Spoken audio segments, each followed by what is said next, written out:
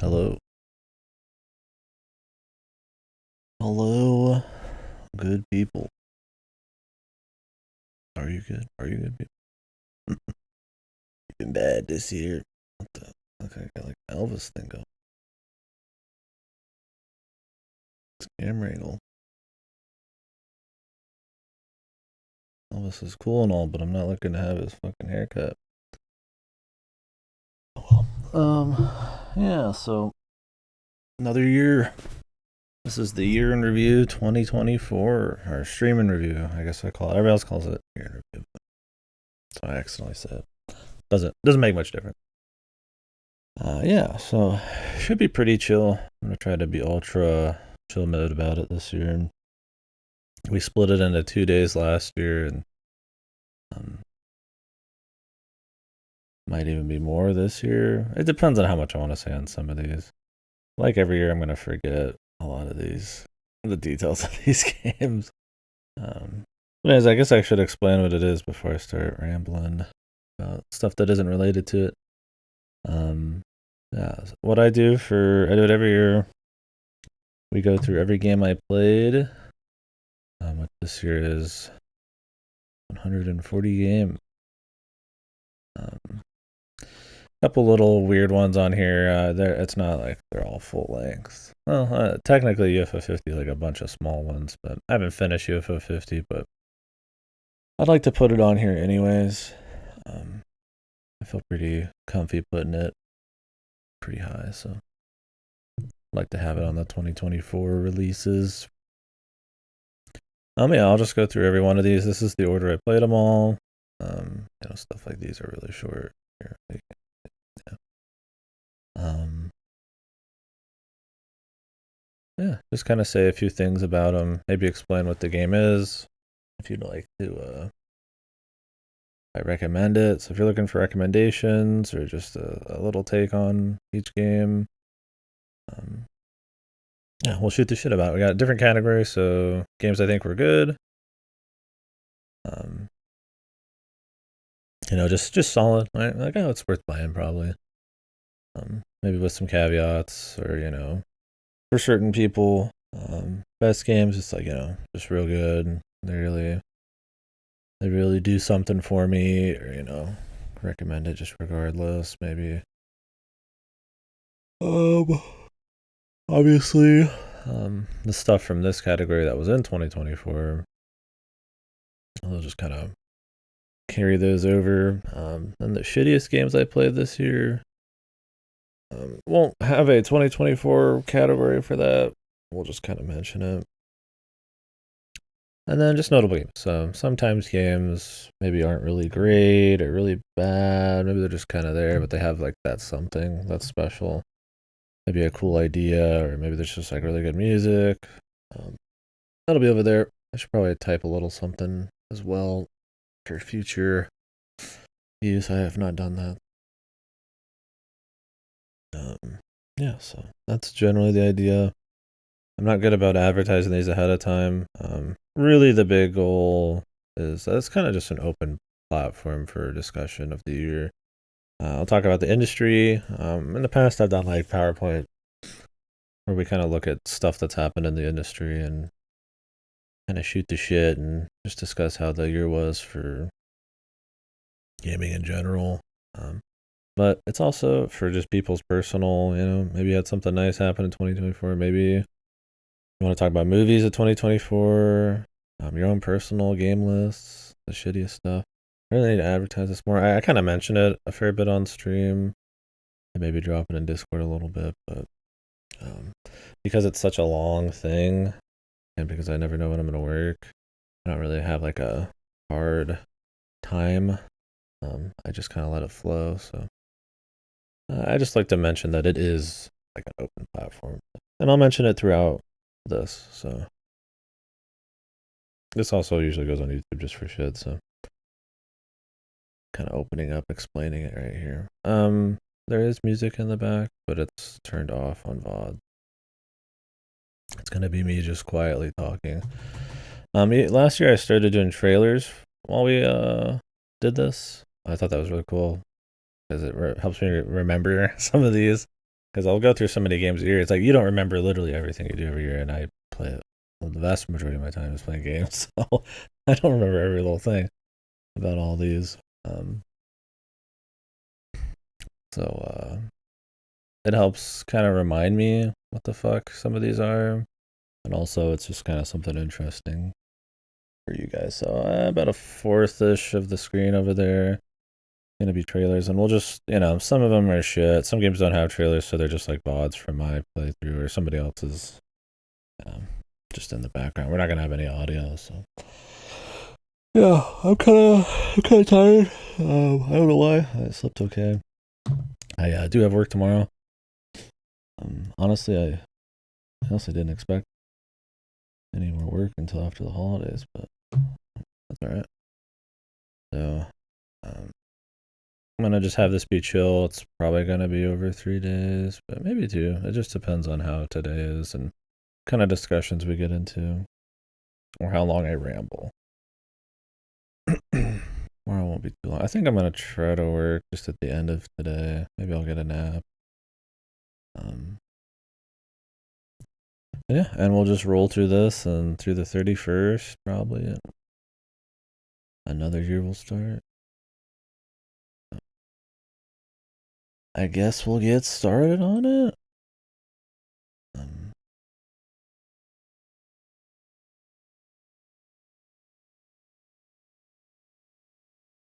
Yeah. Honestly, I'm not really doing this at the best time. Well, right now it's not too bad, but I'm gonna be streaming during the dead hours. Anywho, it's whatever. Turn on some music. Turn off the starting soon.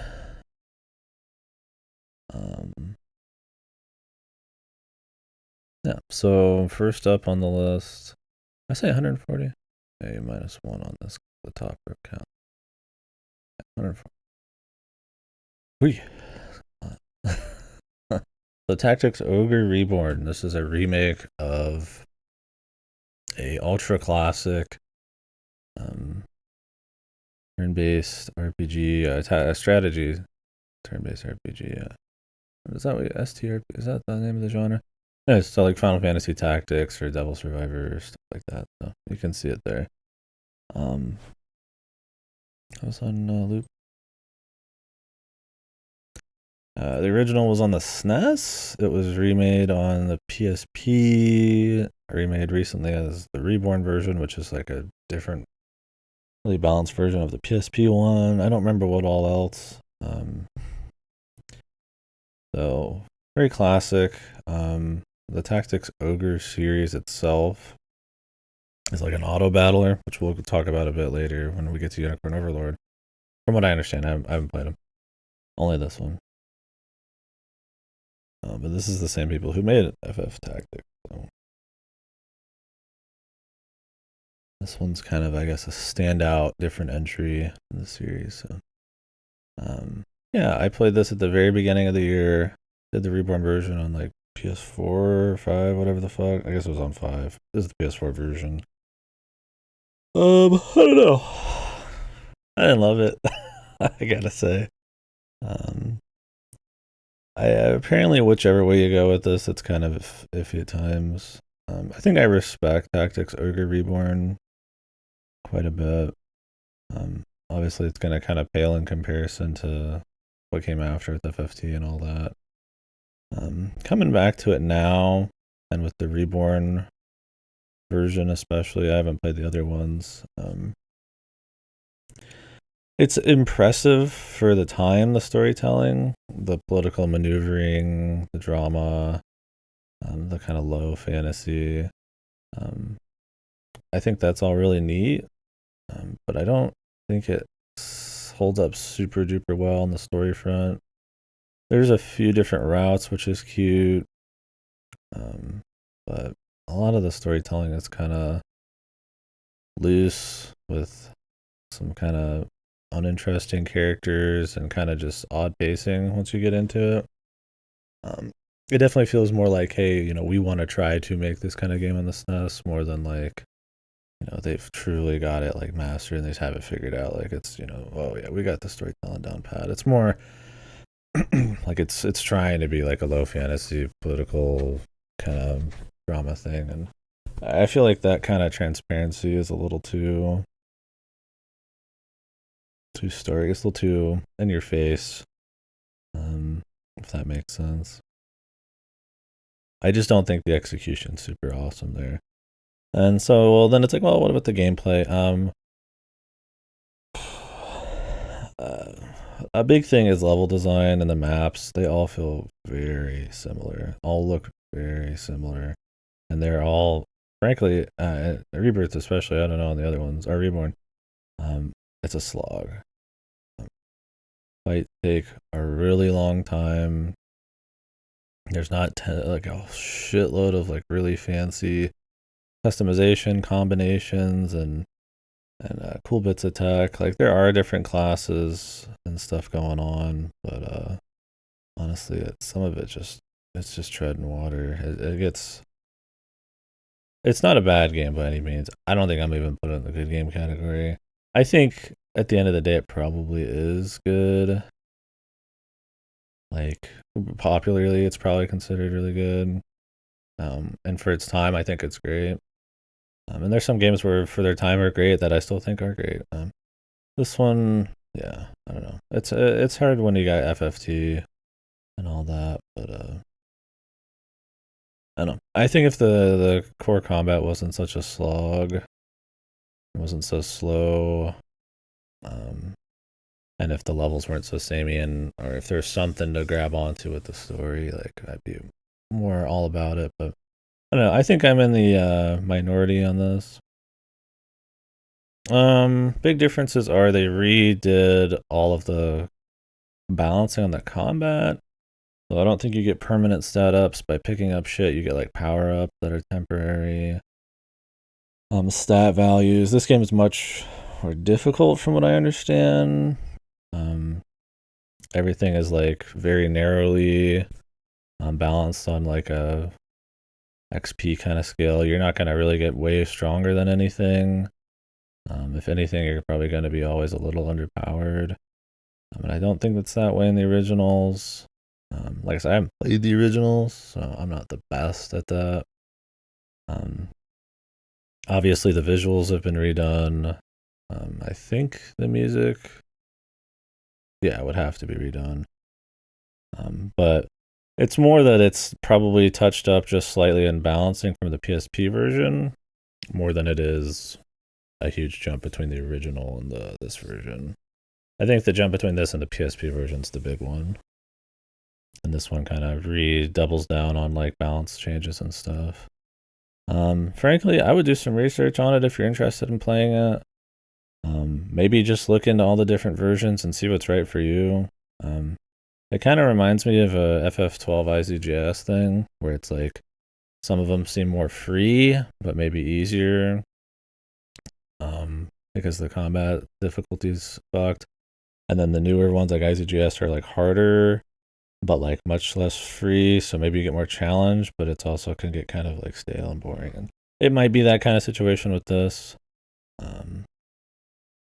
So yeah, I think if you're interested in the history of the devs, if you like FF Tactics, it's worth a peek for sure. Like I said, I would do some research, but honestly, I'm not in love with it. Maybe I like it better than Triangle Strategy. I don't know. Maybe not. they both have their issues, but yeah. So we're just gonna leave that one. I respect it being like a good game. I respect its place in history, but frankly, I'm not like. I found it kind of a pain in the ass to get through more than anything. It's hard for me to really get past that. So, moving on.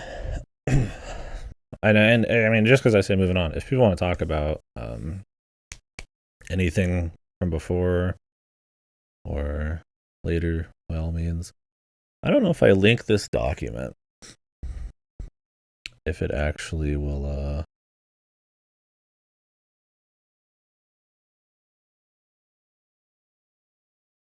show my email and shit. I'd rather not. Let me see here, 1 sec. Although it is my stream email, so I guess that's fine.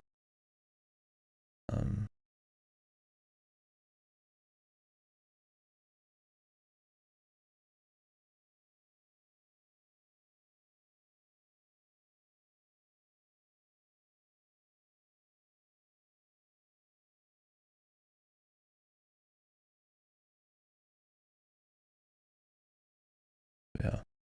I'll just post that occasionally, like every hour or something. Probably could have a bot doing it.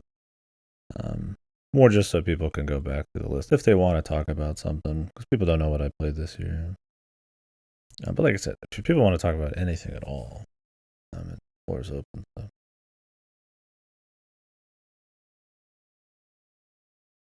But in case we scroll past, we're so early now, it doesn't matter.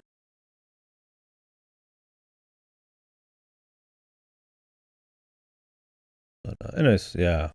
Moving on for now. If it's too hard to read, you guys let me know. I could zoom in a bit more maybe, but probably okay. I'll be talking about the games anyways. I'll try to keep it highlighted. Prince of Persia, The Warrior Within.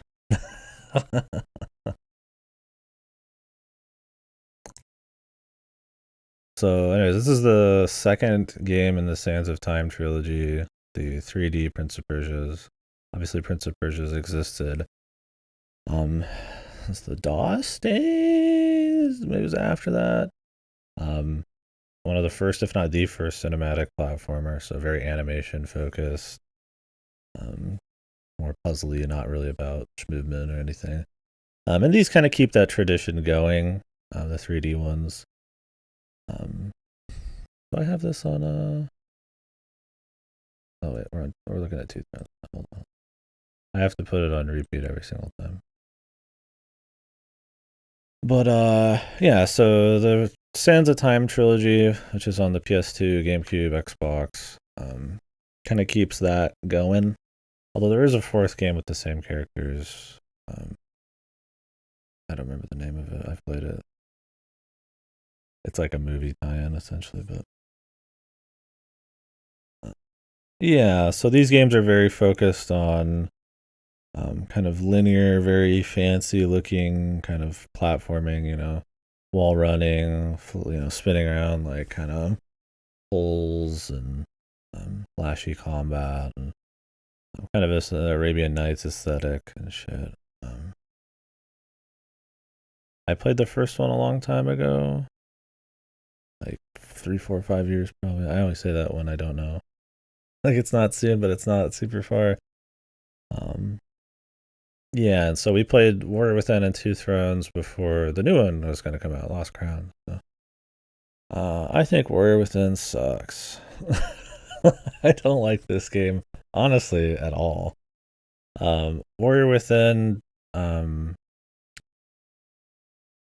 has Godsmack in it, which is interesting. And that could kind of tell you the story of the game it is.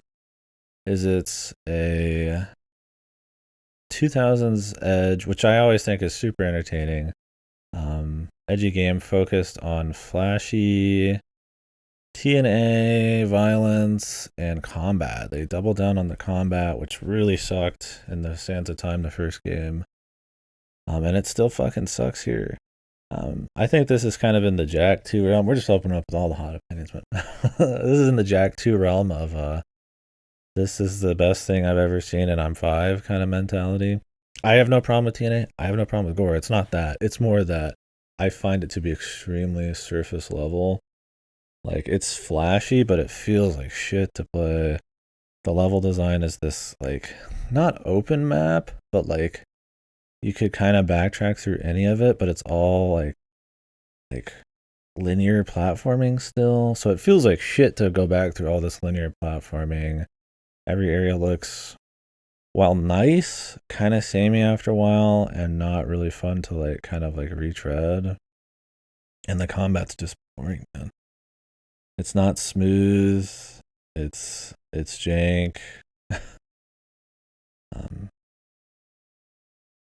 trying to look at a little bit of it here. I just did not have a good time with it at all. Final boss is a slog. The weird like audio cutting, really the audio balancing in general is just fucking horrible. Like the like acoustic godsmack. The fucking bosses are chasing you around and shit. It's funny, but I like I said, I feel like it's kind of like it really catered to the time. Is more what I mean. With the edge and the more focused on the hardcore edgy Prince with gore, and he's more twisted, and I think he's even got a different VA.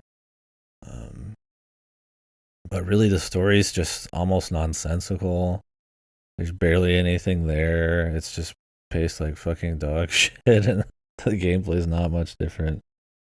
Sometimes it can be kind of cool jumping around and like doing the little platforming as a nice little bit of challenge, but whenever they put you in that combat and make you retread through anything, I think it's just a nightmare. So I much prefer the Sands of Time, and I honestly don't like Sands of Time that much either. But this is like way worse. So yeah, so I'm gonna put this on one of the worst games I played this year. Just because something has like infamy does not mean I'm just gonna like give it credit. I thoroughly disliked the Warrior Within. I don't think it was very good. I recommend you go back and replay it if you've, try to an open mind and see if you still like it. If you remember it from 15 years ago as your favorite game, you may be surprised. I think this one I could maybe understand a bit more than Jack 2. I feel like with Jack 2, that is like the quintessential just like playing to the times game without really enough meat for me to think it's good nowadays. But this one still has a little something with the platforming and the art style and stuff. But yeah. The fuck Warrior Within. Time for the third one. 2 Thrones. So all the same stuff applies from before. Third game in the Sands of Time trilogy. People consider this usually the worst one. Frankly, I don't even remember how much I hated it or loved it. The final boss was horrible, for sure. That sucked. I feel like at this point, with the 2 Thrones and the Prince of Persia trilogy, there's a reason I feel like they didn't do any more after this that weren't reboots. I think it's played out. I don't think they have a good enough vision for the combat. In this one, you play as the prince who can turn into like the dark, edgy prince. Funny enough, it's not as edgy a game as the second one. You just have like a, nicest guy you'll ever meet in twisted fucking psychopath form or whatever. You get like a whip and all that. You're gonna have like a crazy barbed whip. And so I don't know. It's at times smoother, more varied in combat, even more platforming stuff. But frankly, it's still just more of the same shit. More story that just is barely really even there. The same kind of nice looking area, same feeling shit. With frankly the exact same platforming. This has a little bit of stealth now, which is kind of jank. It doesn't feel super smooth. It's not broken or anything, but it's not really like. I feel like Prince of Persia is at its best when it's you moving quickly through cool jumps and nice looking areas, and you just kind of move on to the next set piece. I think focusing in on stealth, well, maybe not as bad as most people would say, really didn't do much for me. I don't know.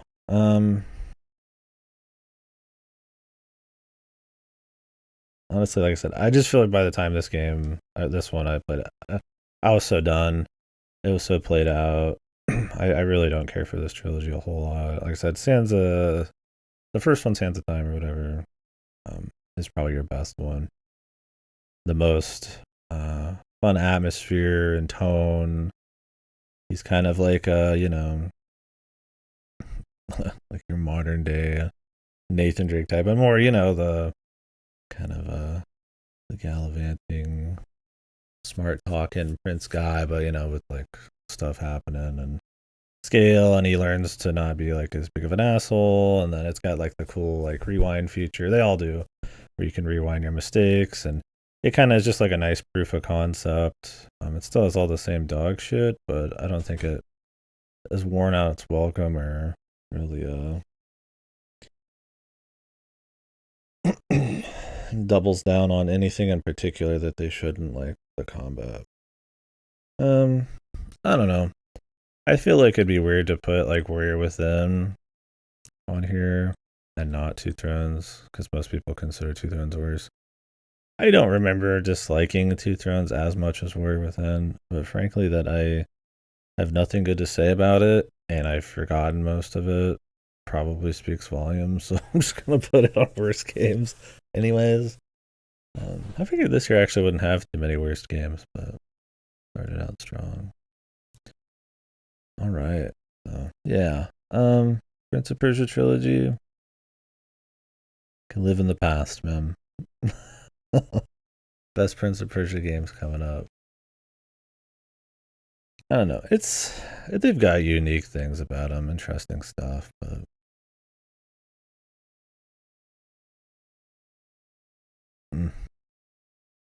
I just didn't care for him. It's a shame. So anyways, moving on. Dirge of Cerberus. Now this is a video game. This is one where I have to separate it from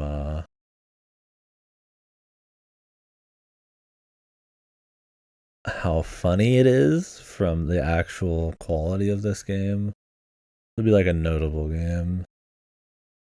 So, FF7 Dirge of Cerberus is a spin-off set after Final Fantasy VII, focused on Vincent Valentine, the vampire guy with guns. It's a early PS2 game. Actually, I'm not 100% sure. I shouldn't say. Might not be early.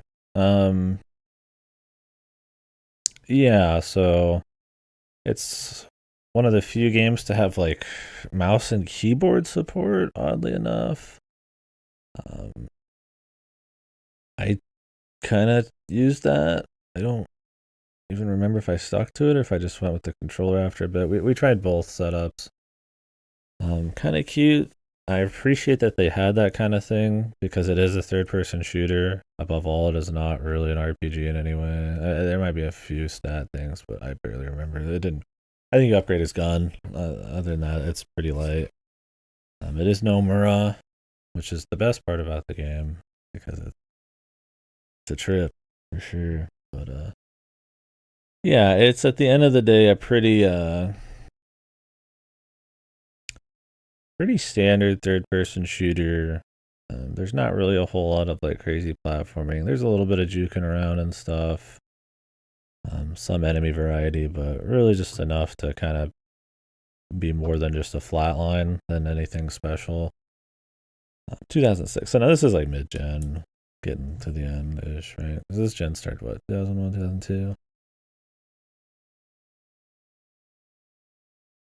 I think I was thinking of the Bouncer. That was a launch ish Nomura tech demo. Yeah, so gameplay wise, it's really nothing special. It's frankly kind of just forgettable and unfun. I think this is the lowest rated FF game. I could be wrong now. I don't think it's that bad on the gameplay front as like reviews would maybe tell you, but it's definitely not at its high point. And it can be kind of a slog. It's probably like a 10-hour-ish game. Wait, what was it? How long was this fucking game? I don't fucking remember. It's another one where it's like the best parts are what you remember, but those parts are only really a small part of the game. So the good stuff in this game, and it's good ironically to a certain extent, is the story, the cutscenes. It is not a good story, but it is a extremely chuny, edgy, 2000s era like Warrior Within, but this time from Japan. Nomura story. I mean that it's an actual action game with shooting, and it's Vincent, and he's edgy. He's like the quintessential like RPG edge man. Um, Steve Bloom voicing him, so he sounds all cool and shit. It's just a lot of fun to laugh at. The cutscenes are ridiculous. The end is insane. I rewatch the clips from that all the time. Still laugh. So I think if you've got a taste for so bad it's good, you got a taste for Nomura, which is Kingdom Hearts, stuff like that. It's definitely a must play. When it comes to those elements. If you're just looking to see the next part of the Final Fantasy VII story, it introduces so much new bullshit, just like any Nomura thing with the underground society of evil people and stuff. It's honestly not good for that at all. They try to kind of reference this game and some of the stuff that happens in it in the new remakes, but even though it wouldn't have happened yet, they're just kind of like showing characters that technically exist. But yeah, it's in part an Advent Children trailer too, but I don't know. It's I'm gonna put it on notable. I don't have like a great disdain for this game. Maybe I could put it as one of the worst. Um, Honestly, like if I wanted to try to be like objective about it, I'd probably put it as one of the worst. But really, I didn't mind just the extremely basic third-person shooting, and then I gotta enjoy Nomura cutscenes for the rest of it. Like I said, I think it depends on what you go in with. If you go in wanting, like I said, Final Fantasy VII, you want to continue that feel. You want RPG elements. I think a big reason this got extra shit back then was frankly that it's not an RPG. Um, I don't think it's some diamond in the rough that people are missing out on. I don't think it's good, but is it one of the worst games I played this year? Probably not. Kind of a relative scale.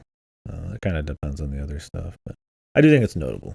As a so bad it's good Nomura cutscene thing, and the cute little things it does for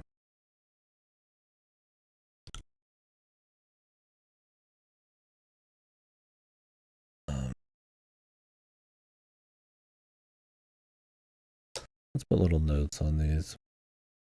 I don't know how you can just like make this larger. It's whatever. I don't care how it looks. That's for the future. Yeah. So for those reasons, I think we'll put it on there. Fine.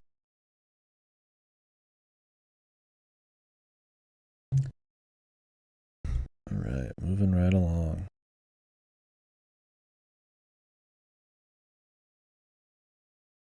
So next up, Behind the Frame. I actually did not remember what this game was until I looked up the trailer. And it's not because it's bad. It's actually good. I think this is a pretty good game. It might even be one of the best I played this year. So it is a point and click game, not in the sense that you're a guy walking around doing stuff, but you are a lady living in her apartment, and you essentially solve little puzzles and kind of uncover this story about her and her neighbor and what her life is like. I'm gonna put a spoiler tag thing when I actually start talking big spoilers. Let me go ahead and do that.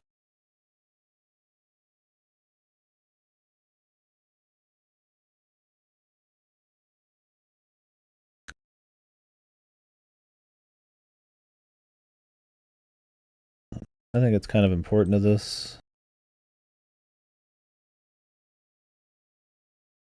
Let me put like a different color on it or something. I'm gonna try, since we're gonna do a lot of recommendations through here, to kind of just put up spoiler warnings when I feel like I need to talk about spoilers. I mean, obviously with the trailers, there's gonna be like light spoilers, anyways. I usually don't really care about spoiling stuff when I'm talking about things because I'd rather have full discussion. But I'm not gonna senselessly spoil shit. And in the openings for each of these, in the end, we'll try to mark spoilers. But yeah, so it's a very artistic, very nice looking game, very serene, but also really emotional. It tells a story that's honestly a little different, and I like that. Like, it explores emotions that I feel like aren't super comfortable, or not in like it's like gore or something, but like, you know, usually you're gonna get like, if it's a story about love or something, it's gonna be the direct relationship, or um, people don't want to explore like the odd or like ugly kind of ish memories that maybe aren't as like dramatic, but like, it's hard to explain. I'm gonna spoil it. We're gonna talk spoilers. So yeah. Anyways, this game is like you are essentially like the neighbor she's talking about or like witnessing. It's essentially him drawing or imagining this perfect life she's living inside of her little home, and you are playing the imaginary person that he like kind of um imagines that she's like during the day and stuff. And it's not that she isn't, but like it's odd. It's neat. Like, you kind of figure it out as you go. But so yeah, you're playing a imaginary version of a real person this guy used to know, and he's old at this point. It's that guy, and he's really old. And it's kind of like, when you get into the DLC too, it's kind of like his life sort of, and he was clearly like really interested in this girl, and she just wasn't. And so it's kind of like, you know, she's like a friend and all that, and he kind of just ends up living his whole life in this place until he pretty much croaks, and it's kind of him rediscovering his art, getting over kind of that he never really did anything with this person, and who she maybe actually really was. And she went on to be like a famous art museum person. She's not like a bad person or anything, but it kind of explores like opportunities lost, kind of lingering on emotions, and old fires and shit like that through this interesting kind of like, I wouldn't say caricature, but kind of imaginary propped up version of the person he knew. Um, it can be, I wouldn't say spooky, but there's definitely an interesting deal going on. So it's neat. It's a lot more subtle and kind of focuses on, like I said, some emotions that aren't really how it describes them, that really aren't quite like, the typical, like, it's not some like Hollywood like, oh, I'm sad I never talked to a girl and then they get back together or something. It's really like, not as romanticized as that. Even something like a 9 centimeters per second, which I feel like is probably the closest in the same kind of story I can think of, still has a bit more of like an emotional drama romanticization to it. Like, in this, it's a bit more. It's very good. It's very it gets you for sure. But so I'm gonna put it as one of the best ones. Honestly, the only reason I forgot it is because I forgot the name earlier. So I thought it was really solid. It's short, like a couple hours, 3 hours.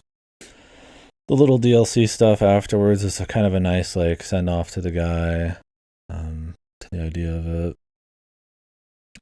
I tend to get more emotional for stuff about like end of life or looking back on the whole life, or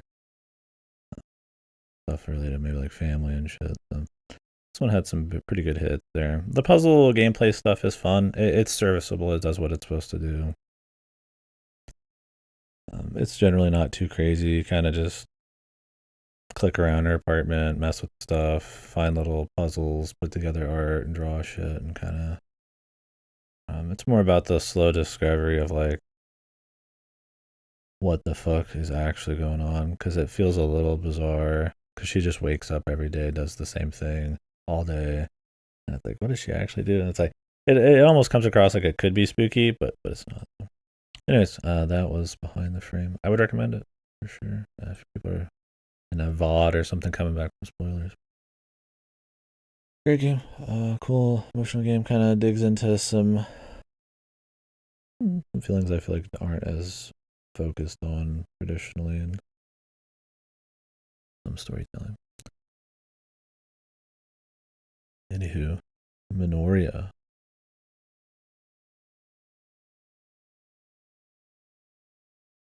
So Minoria is a Metroidvania focused on combat more than it is movement tech or level design. I don't even remember the level design very well. I mean, it's very combat heavy. So it's made by the people who made Momodora. It's them kind of like using a little bit of 3D. What is this trailer? So it's got like a dark filter. Them kind of playing with the 3D and stuff in a new world. I don't think it's related to the other ones. Yeah, I like this one. I don't think it was godly, but the combat's smooth. The bosses are fun enough. They moved at a pretty steady clip. You know, it's nice to try to learn how to no hit stuff. You get pretty big rewards for no hitting shit. So really, it's a double-edged sword. It can be very rewarding to get good enough to beat these guys, but also once you do it once, you kind of blow past a lot of shit afterwards. But it's all well done. It's interesting. I don't think it's as strong of an art direction as Momo 4. And I don't think in the very competitive world of Metroidvanias, it has it all going on. Generally, your move tech is just rolling. I don't think the level design was anything to super write home about. The story it's there, but it's not super memorable. But in the moment, it's not too bad. Yeah, like I said, not as strong aesthetically, but it still looks good. Like it's got a stiffness to it, but Momo 4 just looks really nice, right? And it has a pretty hands-off story that is pretty strong by the end of it, I guess. More evocative through like music and art than anything, and this is kind of going for a little bit more heavier-handed writing, but it's mostly focused on gameplay, I would say. So I had fun with the bosses and stuff. It was cool. If you're just looking for like a combat-focused Metroidvania just to roll around and fight guys, the animations aren't bullshit. There's enough like different weapons and combos and stuff where you can kind of like carve out something you're interested in. It's not like ultra short. I mean, it's not care about stuff like value on your Metroidvanias. It's not too bad, but it's not like ultra long. I think it's as long as it needs to be. It's around what 8 to 10, something like that, 100%. So it's cool. So if you like your blasphemous games, maybe your Nine Souls, that kind of stuff, that style, I would recommend Minoria for sure. I definitely preferred Minoria over the game they made after, just Momodora 5. I don't know how much else to say on it. It's not one that I would say really like sticks with me hard. I don't find myself coming back and thinking about it in like depth ever. But I don't find it to be just completely forgettable or not worth playing. I just really like Metroidvanias, and I've played a lot of them. And I've played some really good ones this year. So Minoria kind of maybe sits in an unfortunate year. I really, like I said, any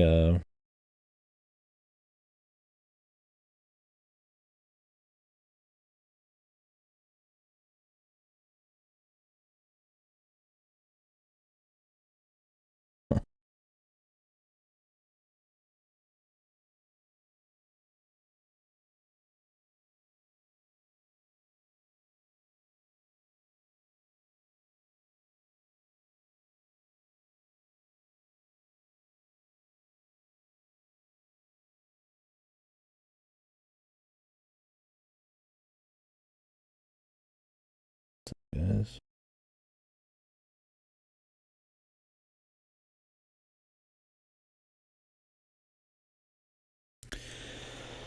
But yeah, so it's just a tough genre. Metroidvanias have the ability to do so many different things between combat and platforming and um,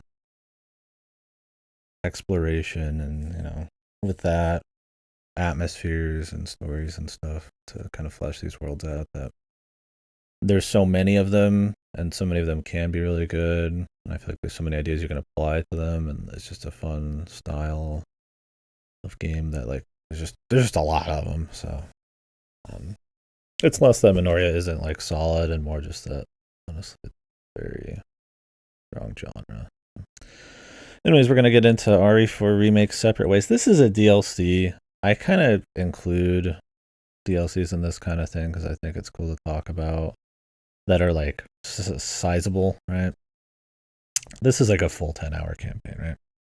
There's games I play that are like 30 minutes long that are in here. So we're gonna go ahead and shoot the shit about it. It doesn't really like I'm not. There's no video game like board that's gonna like audit me or something that I put a DLC in here. I don't think I consider in some kind of like official big game of the year thing a DLC to be like applicable. Like if I was gonna pick a single one, I would never pick a DLC, but like just one of the best things I played this year. Why not? What's up, Redless? How you doing, bud?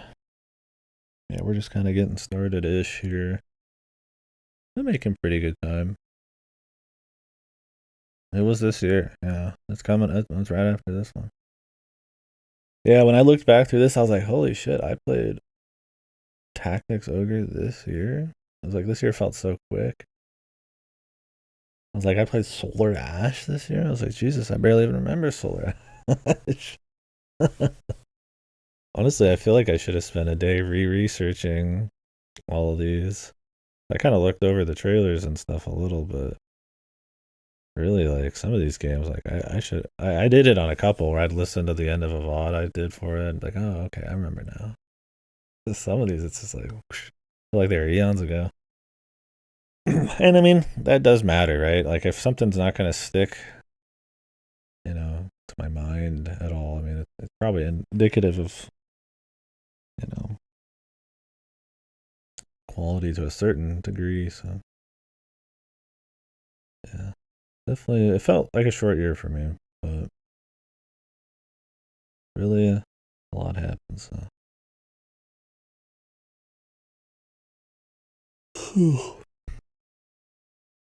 Yeah, I did skip that, and I think I'm going to continue to skip it, especially after the goofy shit the director said about writing his Game of the Year acceptance speech 2 years ago. How salty he sounded. I'm like, you know what? Like, I already didn't care about the game. I'm like, oh, I really don't care about the game. We'll see. I mean, maybe someday. I could play it, but I just got too much to play. I don't need another, like, kind of half-assed action game. Another Wukong story.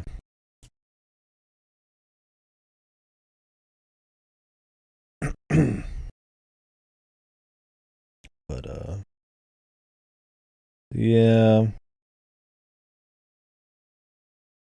So anyways, this is RE4 Remake Separate Ways. It's just a DLC expansion, whatever you want to call it. Replaying Okami. Yeah, it's just like I'd rather do that, right? Like, I don't want to just play shit just because it released this year. I want to play shit I want to play it that maybe also releases this year. I don't know what it is about Wukong. I just have fucking no interest in it. And I like action games. I don't know. It just looks kind of bland.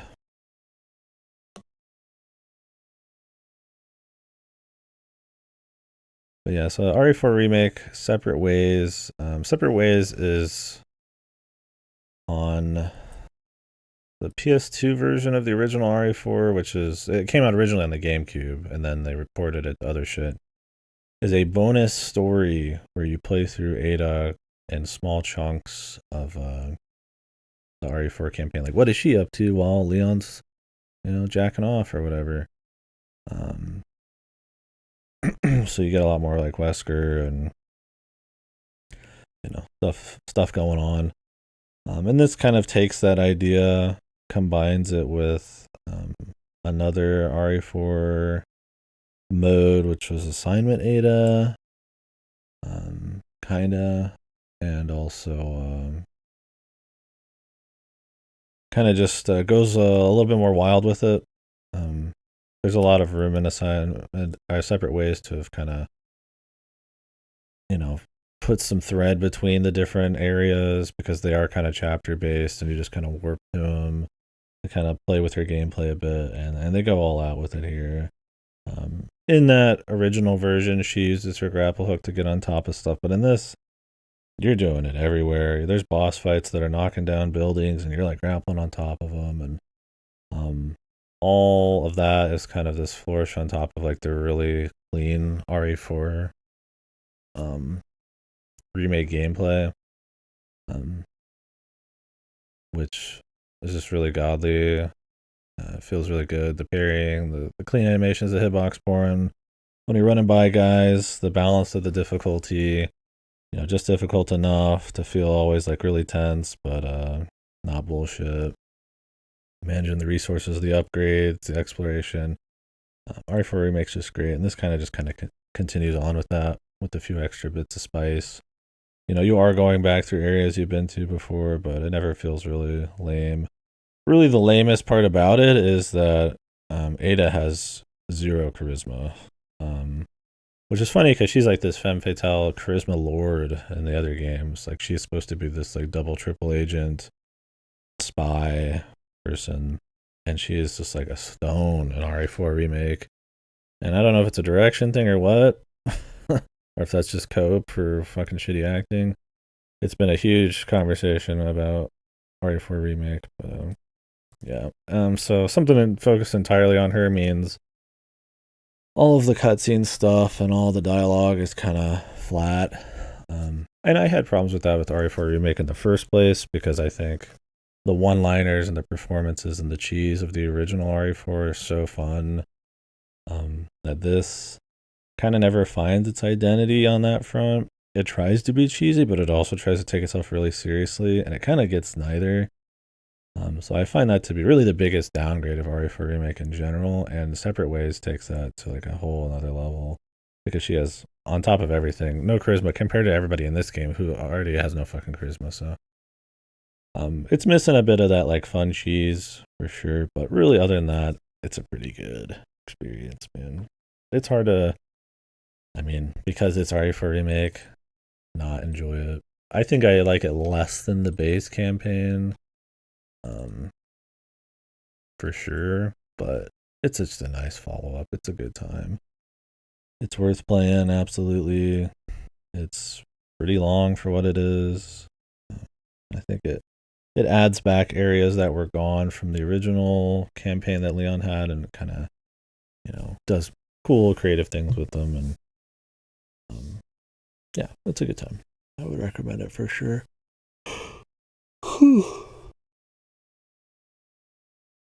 All right, moving on. The trailer that killed this game, dude. Was it this one? I want to say it was this one, right? Let's listen. Yeah, it is. One of the shittiest trailer ideas, man. So The trailer itself's not bad visually, but what I mean by that is that so this is the first Prince of Persia game since the reboot. Um, well, no, okay, there was the Forgotten Sands. That's what it was called, which is like the fourth game in the Sands of Time deal, kind of. Um, but there was the reboot they tried to do with this more dreamy, like exploration heavy, like dual character kind of thing. And people didn't like that one. I didn't mind it, but people generally don't like it. And not for any bad reason. It's not very good. So this is like the first Prince of Persia game in like a decade almost.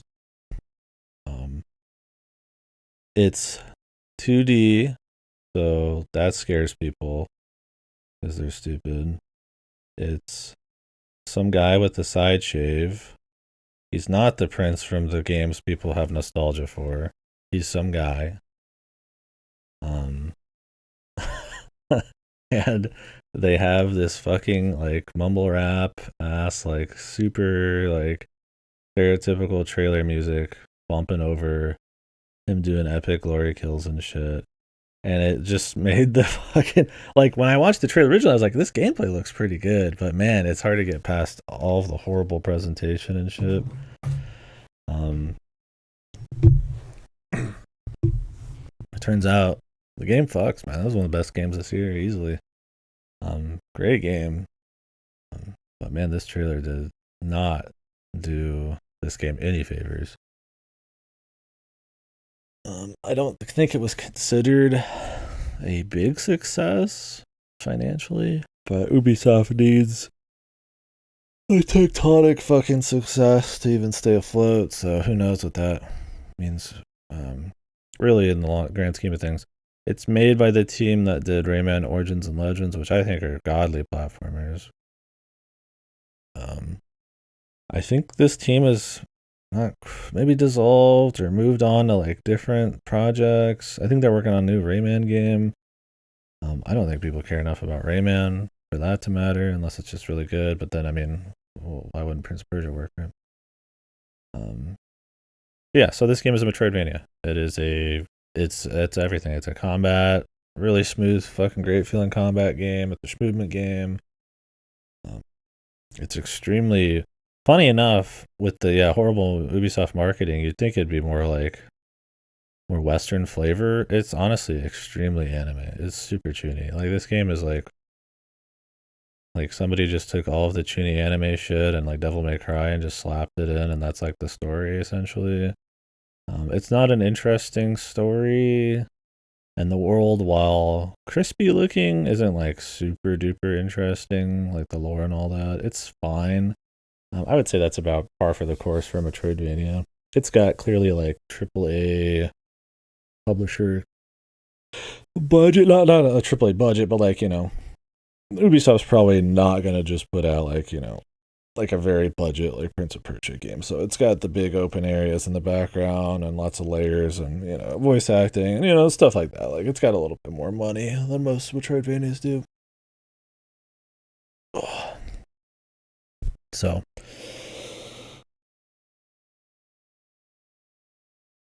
but yeah, it's just a great game. Feels great to play. It has really cool ideas like being able to mark the map with pictures and stuff, which makes for backtracking be more interesting. It's good length. Difficulty's great on if you play on second hardest. You can play on either. Definitely recommend that. The feeling of upgrading's nice.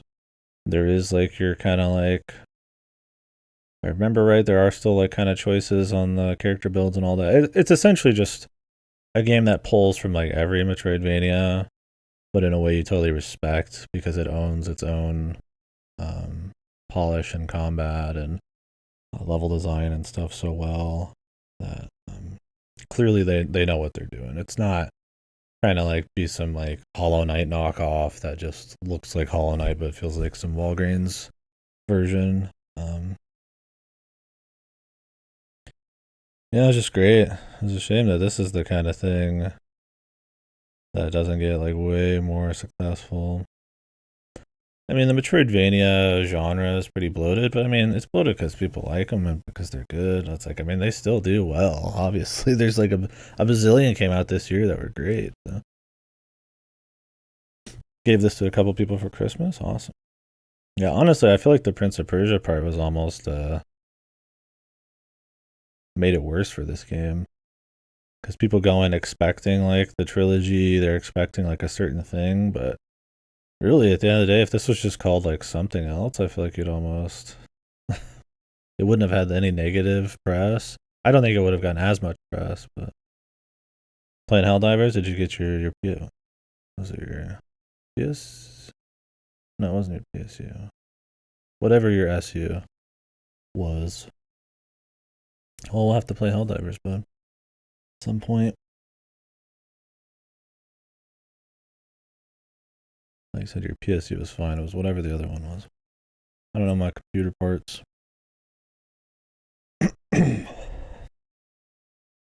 Yeah, great boss fights. Really fun. Like juggling and fighting normal dudes. It's just a good game.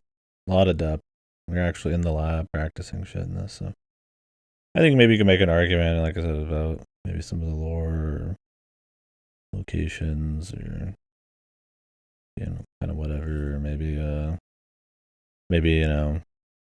for how much depth there is, there's not enough opportunity to use it. I don't know. It's hard for me to really knock this game at all. So.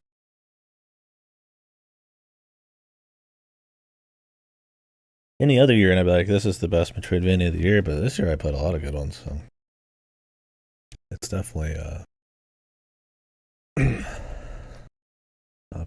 in the top.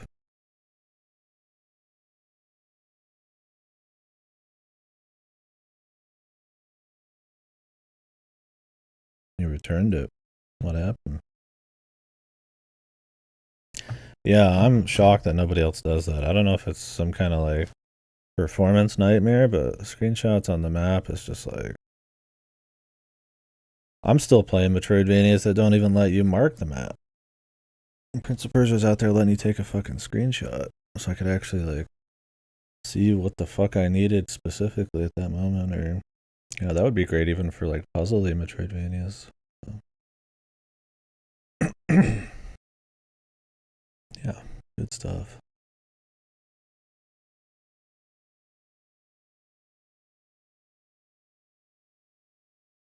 All right.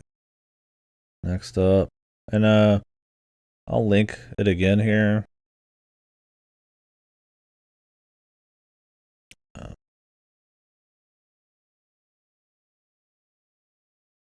just in case people want it for like recommendations or they want to talk about it, because we will scroll past these eventually if people want the list as it goes. We can talk about anything I passed if people really wanted to chat about any of these. You guys want to talk about another game that's not even on here? Anything at all. Especially in regards to the industry and stuff like that. Feel free. I got work later-ish tomorrow, kind of tonight, because I might just stay up. So we'll see if this becomes a 3-day thing, and I just kind of take it easy, because we'll see on the voice and shit too. But yeah, probably just gonna be 2, but might end up being 3. Like I said, I wasn't really expecting to work tomorrow. That might mess things a little bit, but it shouldn't be a big deal at all. Be short. Totally fine. Yeah, let's move on to the next one, I guess. Didn't linger too much. I'll try to take a break here and there to kind of keep fresh. I feel like it's too easy to kind of just keep babbling and lose kind of focus and all that on some of these. So. And for the sake of the voice, so maybe every 10 or 12, I'll take a few minutes break.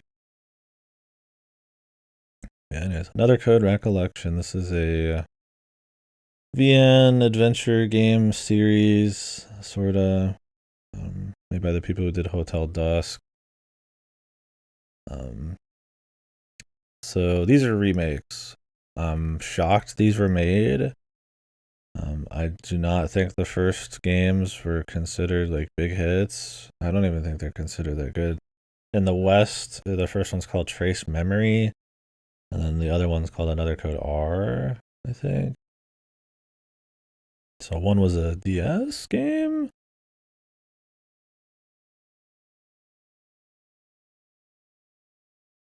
and then one was a Wii game. Oh, a Surge Protector's fine. Okay, cool, awesome. Well, I guess you're running Helldivers well. Enjoy. Good time. Are the aliens back yet? I keep missing them. I'm always in the middle of something.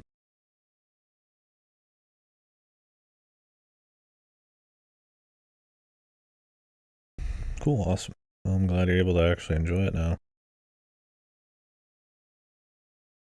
But yeah, so these are remakes, like big 3D, like full on, like new graphics and gameplay style, and well, gameplay style and that you're not like clicking around; it's like you walking and shit. Um, Relatively, I guess you'd call them high effort. The second one even goes so far as to remake most of the story. I could put this as two entries, but I'm not gonna bother. I do on my VN tier list, but on this we'll just leave it as whatever. Really, I should separate them. I do with Tomb Raider, but I don't care. Whatever. It doesn't matter much. Um, so, um, yeah, it tells the story of Ashley. I think her name's Ashley, right? As she's kind of rediscovering her father and the mysteries of this island. She was invited there. She's like 14 or something, I think, in the first one. He's like, I think, out of high school or something like that in the second one.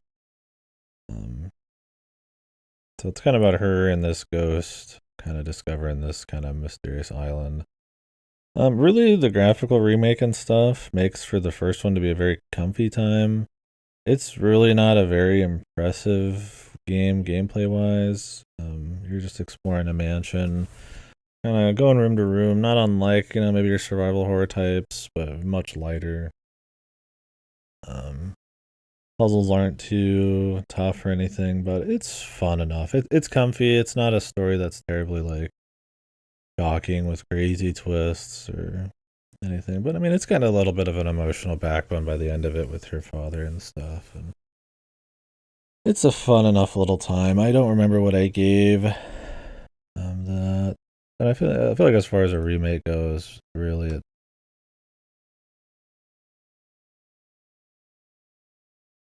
pretty solid there. Like you'd probably, and then not that I've played the original, but um, everything I could tell, I'd probably call it an improvement. That's pretty cool there. Yeah, what did I give this thing? Sorry, it's like super zoomed in. I want to say it was like a 6.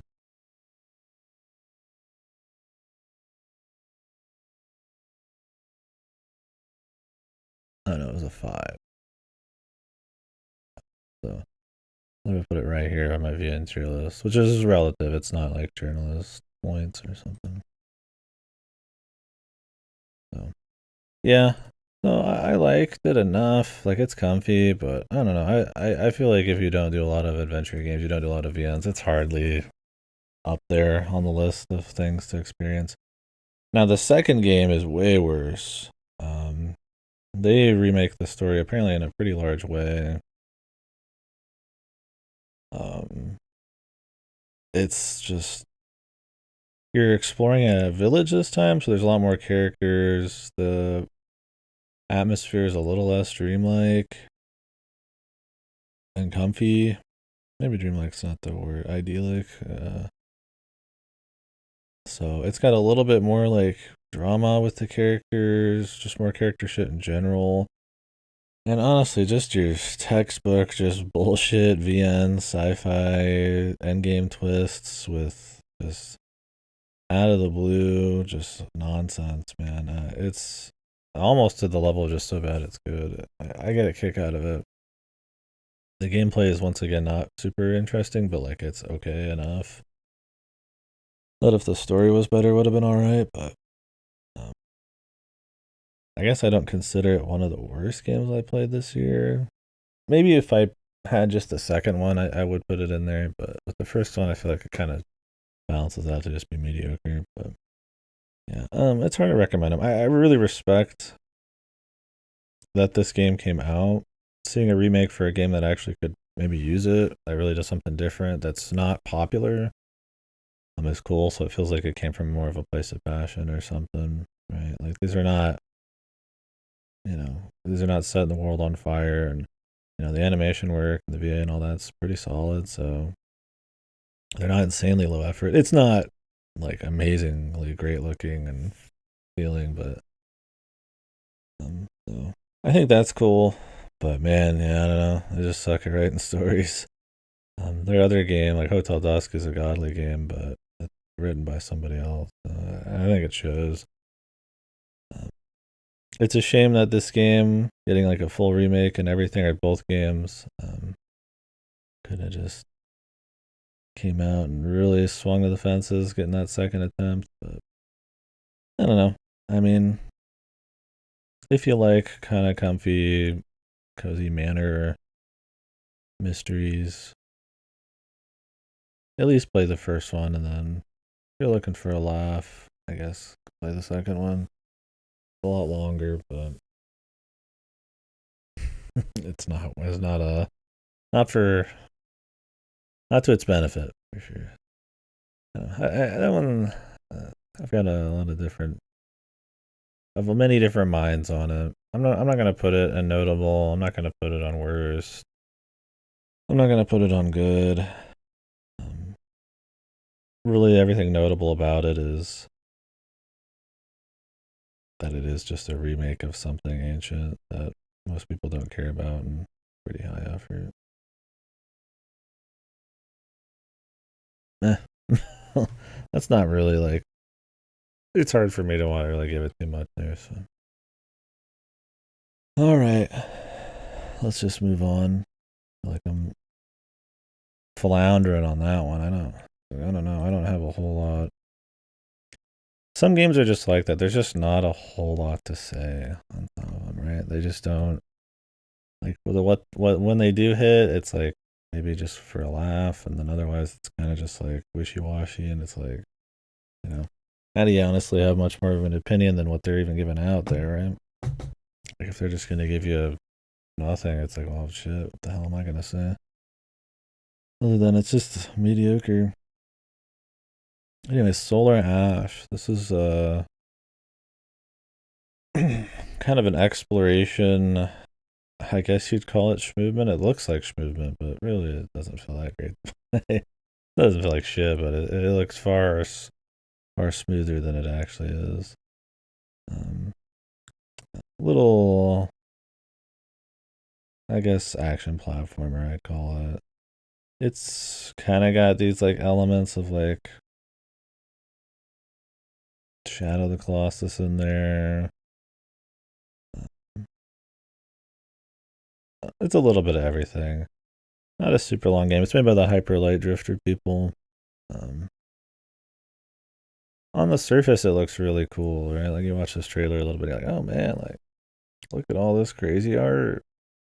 Look at that. There's big bosses around. I'm fucking grinding rails like it's Sonic. You're like, whoa, this shit's fucking artsy as hell. But really, at the end of the day, I don't remember if I hated this game or if I just really didn't love it. I think I'll just probably leave it as like a mediocre game. And if you want to know what the mediocre games are, it's the games that didn't end up in any list, essentially. Um, I don't think the movement is super smooth. I don't think it's like super fun to play. Um, I think there's a touch of jank with some of these big bosses. I think the game, while not being long, feels very repetitive. Um, I don't really recall the story. It looks like a game that would have a pretentious ass indie game story, but really, I don't remember. This is one I'd actually like to go listen to my thoughts on it because I think other than the art style and like a general feeling of like dislike of it, I honestly couldn't tell you too many specifics. It's one that just kind of just flew out of the old brain. Really, like I could say, the biggest thing is that it looks much more impressive than it ends up being, and that's was kind of a disappointment. But there's just a lot more interesting big boss killing games, much more interesting exploration that's far more rewarding. There's a lot of small stuff to get in this, but it takes a lot of effort to get pretty light upgrades or visual changes. And like I said, because it doesn't feel that great in the first place, like it doesn't. It's not like it's broken, but eh, it's very auto and just kind of more focused on clean looking animations than it is fun.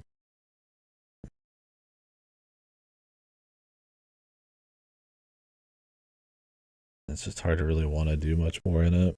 And like I said, it feels kind of long winded for really not even that long of a game. Like, how long was my playthrough of this fucker? Let me look for my YouTube video.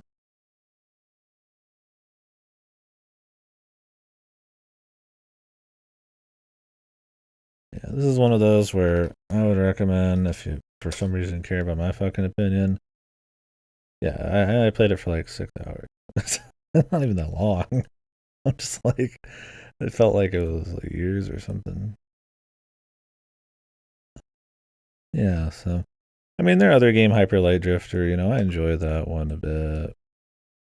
I don't think that one stuck with me, but it's also just been a long time. That was before I even. Was it before I started streaming? I might have streamed it actually, but it would have been a long time ago.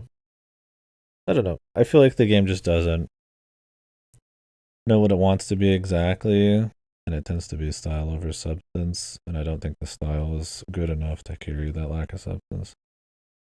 Yeah, I know, right? Like it's like I played it for 6 hours over like two streams, and it felt like it was like forever. I think it's just because it wasn't very fun and it wasn't really a whole lot going on there. Like other than some flashy stuff, it kind of reminds me of the Pathless. I didn't like that one much either. Or like looks very good in a trailer, and then you play it, and it's like that's really all it was. Pathless is like double the length. So I have even more of a problem with that. I think this had some weird development issues too. They've got their new game coming out. I think either already out or very soon. It's like Hyper Light Breaker or something. I think it's like a roguelite thing. Hyper Light Breaker. Yeah, I know. January 14th. Um, open world, early access, action adventure RPG. Maybe not a. Is it multiplayer? Online co-op. Not rogue. I don't want.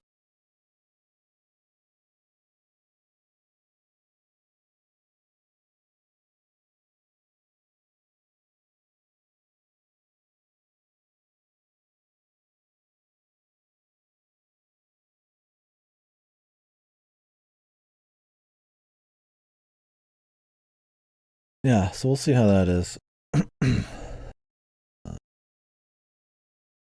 Yeah, was not in love with Solar Ash. I don't know if I'd put it as one of the worst games I played this year. But I hate this game. I'm gonna roll into the back of one of my own VODs. Remember. I mean, I'm kind of saving the worst games for games I really didn't like, not games that like I kind of didn't like. But I probably have like nothing good to say on this game.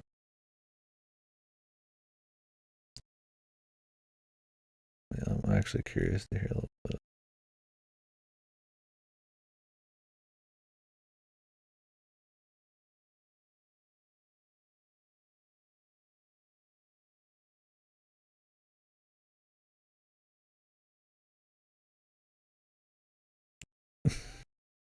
Like bitching. Hmm.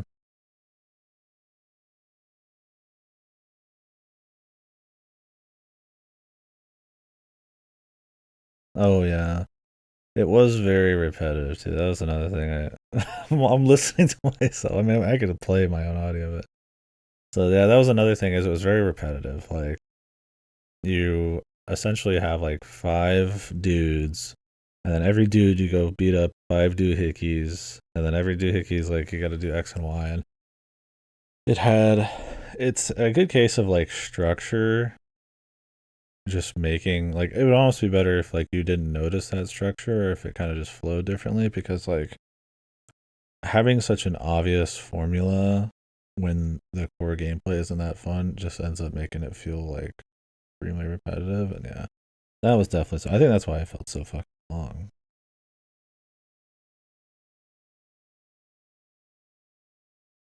Yeah, so bizarre, man. um I don't know, I'm just gonna leave it. I don't think it was like rancid, but I wouldn't recommend. Dragon's Dogma Dark Arisen. Oh man, what if the sequel was awesome, guys? I can't wait to find out if the sequel's awesome later this year. There's so much potential in the sequel to Dragon's Dogma. I would put Dragon's Dogma as a good game for sure. Um, I think this is getting in the good game pile. Two better be on the worst games. I could. Two's just extremely disappointing more than it is like really a fucking horrible game, but I don't know. It's also just not really that great anyways. It's worse than the first one. Oh, here.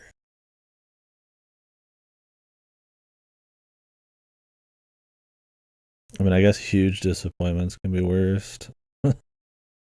Yeah, so Dragon's Dogma, Dark Arisen. I played this earlier this year to prep for the second one. Um, it is a more actiony, kind of focused medieval dark fantasy game, um, made by Capcom and the Devil May Cry guy and all that, or Devil May Cry director. My ear.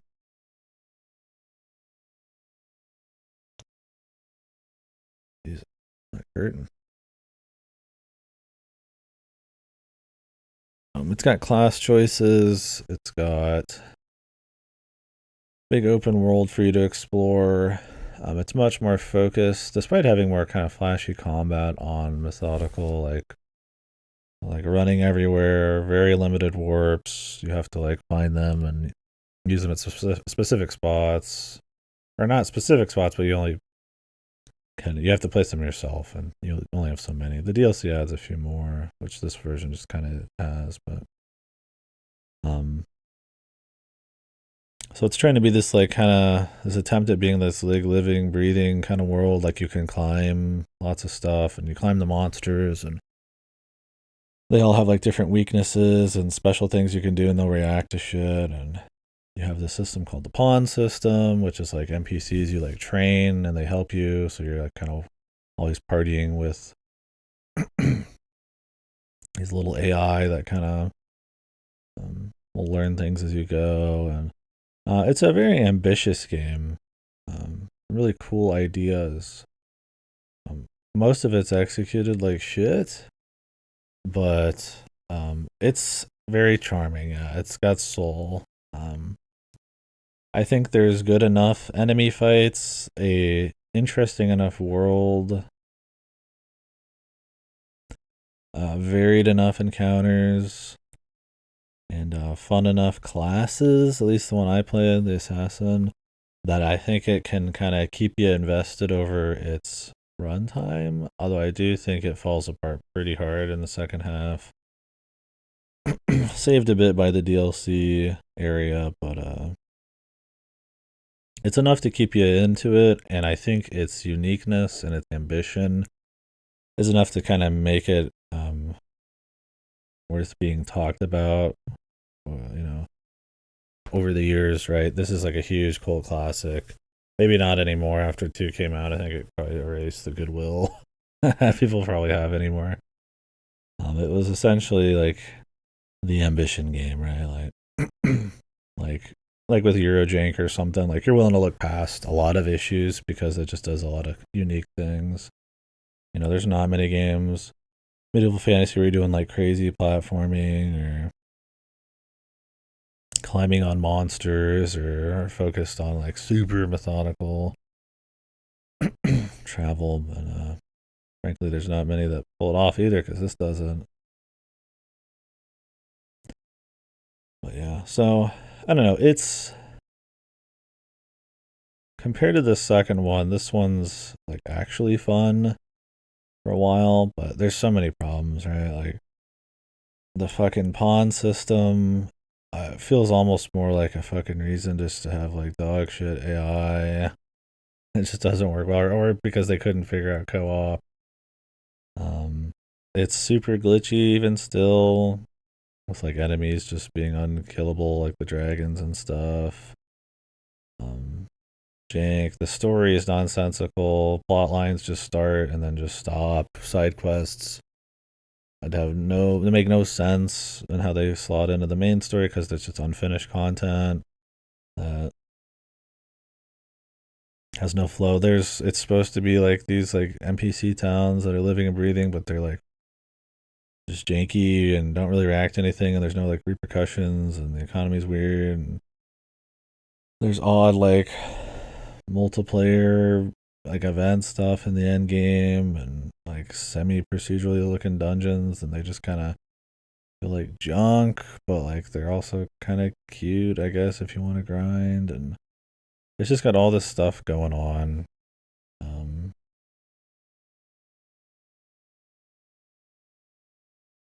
I don't know, it's a very interesting game. It's hard to really, unless we just sat here forever and talked about it, because in the VOD, I sure do. There's just like every little piece of this, you're like, man, you just take one piece of it and you're like, this sucks, dude. Every little element, if you break it down, kind of is executed so poorly, but there's something about how like visceral the combat is, like the big animations, the long cast times, the action, the violence, and all that. Like the way they put together this dark fantasy world that falls apart, like I said, because of the story and repetition and um, crappy lore and all that. But that just still makes it cool. So I had a good time with it. I had a lot of complaints by the end of it, but it still somehow comes up on top. Definitely not one of the best games this year. It's far too flawed for that. But I think its problems, while numerous, um, having a pretty fun core gameplay, help kind of, and not having too many egregiously horrible things, keep it spicy. And then I think you're willing to like schmooze over some of the problems too, because when it came out, right, it seems very ambitious, and you're like, oh, it's like a 360 era game. It's like maybe they just couldn't do everything they wanted to do, kind of thing, and it's cool for what it is. I don't know. I'm kind of rambling on it. I try not to dig too deep because we'd be here all day. I think the Dragon's Dogma 1 and 2 is a very interesting conversation to have. Um, how we temper expectations when playing a game. The belief that, well, with more technology and more experience, it's just going to be better, right? I mean, there's so many obvious places that Dragon's Dogma 1 is fucked.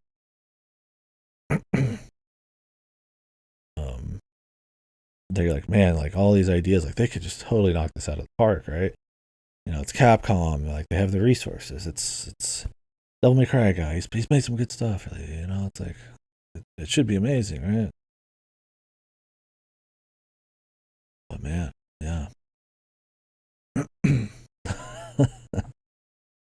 So, yeah, so I think it's an interesting combo to have. Um, there's a lot going on there between Dragon's Dogma 1 and 2. Yeah, there is an MMO as well. Yeah, of course. Brought that up. I didn't play that, but it seems like it could be cool. I mean, I heard the original Dragon's Dogma was pretty rough too, but Dark Arisen kind of fixes a lot of shit and stuff. So I don't think 2 gets that luxury because I mean it already has a blueprint to work with and it fails anyways. But we'll get into it when we get to Dragon's Dogma 2. Arrival of the MMO to be more complete. I gotta wonder with Dragon's Dogma 2 being kind of lukewarm for most people or disappointing, if that kind of like hurt the desire to work on those kinds of projects. You have to imagine it does. Because I feel like Dragon's Dogma is like so caught up, like the community is so caught up in that, like, man, it's like the sequel. There's so much potential. Like, I love this flawed thing, and then it's like you finally get the thing that is supposed to bank off of that. And I gotta wonder if it just kills a lot of interest in the series for people. Because I used to see people talk about, and this is extremely anecdotal, but people talk about Dragon's Dogma like pretty often, cool cult classic. And after 2 came out, I don't see anybody talk about the series anymore. I honestly feel like it killed like the fucking goodwill of the series.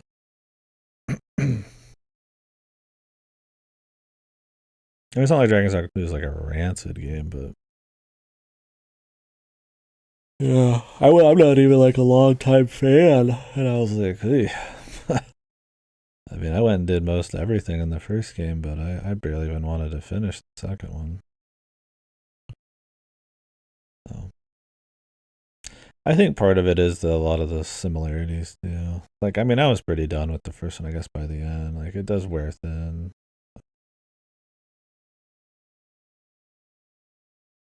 There's enough soul there. There's enough freshness of ideas past the execution. I think I've essentially said that sentence 50 different ways in the last 20 minutes. Anyways, Sheepy, A Short Adventure. And we could keep talking about some of these games, like I said. We can always come back, by all means. We'll bow to the whims of whoever's here. Like I said, this might be a 3-day one because I kind of work later. Might need a break and stuff. We'll find out. And I'll take a game break later. I like to stay fresh, too, for these. Usually start out much more sharp and then kind of just build it as we go. Probably take that break. I'll do it after Sheepy.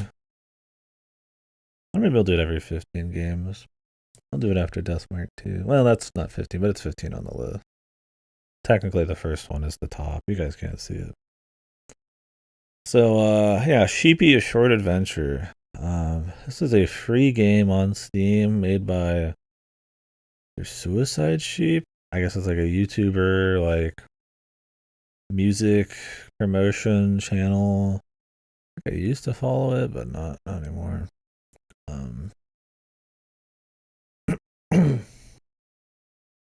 It's really just kind of a cute little kind of puzzle platformer, action platformer thing, exploration platformer. I would probably say like a limbo like type of deal. It's nothing crazy. I mean, I respect it because it's free. It's got a couple cool, like, I guess, little music sections.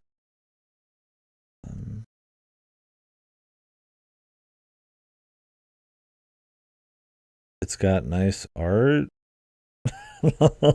Honestly, I've forgotten most of this one too. It's not really one that sticks with you. I don't think it's poorly made. I think it's cool. That it is as polished as it is for a free little game. You can just jump on Steam. How long did it take me to get through on Steam? There's secrets, there's side stuff, little cute bits of lore and personality. It's worth playing.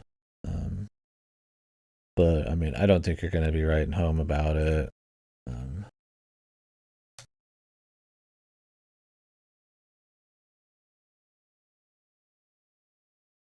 Yeah, I mean, it's got godly reviews, but I mean, it's also free. So being a good free game,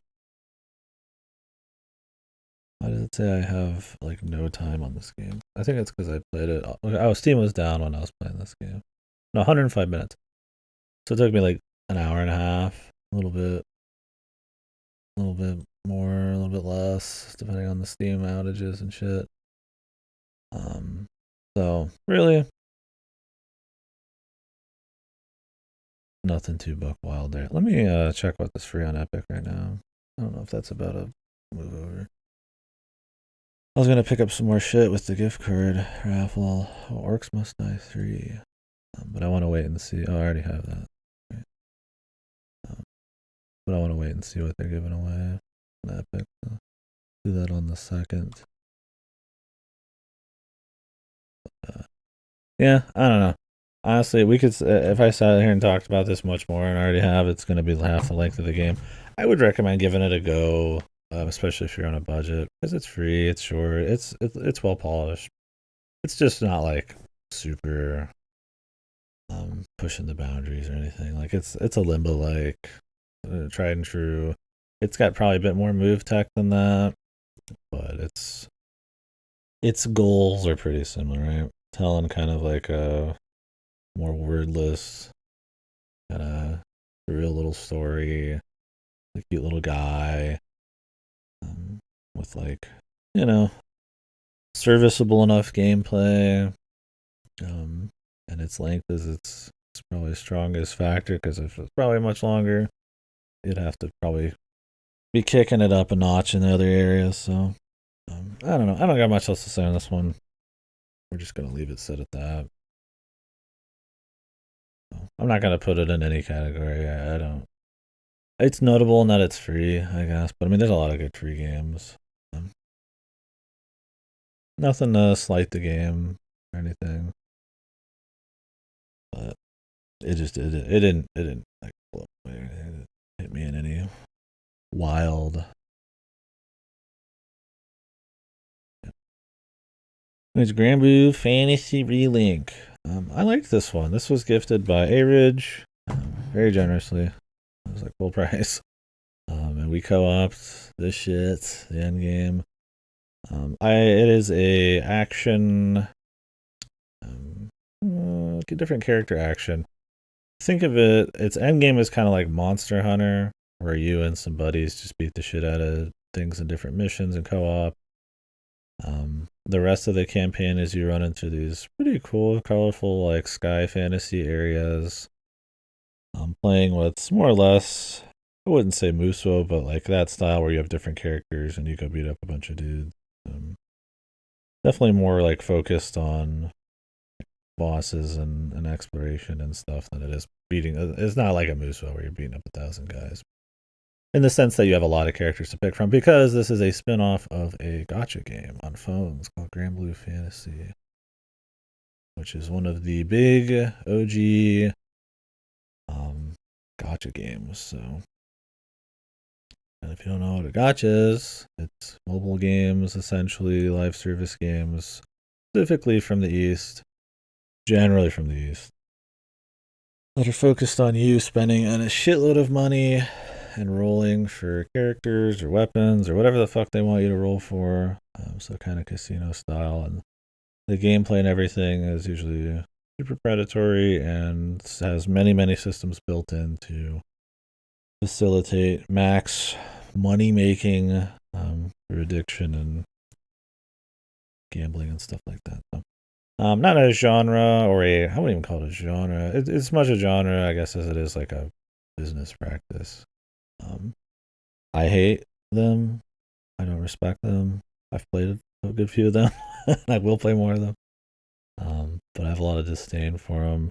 This one being as old as it is, it's going to be very different from the landscape of gotchas nowadays. But you know what? This game has nothing to do with that. This is a full-on ass. Like it used to be. I think Platinum was part of this, and then they fell out on it, and then it was just made by Cygames themselves. Full on ass, dude. This game has full on ass quite a bit. But yeah, so this is just a full ass game. Like it's pretty sizable with a fun little end game. A lot of charm, really fun looking environments, pretty fun gameplay. It's not gonna like rock your world, levels of smoothness. The end game grind is cool for a good while, but it's not gonna be like Monster Hunter where you could play it for like thousands of hours. They did put out like little free updates and stuff, and you don't need to know anything about the original story. It probably helps. But it's a pretty generic anime stuff at the end of the day, anyway. So, yeah, I don't know. It was surprisingly pretty good. I liked it. I'm not gonna put it as like a best. Just gonna put it on good. I had a lot of fun playing it with Airage and stuff, and I grinded up a lot of characters, and pretty thoroughly enjoyed my time with it. I like the art direction and stuff, and I would definitely play another one. I think an even better end game, and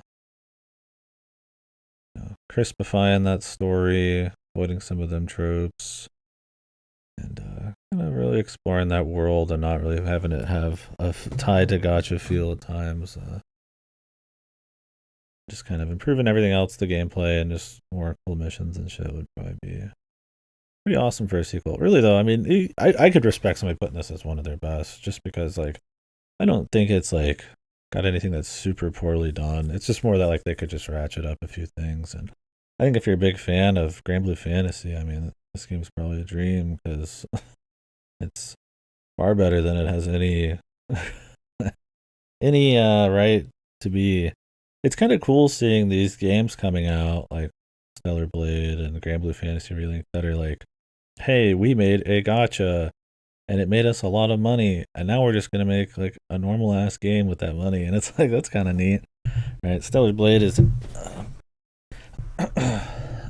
Nikkei or whatever, the game with the jiggling asses and shit.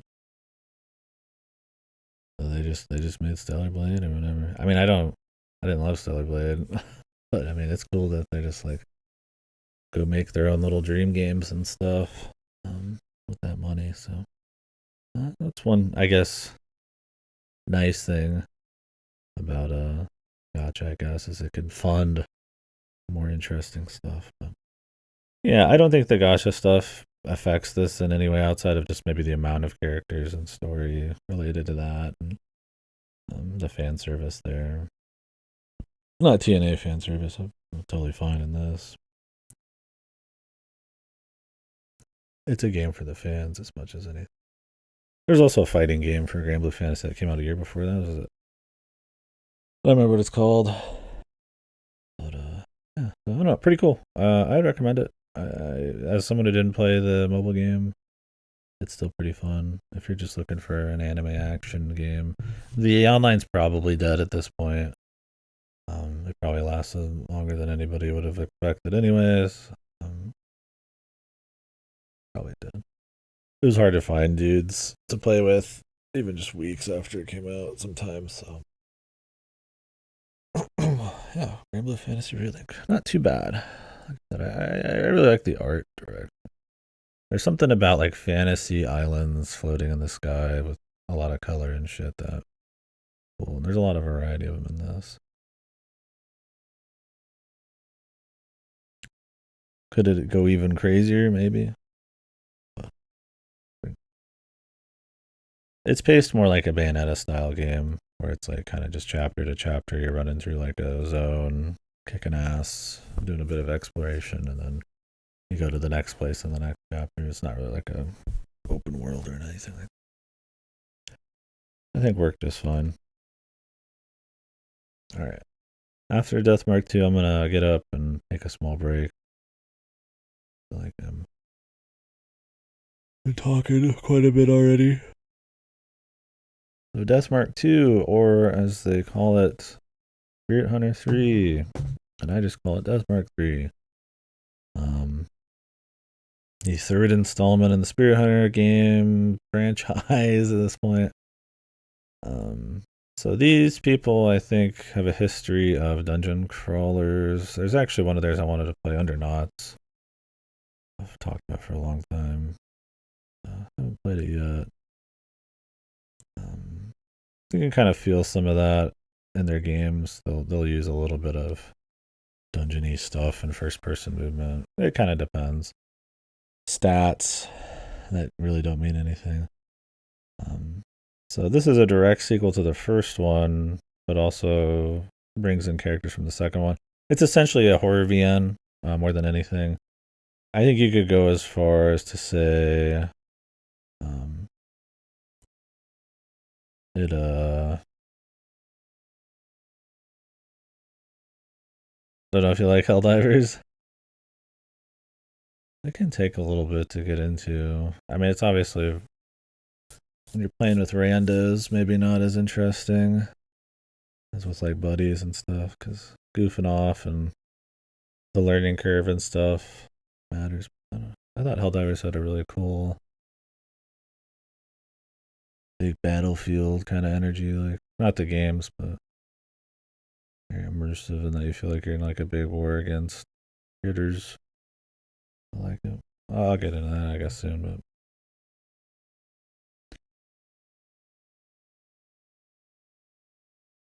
what do you not like about it?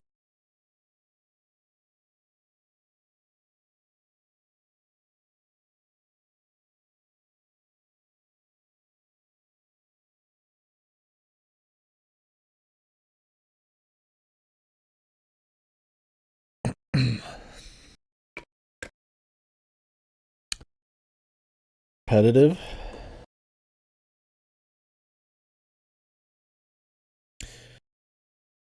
Yeah, I mean, if you just don't click with it,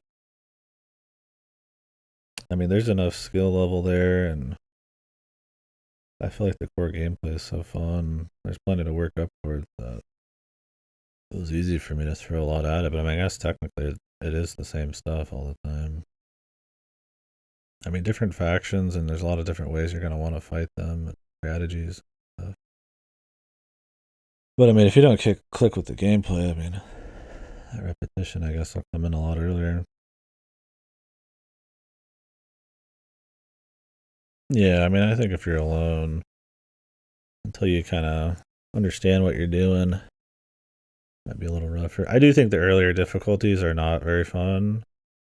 I don't know if you still have to go through the earlier difficulties, but I think the game's hits its stride once you get into like the 7s and 8s and shit.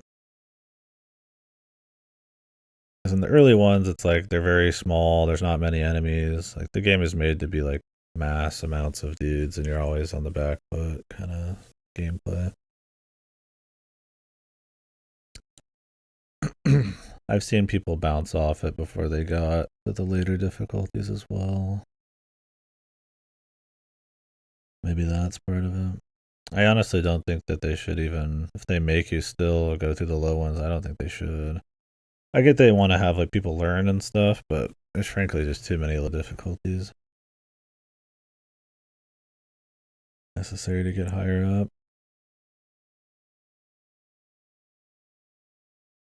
Game might have changed a bit since now and since last time I played it.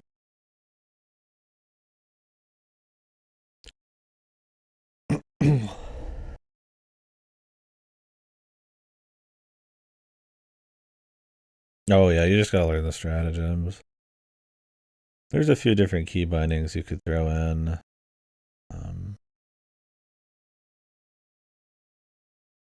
Where you can keep walking, I guess, and still use them. I don't think I have those turned on, but yeah. There's a bit of a learning curve there for sure. Yeah, it's supposed to be part of the panic, I guess.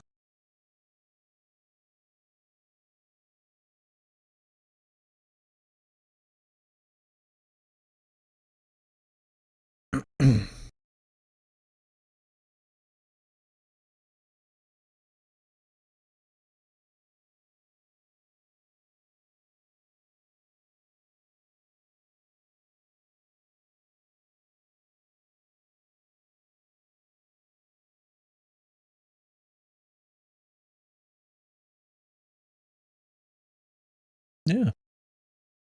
Not every game's got to be for everybody, for sure. You've given it a fair shake. I mean, what more can you ask? Take another drink. Probably take a small break after Deathmark too. But yeah, it's a this is a horror VN, a kind of adventure game. So the first one's like first-person dungeons, kind of, but in an adventure game kind of size, where you're just checking out a few rooms and grabbing items and stuff.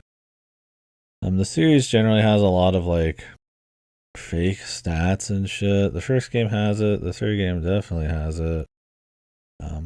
I feel like it's almost there for like style. Um, like there's very little difference the stats make. It just ups your like percent chance of pulling something off, which is a pain because it's supposed to be like you fight these bosses. You're supposed to learn about these people's stories, these like enemies and stuff. These are ghosts of like kids or some shit, and you're supposed to apply kind of what you learn. Um, Using certain items and stuff, but like you need like certain people, and then you have a percent chance to even successfully do it, and it's usually a pretty high chance. But it just kind of feels like they could just cut that shit and just focus in on like actual story beats and real choices, and not this like weird gamification um, of bullshit. I know. It just it's funny because they do that in the second game. The second game is just like pretty much raw choices and adventure shit. It's great. It's not great. It's good. Or Deathmark 2 is like the third game. That was called Spirit Hunter 3. It goes back on that. Instead of like first person dungeoning, which the first one did, it does side scroll dungeoning, which is a lot of walking through this school. It's all like almost one location, which was lame. The first game does so many locations. And it's just slowly walking through the school. If you want to get any upgrades, which, like I said, they barely matter, but I got them anyways. Yeah, the bees there. What the game of the year? Boilers. But yeah, so Deathmark 2, 303. Feels like a huge step down from the first game. And compared to the second game, it might as well just be shit. It's bizarre. The story is really not that interesting. It pulls from some of the same stuff of the original, some of the dolls and shit. It's a lot of like references to old characters helping you out. The twist you can see a mile away. I think the art's still great. They bring back the like TNA horror mix that the first game had. Not as bad, but I don't mind TNA. I don't mind that kind of thing in horror. I don't think it works in these very well. It ends up just feeling kind of like like jarring. Like it's trying to do that VN thing where it's still trying to sell on sect a little bit, but it doesn't quite like fit. They could make it fit, but they don't. The second game was fine. I don't remember having anything jarring like that.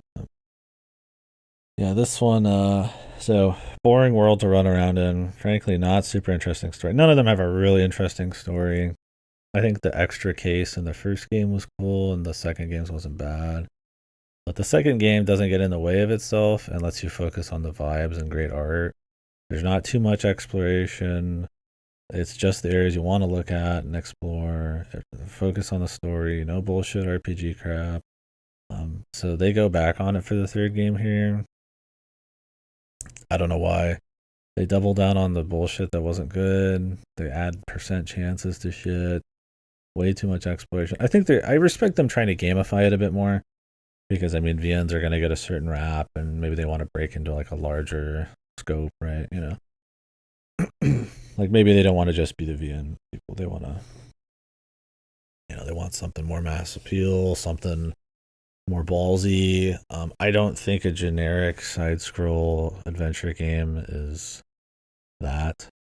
I think if they wanted to go harder, honestly, relative to the rest of their series, I get it, but like compared to the rest of the medium, I think stay in your lane, focus on what you do well, focus on what the strengths of the actual game are, right? Like the horror art, the vibes, And don't let anything get in the way of that, because everything gets in the way of this game's art. Even the art itself. Honestly, I feel like the tweened, like weird, like flash joint animation art for the bosses just looks kind of shitty. The second game technically had that, but like creatures were more like obscured, or they didn't do as much animating. I mean, it looks better for it.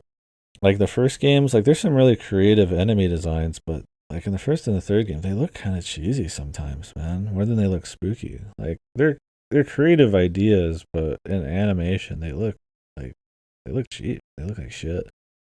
And these are supposed to be these big showdowns against these big bosses, and it's just them slowly getting closer, and then you smacking them with like a tampon or something that they, considered precious, and then they move away, or they get a little closer, and then they show you the next part of their body. That's grotesque, And then they disappear, and if you did everything right, arbitrarily, you save your party member, and if you have all the party members, you get the good ending. It's kind of formulaic, like the first game. It follows that formula. The second game kind of did, but like in the second game, you're just some dude in his apartment just rolling around. Where in the first game and the third game, you're like a spirit detective.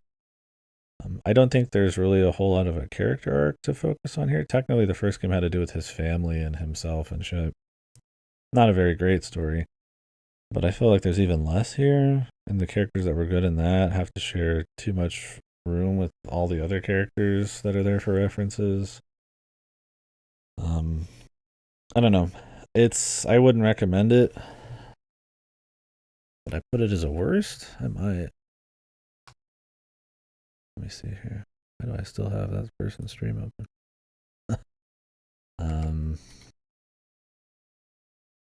Let's see. Where did I put it in my VN tier list? I think it's like a fucking worst. Yeah. Honestly, I'm gonna put it on one of the worst this year.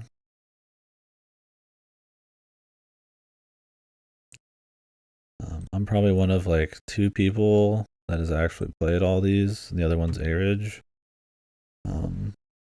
I think when the second game has such an obvious improvement over the first game, and then by the third game, you just like roll it all back and make a worse story, worse mechanics, it's just kind of sad.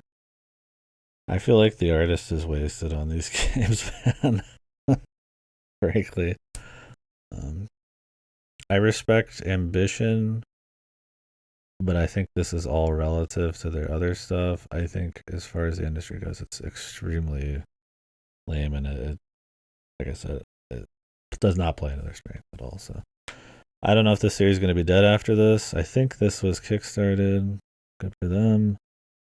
I would love to see them go from what they had in the second game, which is called NG, and really crank that up to the next level. But after this, I don't know, man. I don't know anymore with Deathmark. So. Played for the art, I guess. But if you're gonna play one of these, play the second one, which is called NG. Just play NG. If you hate NG, don't even bother with these. If you really, really, really, really, really loved NG, give the first Deathmark a try. Or if NG was just fine, but you really like the art, like maybe give Deathmark a try. Unless you're all in, do not bother with Deathmark. you need to be feeling good about both of those games first. So, anyways, I'm gonna take a little break now. I guess to kind of reiterate here before I go. Let me actually copy this. Copy. I make a duplicate.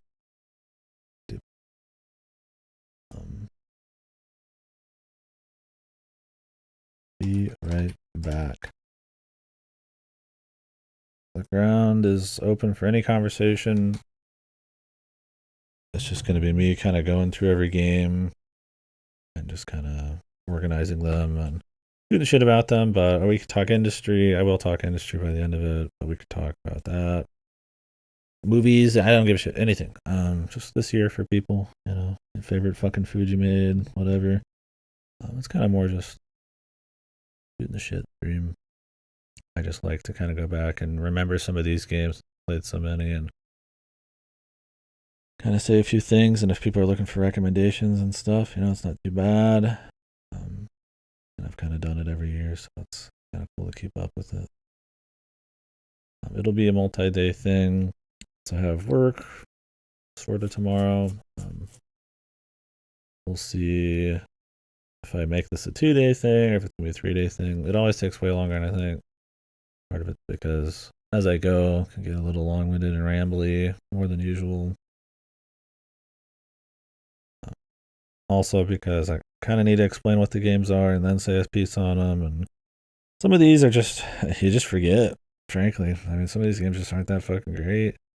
Or they're just super forgettable, or I've just played too many. And, you don't remember everything you ate in a year. And I sure as hell don't remember everything I spent 8 hours at least a day doing. So that happens to be most of these games. So if you're looking for some reason for more depth, there you could just type in the game name and review on YouTube and scroll to the end and listen to me ramble mindlessly about every game, but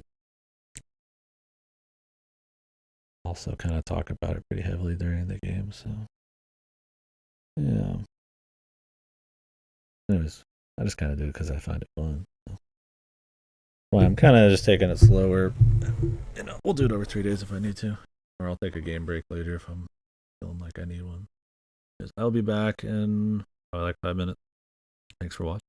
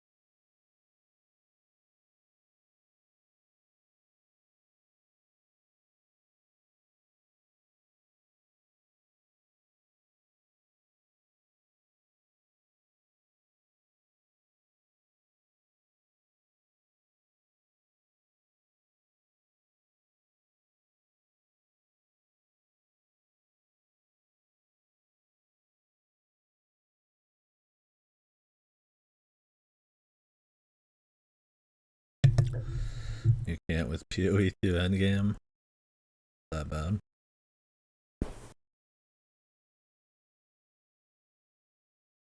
Do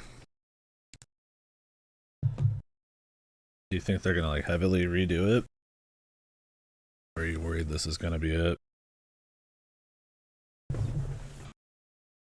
I guess the big question is, do you personally not like it, or is the community generally not like it? Maybe they will or will not change it, depending on like people's general thoughts. Most people don't. It's not good. Well, let's hope they can figure it out by the official release, but we'll see if too much hype lost. My sinus. I already feel my throat a little bit. It'll be good to probably just do this in thirds or something, maybe. Yeah.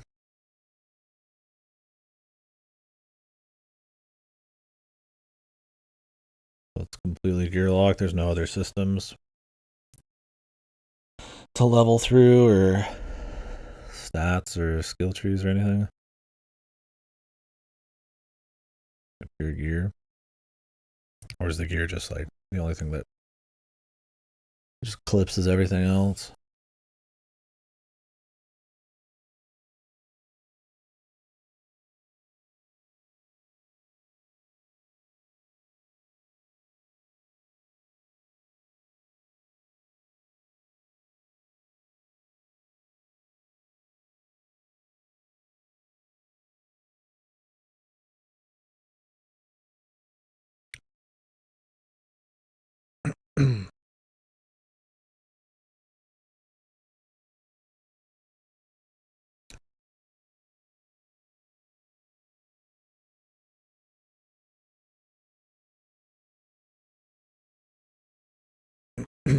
Right.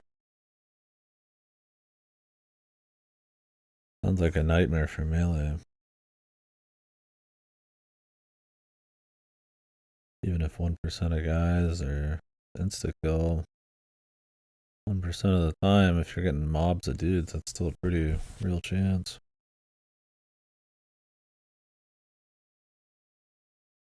Yeah. Huh. Well, honestly, it sounds like something they could tune for sure. Sounds like Diablo 2 hell difficulty. Yeah. Maybe they took a little too much inspiration from their forefathers. Well, we'll be playing Grim Dawn this week. Well, in the early January. It'll be cool to shoot the shit about PoE and all that a bit more. Grim Dawn 2 a controller game or just mouse and keyboard?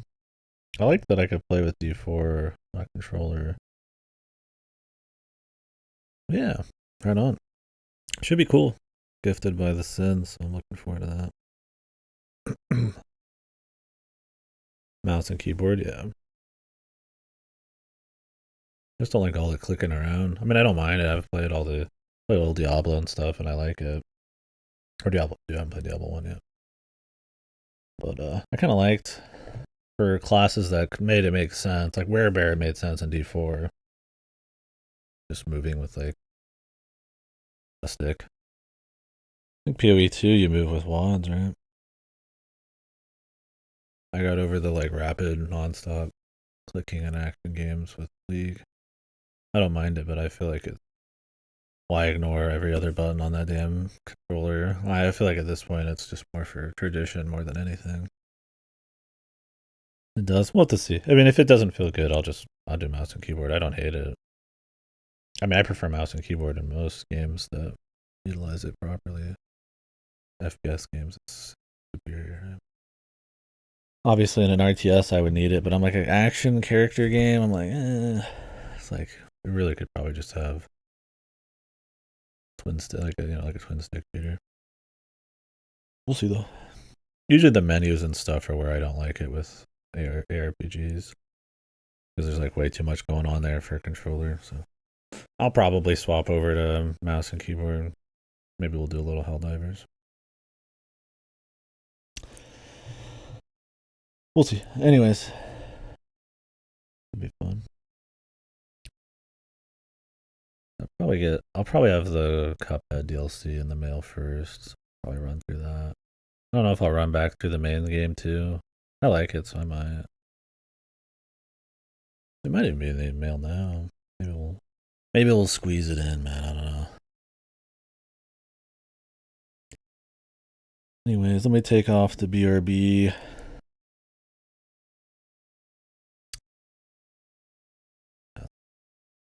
Moving on to the next thing. So Spike Out. This was. What did I play this in? It was in Yakuza 8, I think. I did not play this standalone, but like Sega games and Capcom games will have old retro games within the games. So I played Spike Out. I went through the campaign. Tried a few different characters. Went through the whole thing with this chick, I think. Or maybe it was this guy. I don't remember. Yeah, I mean it's just to beat him up. It's a 3D beat 'em up. A lot of style. I had a lot of fun with that. It's he's like kind of like I don't even know how do you describe the way they look from the streets. Like the dude's got gold chains and like tank tops, and he's like ultra ripped, and everybody's very eccentric, and you know. I liked the charm of it. I liked the soul factor. It had quite a bit of moves and stuff, but at the end of the day, like with a lot of like old beat 'em ups or even fighting games, I feel like for the amount of levels and the enemy variety and stuff, the learning curve, even make it feel like passively fun at times, is probably too much. Yeah. It can feel a little stiff in this case. I mean, I shouldn't say fighting games. I don't think what's here is like so crazy that I want to be learning like a spreadsheet of guys' moves that don't really flow super well together like a proper fighting game. And then the levels generally are just like 5 guys rushing at you from across the alleyway and rinse and repeat. It's fun. There's some beat 'em ups I really love. I wouldn't say this is one of them, but I think if you're playing Yakuza 8 and you're like, man, which of these arcade games should I try out? Give Spike Out just a run through. It's at least fun just to enjoy the soul of the thing. I'm not gonna put it as a bad game or a good game or anything. It was enjoyable, but it's not anything else. It's pretty far down the rung of like Sony or Sega games they added to this. They've done so many before this, like Virtua Fighter 5 and all that shit. It's kind of like this one's a bit more. They probably don't have any like money they're expecting to get from this, so they're saying, "I will just throw it in here for fun." It's kind of like Yakuza. So. There is another Spike Out. I think that's more well known. It's like 1998 is what it's called. I don't remember exactly. Didn't play it, but maybe that one's cool. It was actually hard to find anybody actually who had a gameplay of this one. So, anyways, Spike Out. Not much to say on that, frankly. There's not much going on. An old 3D beat 'em up that's like an hour too long. Pacific Drive. Now this one, I was pretty excited for this one, man. I'm not gonna lie.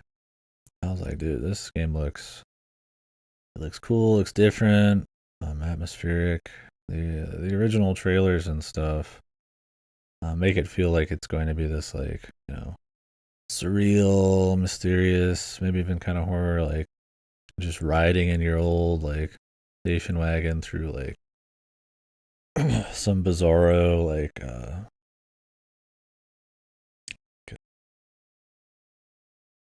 creepy weird zone, and you're just coasting. I mean, it's called Pacific Drive. You're coasting through the Pacific Northwest and stuff. And really, I probably would have preferred that. I don't think that is why I had issues with this, specifically. I mean, it definitely didn't help that it was I feel like didn't really live up to the concept. But when you get into it, it's really not about that, anyways. My problem more is that what it is about, which is looting, getting out of your car, looting, um, pairing and crafting, and roguelite, procedural, driving zones is just not really that great. It's kind of fighting itself at times. For a driving game, I'm out outside the car too much.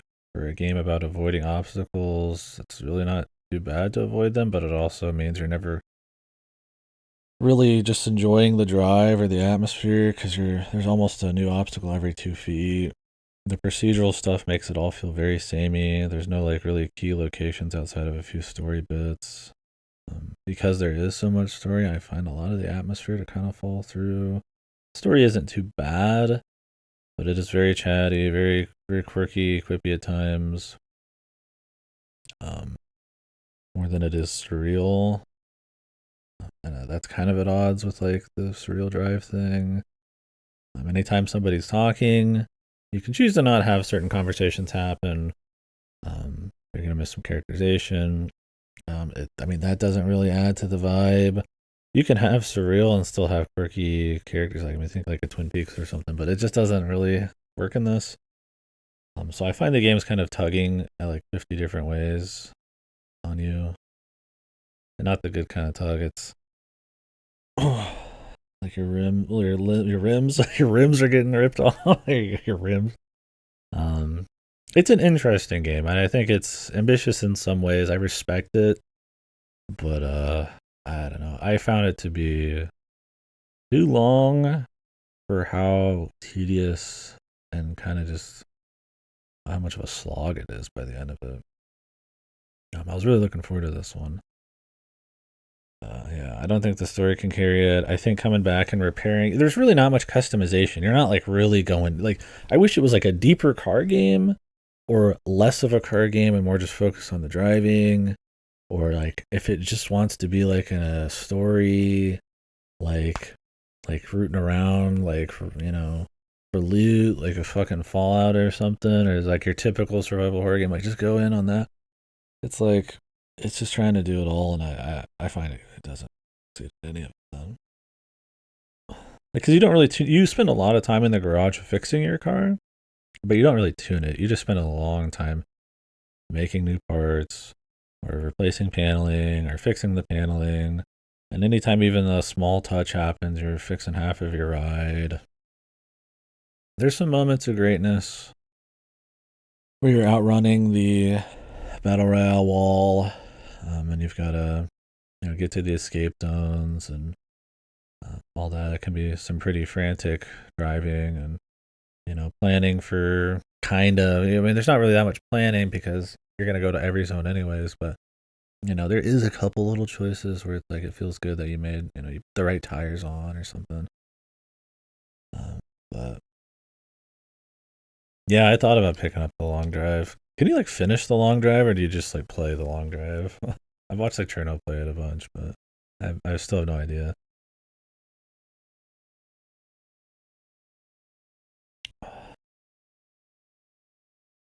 There is an end. Until it's more about just playing it though. The road ends at least. Okay. Yeah, it's like that's my thing. Is like I was thinking this would be more like a long drive, but like more structured and atmospheric and stuff. And like I said, there's a bit of a disappointment that it wasn't, but it's more like I said that what they did do here, I don't think really worked that well. Because I mean, there's a bunch of games I expect something and it's different. I don't have a problem with that. I play a bunch of stuff, so I have no problem with like variety. Watch Cherno play it, yeah, just a little bit. Yeah, that emote. Watch him occasionally.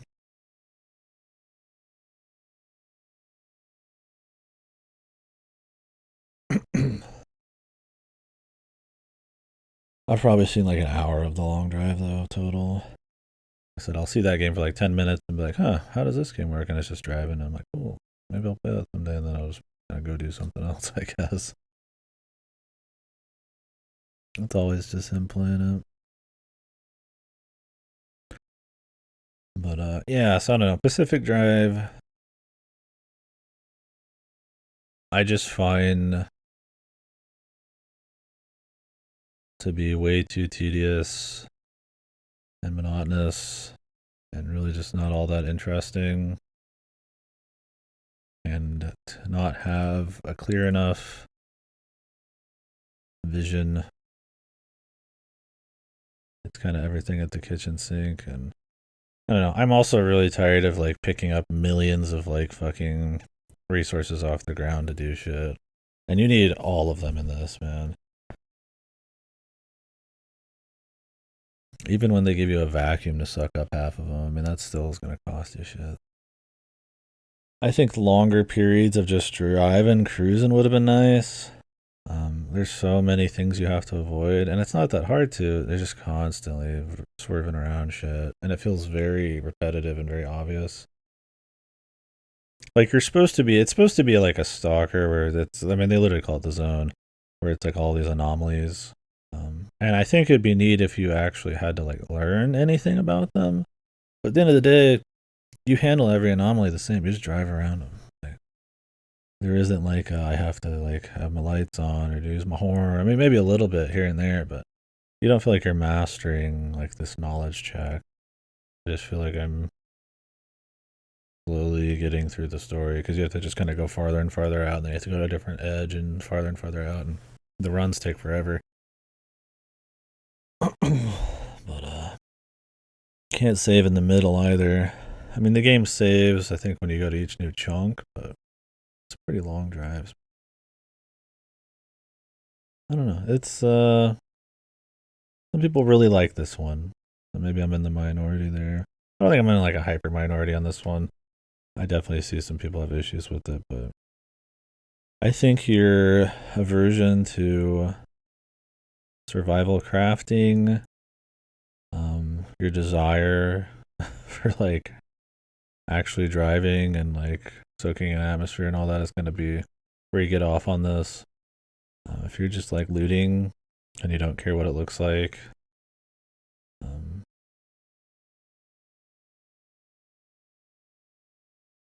even then, I don't know. I, I, I give it a peek. It's interesting, and I hope they go on to make some more cool stuff, even if it's similar. But I wasn't a big fan. I don't know if I'd put it as worst. I think that's being a little mean to it. Maybe I'm giving it too much credit. But I don't know. I mean, it's at least doing something kind of different, even though each little piece is not really all that different from most games. But as a whole, it still comes across as kind of unique. Like, even when you're watching it now, like, it looks kind of like special, right? So, I'm not gonna. There's enough there I respect. Maybe that should be like a notable thing, but I'm not gonna put it as worse. It's just, it's mediocre, I guess.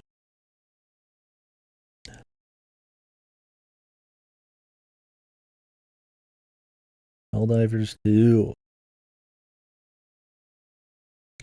I like Helldivers 2. This was really cool. I'm a big fan of like horde shooter co-op kind of games, anyways. So Helldivers 2 is just that, with a bigger scale, with like extremely immersive, but also effective, like large scale, like weaponry and all that. You're fighting from hordes of bugs to like more shooty robots to now, I guess, like aliens, which are like hybrids and stuff.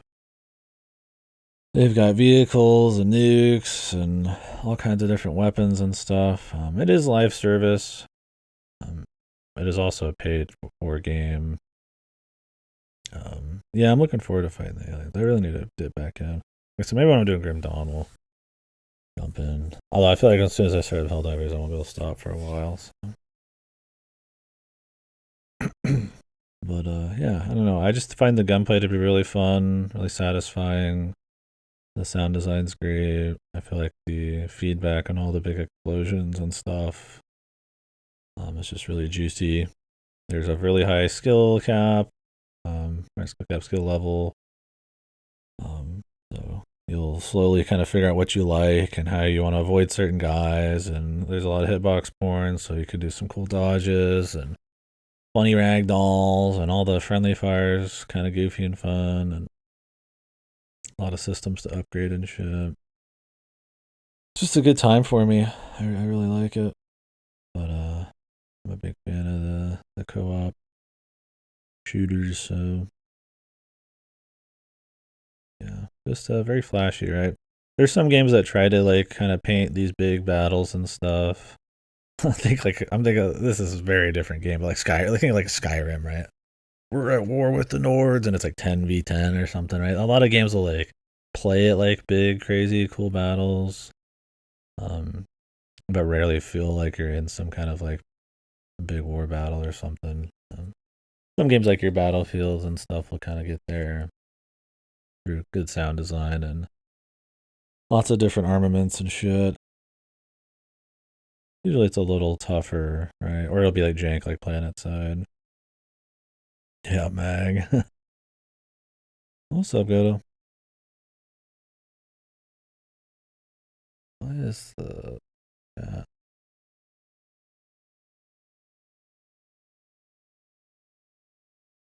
What do you got for us, Goto? I need your hottest take if you're allowed, if you're coming in here, man. Nobody else has been required to say anything, but you do. But yeah, so I don't know. I just really liked Helldivers too. It's a lot of fun. I think their support is this good. That's probably not even that hot. Sadly, a lot of people probably feel that. They're wrong, but it's understandable when you compare it to the other SMTs. Yeah, I had fun with PlanetSide too, but I would rather be playing Helldivers for sure. So, I don't know. I mean, Helldivers 2 has issues with patches and support being balancing shit to making it less fun. Very glitchy. I really don't like the fucking anti-cheat, the shitty cheap anti-cheat they use. Nothing's really come of it, so that's nice at least, but I mean, a sin is still sin regardless. A bad choice is still a bad choice regardless if it, you know, ends up a catastrophic problem or not, right? So, apparently they've patched things back to actually being more fun. I don't know how bad the glitches and optimization are. I'm gonna jump back into it probably here at some point. We will see. But so that the PSN debacle, really, I think it took a big dent out of the community. The goodwill and the numbers, really. Sony requiring PSN accounts to play the game after like a few months into it was such a laughably horrible decision. I just bizarre that they even thought that was okay. Because the problem with that is you can't make a PSN account in like 170 something territories. So those people aren't allowed to play the game. And if they do, they're breaking the TOS and then they could get banned or something.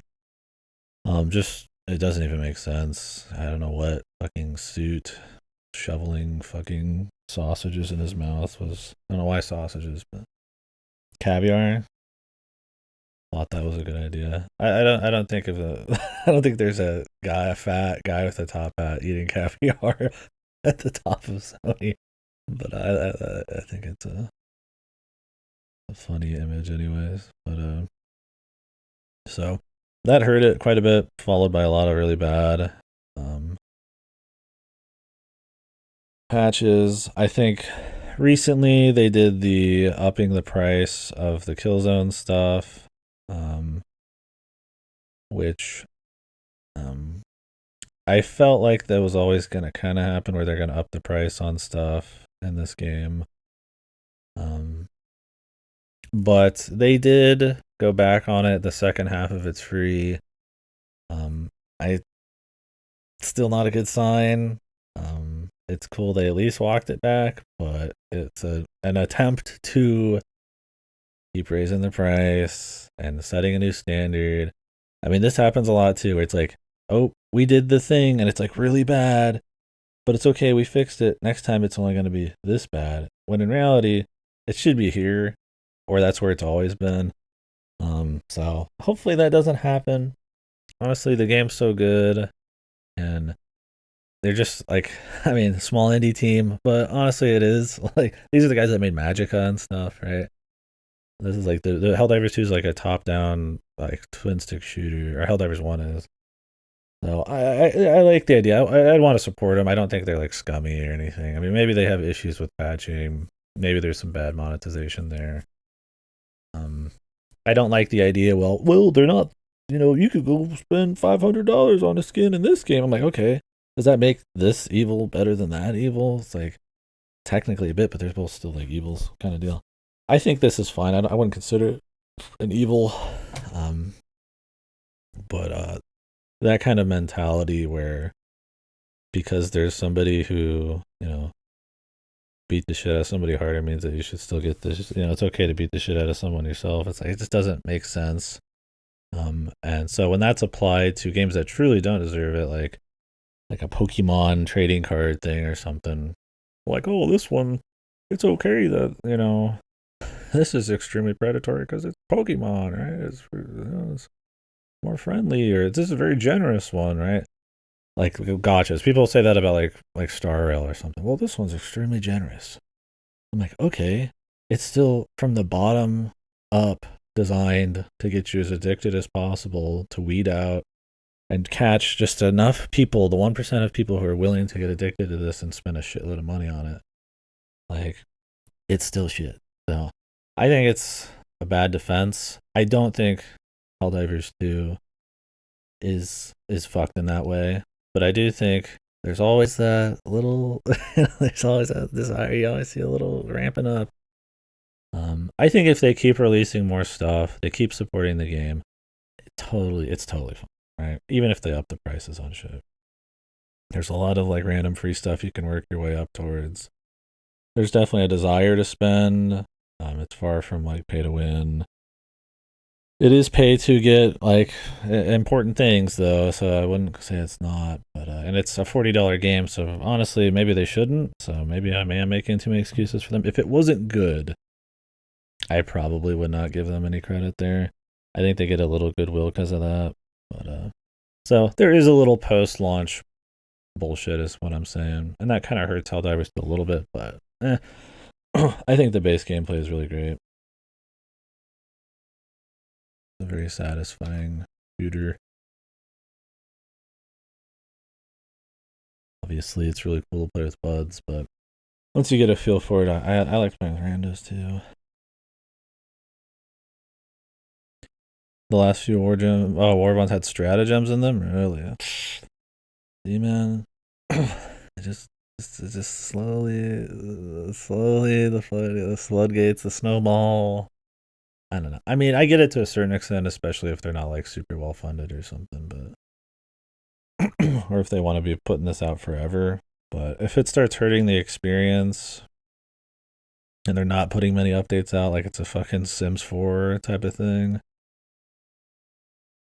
then okay, we're in the shitter zone, right? I think having microtransactions, even in some way, having a subscription, like it's not inherently a bad idea, inherently evil or something.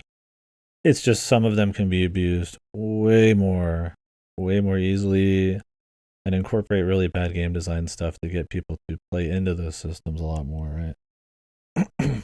It's not that inherently like random chests full of loot is like bad. It's that there's like they cost money, that the game is designed from about to get people to buy into that kind of lottery, like predatory bullshit from the ground up. Like, so it's like,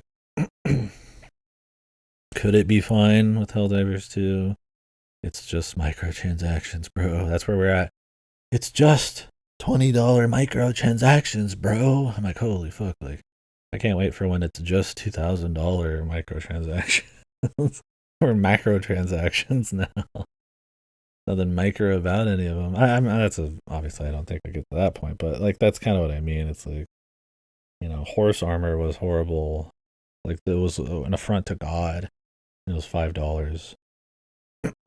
Now it's like quaint. It's like, oh, only $5. Wow, what a deal! They're so generous.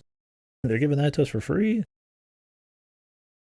So that's my little rant. As far as the industry is right now, I think it's really bad about all that kind of stuff. Um, Obviously, it's not working out very well for a lot of big companies. The live service gold rush is not working. You get some of your outliers like Helldivers. There's a really good game there, and it's still chiefly for a while at least, mostly just pay to play game. But you get some of your biggest flops, I think, in all of gaming history this year, like Concord. It survived like a week. It was like hundreds of millions of dollars. So the live service gold rush, the short term profits, the AAA kind of not working out when it comes to big over the top, big budget stuff. Not being able to put out as many or as readily, too risky kind of bullshit like that.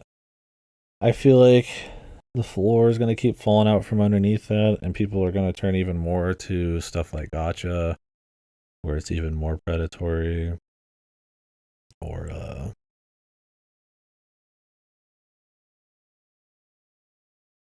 hopefully just pivot to trying to do like more budget shit. But I don't know. Right now, it's more focused on, especially even this year. There's got to be a fucking all-time record of the amount of IP attachment, remasters, remakes, ports, and then live service fiascos and failures, right? I don't know. I don't think AAA will probably. I mean, it'll still exist, but I don't think I think we're gonna be getting a bazillion AAA games every year ever. I think you're looking more at like stuff moderately budgeted, like a Nintendo thing, but or companies like Ubisoft will just keep chasing trends and just die. I mean, Ubisoft's been trying, like, Tencent's been trying to buy them, and the Guillemots just won't. Like, they want to sell apparently, but like they won't. They want to have full control still, and it's like some of these big AAA's are just like croaking. Microsoft's pushed into full publisher mode. Sony's like failing on a bunch of live service. They still have their big like prestige bullshit, but I mean, if all of those end up looking the same every time, I mean, when is that gonna croak, right? It's not enough. So we will see. We'll see how all that goes. I guess this is kind of flipping to industry stuff. If you've been here, you've probably heard it all before, but one free car, the rest can be locked behind DLC. Yeah. The thing is, you got to play a lot to get enough for a war bond. If you come back, there's a lot to, I guess, work towards, but it's also like, you better hope they're early in the war bond, I guess. I don't know. I think the industry this year for AAA is probably the worst it's ever been. I think for indies and stuff, it's still flourishing, man, as usual. Still great. Bunch of great games coming out. A lot of creativity. A lot of variety from low budget pixel to low poly to mid budget, kind of like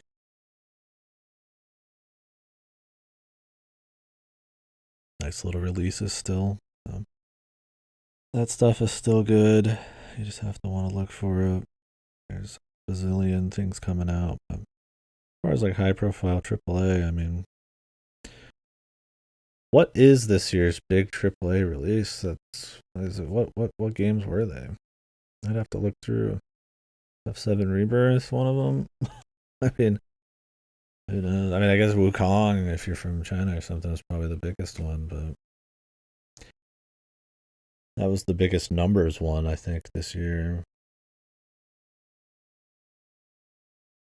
I don't know. It's not been much. The games take like 5 or 6 years to make at this point. And they're so expensive, nobody wants to take a single risk on them. So I find them to be very bland. So yeah, really bad year for that. And I'm definitely not going to just jump into every random live service game. It's got to be special. We'll see. It's going to be very interesting to see what the next years have in store for us on that front. I feel like the death of, maybe not the death, but the diminishing of consoles, and whether they can pivot to something else or not will be a big deal. Obviously, we're getting Switch 2 next year. I feel like the Switch kind of is. The Nintendo stuff tends to be in its own little bubble. I think the death of exclusives outside of Nintendo is a big thing this year, too. And you're seeing Sony come out with a shitload of their exclusives onto PC. Xbox is like officially gone full multi-platform. You're just essentially waiting for Gears or Halo to get announced, and that's it. So.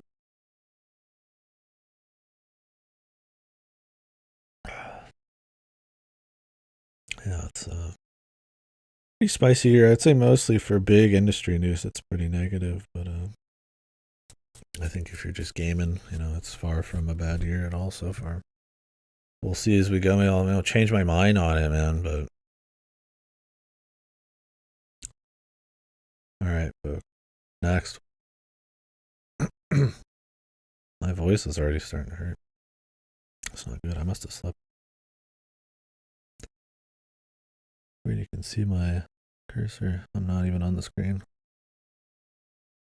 I know. That's me rambling about industry stuff. If people keep up at all, or if you don't, you want to talk industry, we totally can. And to me, there's a bit of repetition there because I do talk about it, and it tends to be a lot of the same problems, but quite a bit. I don't know. I'll think about it some more. We've got a lot of lists left. Plenty of time to think about it. So, big game that released this year, FF7 Rebirth, the second game in the Final Fantasy VII Remake trilogy. I guess trilogy. There's also a big DLC in the first game that was like solid 5, 6 to 10 hours or whatever.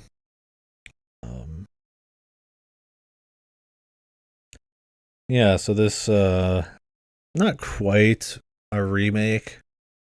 I don't know if I should put up the spoiler tag on this one. I guess I could. Sort of. Oops. Not quite a remake, I would say, as much as it is a sequel-ish remake.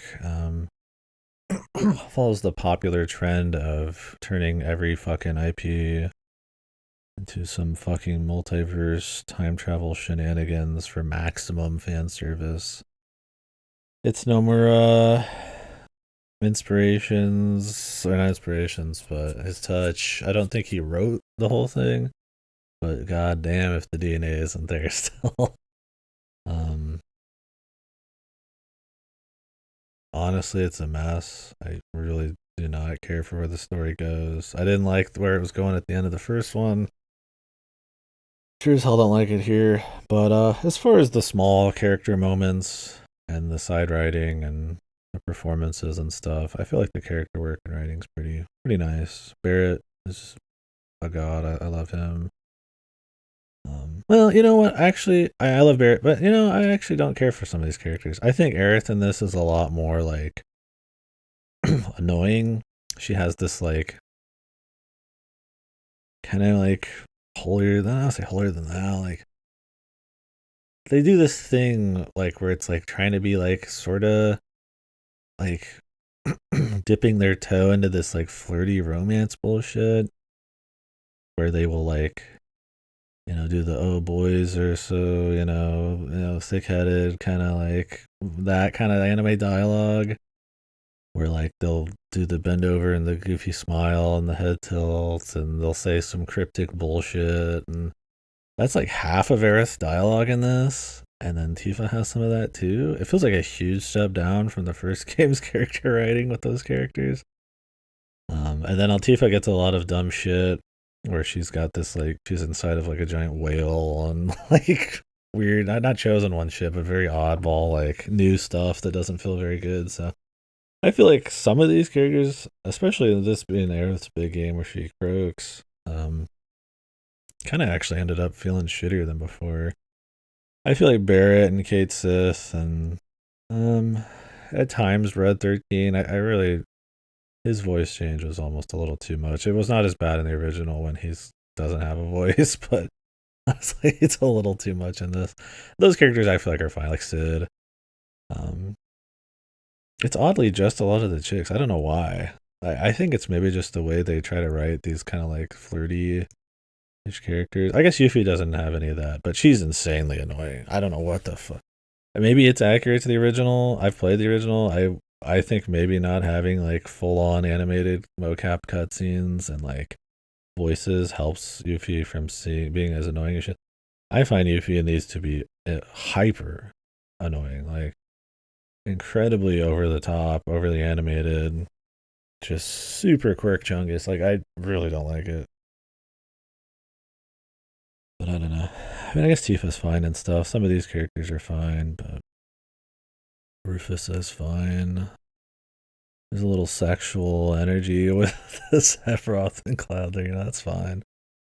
But yeah, some of the other characters, yeah, especially Aerith. I don't think most people would say they have that issue. I feel like it's something I kind of honed in on. But, otherwise, the writing's fine. On the characters, I really don't like the overarching stuff that much. But when it's just doing small shit, because it is a remake essentially of the middle of Final Fantasy VII, when it's you just going to towns and kind of hanging out and having character moments with people, and the party's just kind of fucking around, it's a good time there. It's a great looking game with an insane amount of variety to the point where it's almost an issue. I'll get to that in a bit. It is got more mini games than like fucking Mario Party does.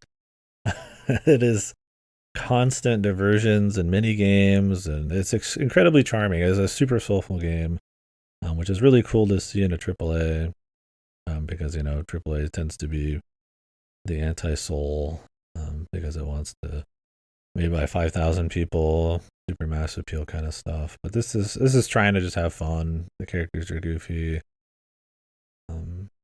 The moments are goofy, like with the guy, the big, hunky like ripped dude, like knocking people out with his muscles by flexing and shit, and all that kind of goofy stuff. And there's driving, there's flying, there's bike riding, there's little mini games, retro shit, there's punch out, there's lifting weights. It's essentially everything. It's just this big, like, just throwing budget just at you. Like, it's AAA. I wouldn't say done right. I actually I don't like this game as much as you'd think from the way I'm talking about it now. But in a way, I really respect that it is using its budget to like just try to have fun and do cool things. Is it like this? It's more of a throw everything in the kitchen sink kind of deal than it is like it has this singular vision that's really pushing the industry. But I mean, that can be cool too, right? It's all in the name of just like fun and charm and soul and stuff like that. So I like all those diversions for a while. Some people probably don't like them at all. I think the diversions, by the time you're like super deep into the game, because the story is kind of whatever, and frankly, people really talk up this combat, and I do like that it's kind of this hybrid between action and turn based. I think the new stuff they add in this isn't that interesting, the synergies or whatever they're called. That I kind of this combat's kind of run its course for me. I think I'm in the minority on that. I find it. I'm just really over it at this point. I don't think it's the best of action. I don't think it's the best of strategy. I find it's kind of in this middle ground. I think it's very flashy, and don't hate the idea of it continuing to exist because I think it's a nice strategical hybrid of RPG stuff. When you compare it to like FF16, which has much worse combat because it's just like cooldown dumps. Yeah, this looked way better, but I still find this to get old. And so between that combat getting old by the end of a very long game, mostly being diversions, and in the very end of this game, the diversions like just multiply. You're like at the end of the story, a story that I don't think is very good and is completely fucking jumping the shark. You're like, okay, I'm about ready to finish up, and then they're like, hey, here's like 20 hours of new mini games. It's like you don't have to do them, but like you've been doing everything at this point. You kind of want to see all the cool stuff they do, but they pace it so poorly. That I honestly find the diversions to kind of be a pain in the ass after a certain point. I didn't do the super boss stuff with Gilgamesh. So,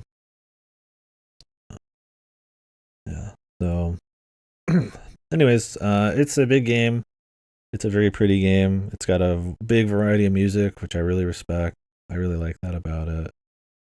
It's nice to see music be front and center in a mainstream or AAA game or something. Where it tends to be more background or more of a score, right? To take itself really seriously.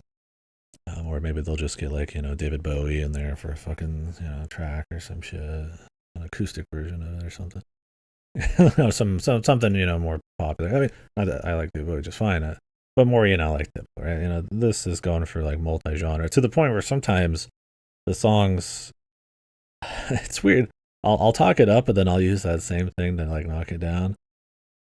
Like it has so much variety in music that at times it feels like it has no identity to the music. Where you could point to like the original FF7 and has a very clear like that sounds like FF7 kind of sound to it.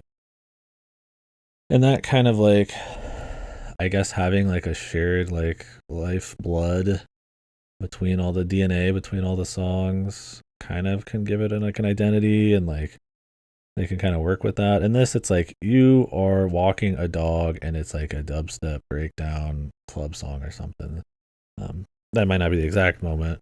There's one where you're like climbing a mountain and it's like a fucking like hyper like dance song or something.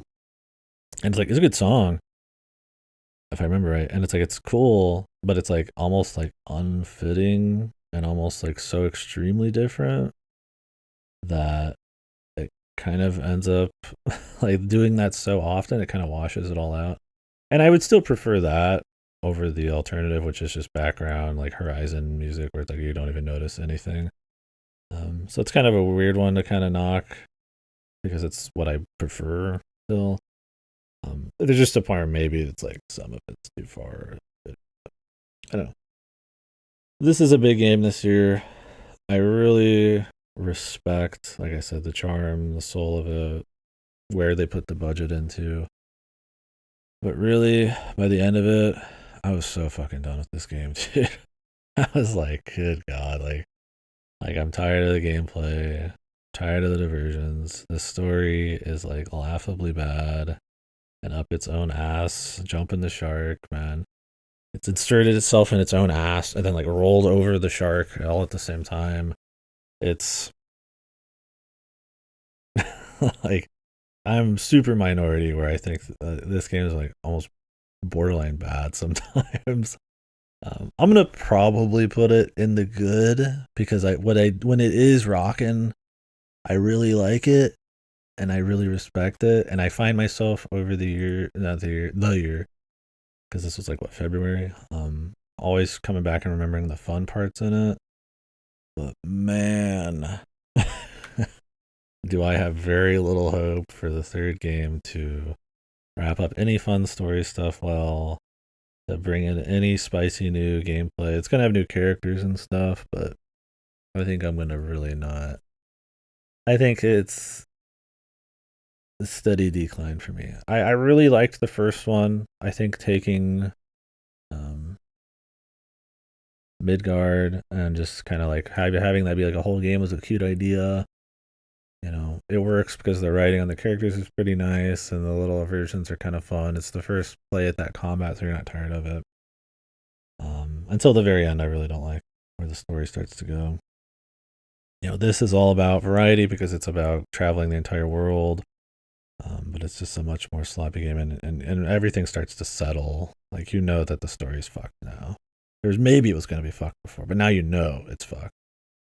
You know, it's like, you know, the combat. This is where it's gonna stay, which is, you know, it's good, but like I said, I'm kind of tired of it. Like, so the third game, I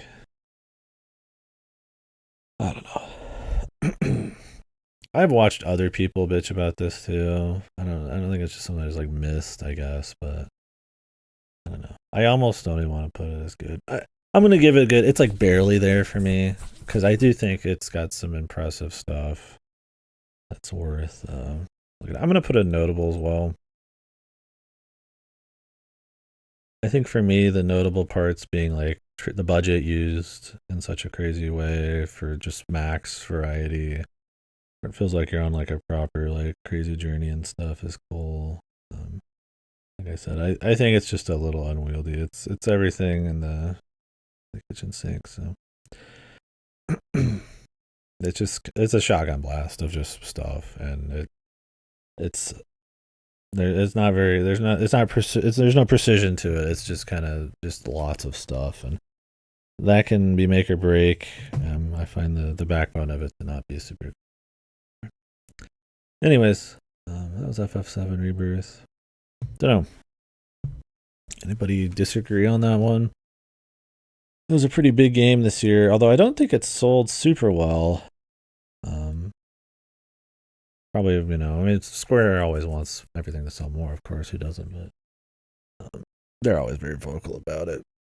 But I mean, I imagine a lot of it is that it's Sony exclusivity for a while, uh, which really doesn't help build the hype, right? You know, having these like initial huge hype explosions on every platform, I imagine, unless Sony's paying a lot, probably does a lot more than having like some epic only delivery on PC like a year later. Um, I don't know if this one has the epic thing going on. I think it's just probably gonna release on PC if it's not already. I don't think they're doing DLC on this one, which is probably for the best.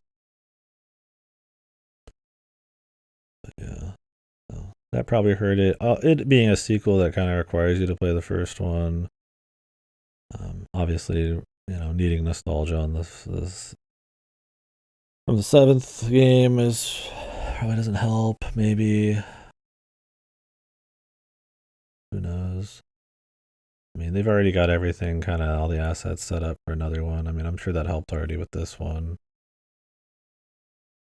It's releasing in January. Okay. Great. Steam?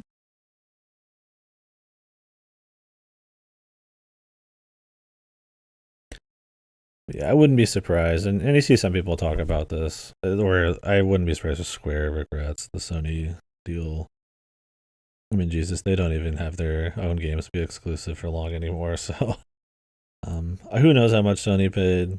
But I feel like for the future of the franchise, you're probably better off getting more people playing these because while, you know, FF14 is still kind of big, it's probably not a great year for it. You know, they still release stuff like 16 that kind of underwhelming. Like, I mean, I would say as a whole, Final Fantasy is probably kind of dipping much more than it used to be. I mean, think about the SNES, PS1 era, even the PS2 era of Final Fantasy, you know, it's a juggernaut, right? And if you're really into the know on gaming and stuff, you know, it's still a pillar, essentially, or at least historically. But really, I mean, is Final Fantasy really, you know, King of the Castle these days? Not really. And it's like, I feel like getting this game out to less people, and getting less eyes on it is probably worse for the series than getting a couple extra bucks from Sony. But that's just me. Um, who knows? We will see on the third one. But yeah, I don't know. Like I said, I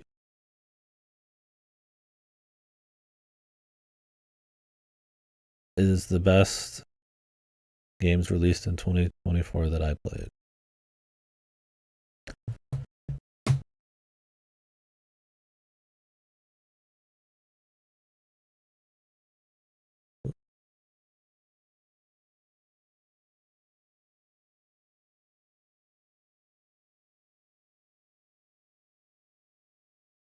Like, I played Behind the Frame this year and it was really good, but it didn't come out. So that we can make a distinction between games that released this year and didn't, and then think about the industry and talk about like how this year stacked up for games. Because I do play a lot of stuff that releases in the year.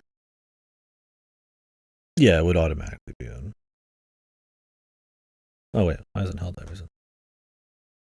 I was talking so much I forgot to add it. But yeah, that's pretty much what it is. Anything that released this year just gets moved over to that one. And then I'll sort it later.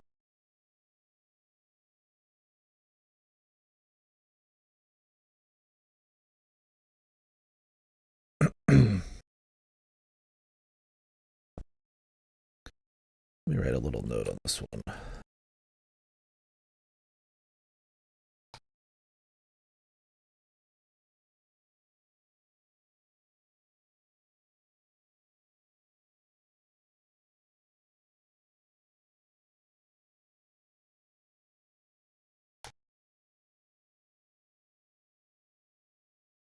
Okay. All right, I write a little note for this notable one. I mean, for me, it's like, I mean, I guess I could put it on notable. Usually, when something ends up on like the best, it's already kind of there, anyways. For me, it's more just like a personal, like, it's like if something isn't maybe like godly or isn't really bad, but there's just something about it that deserves to be like talked about, I just kind of put a note in there. So it's like Final Fantasy Dirge of Cerberus isn't like the worst thing ever, but it's not great. But like the Nomura cutscenes and the mouse and keyboard support on PS2 is just kind of interesting, so it's worth kind of mentioning. Helldivers 2, it's like, for me, it's like, it's notable. It's for games that have something notable that aren't going to get really like already like gushed about. Anyways, it's kind of the idea for me. Like, it's like technically every game has something notable. Like you could say, yeah, Helldivers is notable because of how it like depicts like wars against aliens and stuff, and feels really immersive in the scale of it all and stuff. It feels really, really tight. Well, in that way it is, but it's like it's already gonna be like on the best of for those reasons.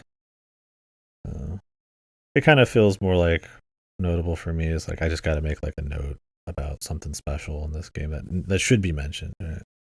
Because it won't be probably otherwise. That's kind of where I'm at with it. Not that there's nothing notable about it. Maybe I should like recontextualize it somehow. That's why I'm gonna start writing notes on them. Hard to see them. Best game, B&E, the best game. Yeah, if that makes sense. If you guys have like a different name you'd want for the category, I mean, feel free to throw an idea out. But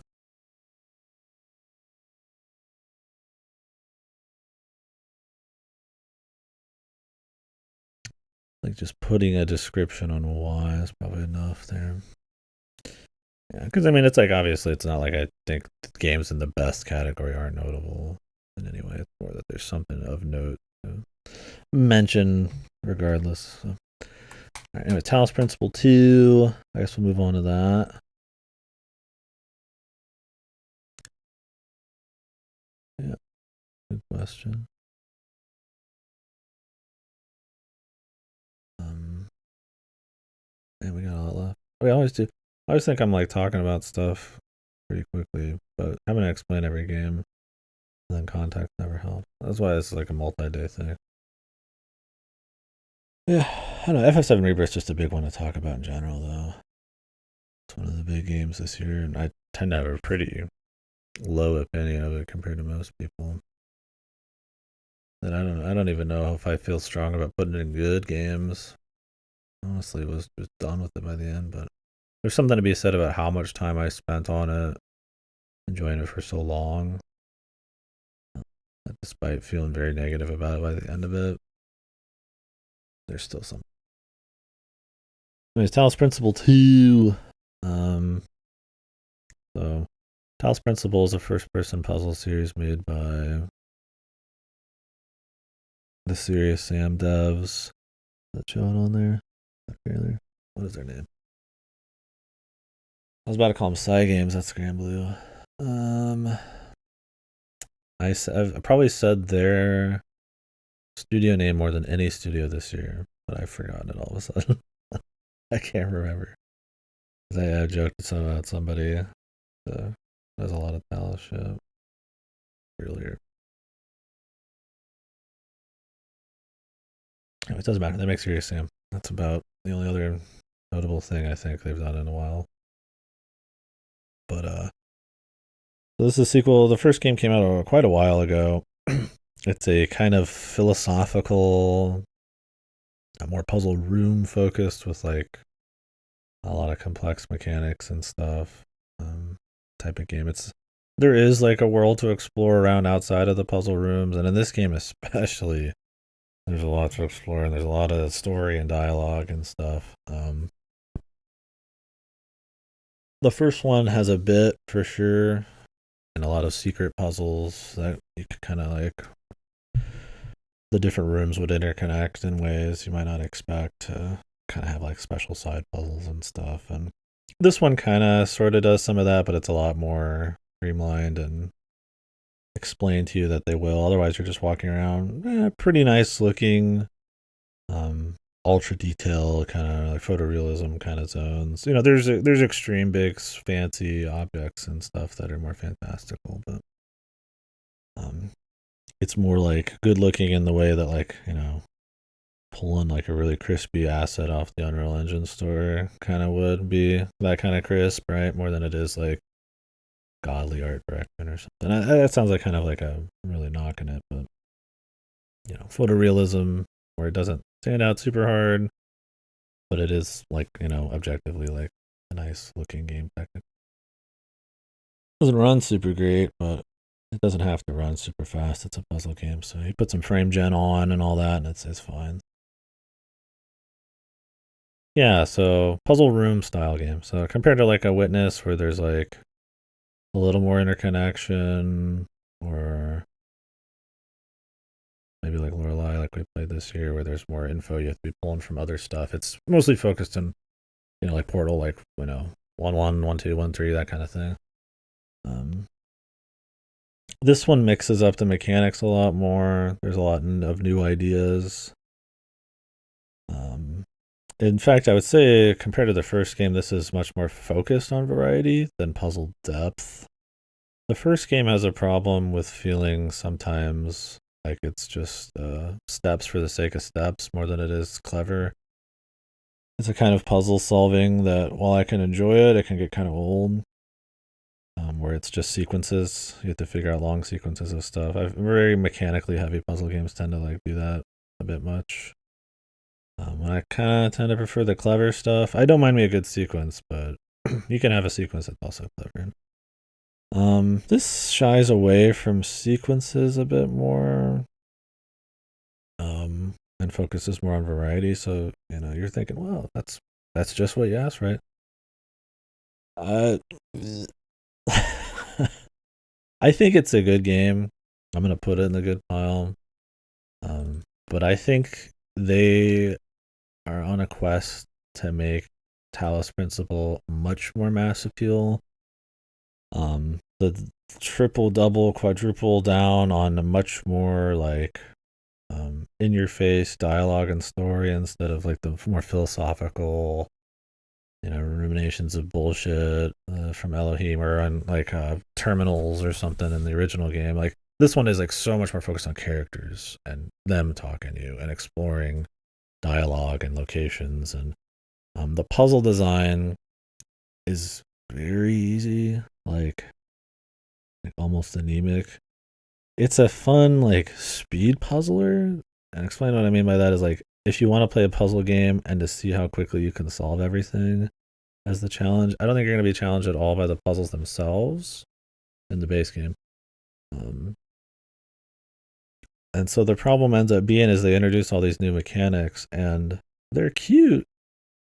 They're not too bad, but they are barely explored. The way these different mechanics intersect. All right, buddy. Godspeed out there. The way, even just the mechanics themselves, like the exploration of just the single one, not with everything else even in it. It essentially feels like every world is just a tutorial to these things, and then they're done with them. So I can respect wanting like a shitload of variety. I think some of the best puzzle games know to throw in variety at all times. But at the cost of any depth or aha moment, like Eureka moments or complexity. And look, I'm not saying I need every puzzle game to be super hard. And in fact, I don't think that at all. I would rather have a clever game over like a super hard puzzle game. I think you can have both, but personally, I'd want to feel those like aha moments. I want to feel the Eureka moments. I want to feel like I'm discovering a layer of depth that I had no idea kind of even existed, kind of deal. And I don't think they care about that.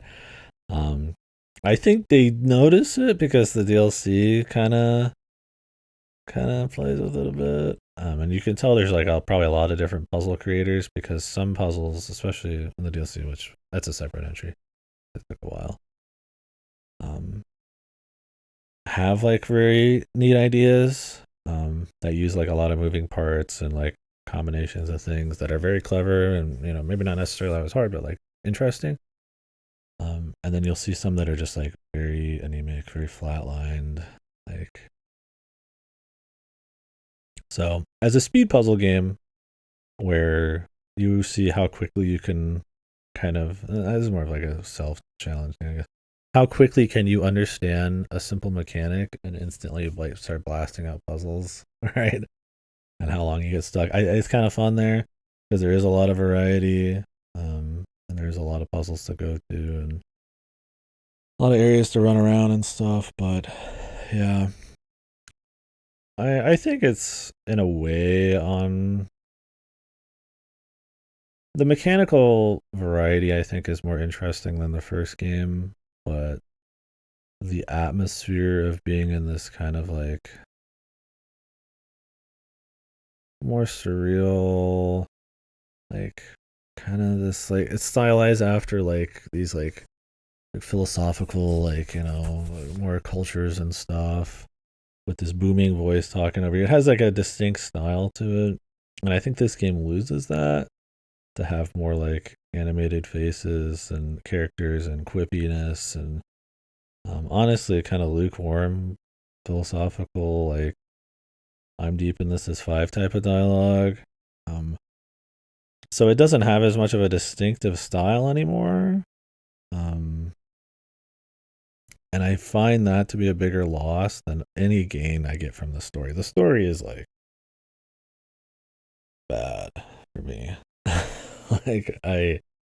It's so much talking and it's all just like I said, I'm deep, I'm 5 and this is deep type of shit.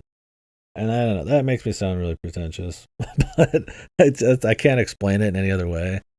It is just a vomiting of like bazillions of different kinds of like philosophies on stuff and people and emotion and all this and that. And instead of having some kind of theme where they're all like it's all kind of like building towards something or it's making you maybe try to think on something or at least getting in an atmosphere like in the first game there's like an atmosphere of like thought I guess, right? Even if you don't really care about the story it feels like you're a part of something kind of mysterious. Yeah, exactly, Rocky. This game does not have that like kind of feel to it. Instead it is very in your face about just vomiting random topics at you through like 6 or 7 different mouthpieces, and some of them, I mean, we're talking straight up Quirk Chung is bullshit, man. Like the most quirky, jokey characters, everybody's gonna love them, everybody's a little different, everybody got they got their own little quirks, like, oh, he's the he doesn't like puzzles, but they gotta make him solve the puzzles guy. And there's the mechanic lady who's kind of mean, but she's not really, But it's just like okay, everybody's got their little thing, and it's it's a lot. It's a lot of it, and almost every fucking puzzle is interrupted by some quirky bastard blabbing. Yeah, it's to the point where unless you can just tolerate it, like it's there's some people who would actually just play this for the story, and that's the kind of person this is made for, right? Who just are in for the story because the puzzles are pretty simple. But if you're in it for the puzzles, or you wanted that kind of more like somber atmosphere of the first one, the story is so overbearing in this. There's so much of it. It is so typically quirky. It is so like lukewarm on its like exploration of these philosophical ideas that like it almost kills the game for me. Never did. It'd be the changeling, dude. I think I'm probably in like the hyper minority, or maybe not a minority, but like the most extreme end of like really hating the story. Maybe check it out still. It might be worth your time.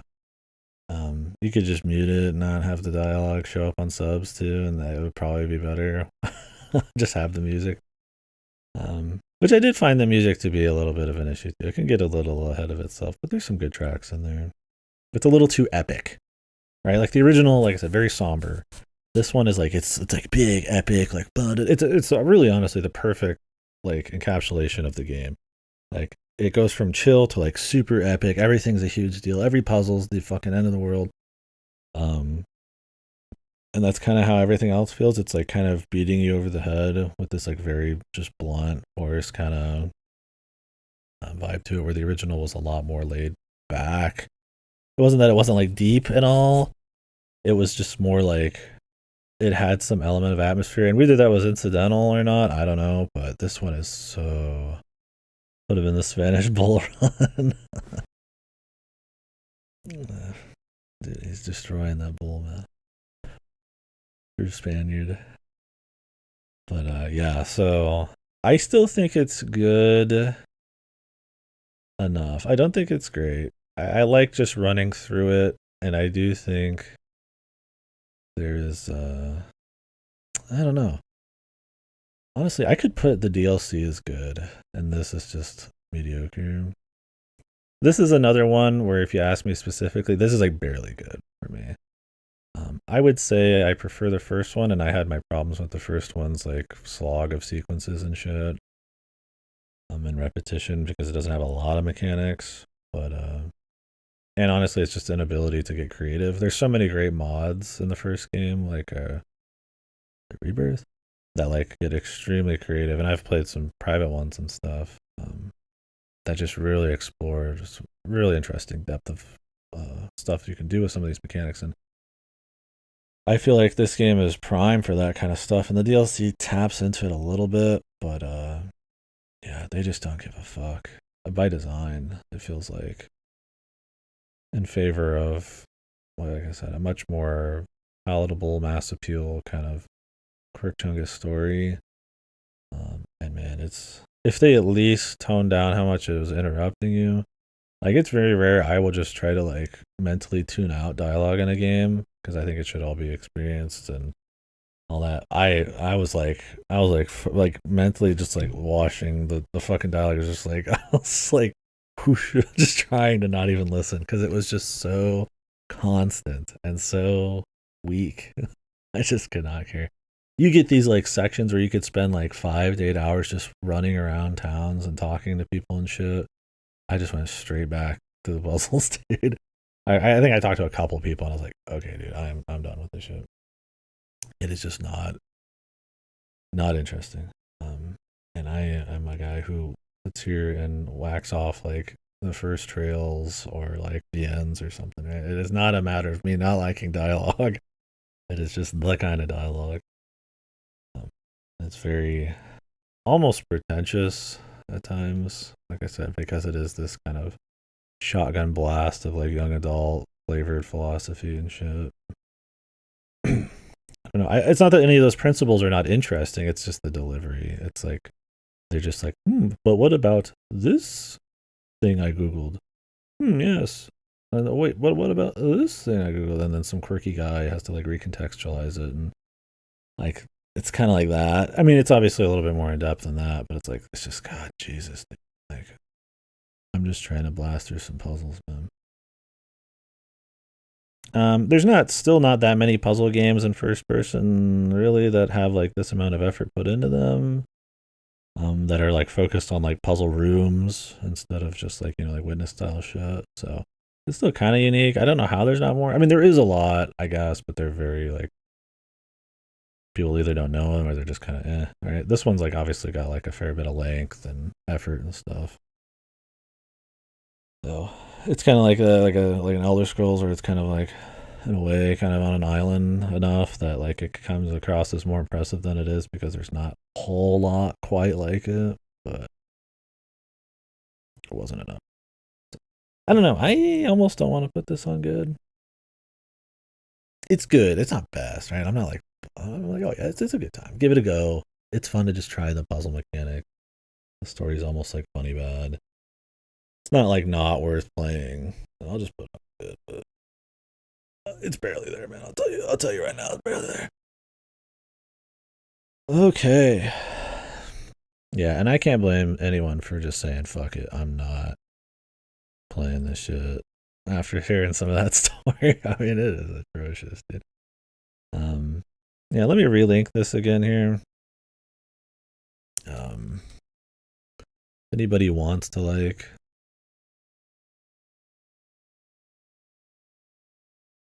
for some reason look back over this list, you missed the game you wanted to shoot the shit about. Like I said, I will talk about anything you guys want. It doesn't have to be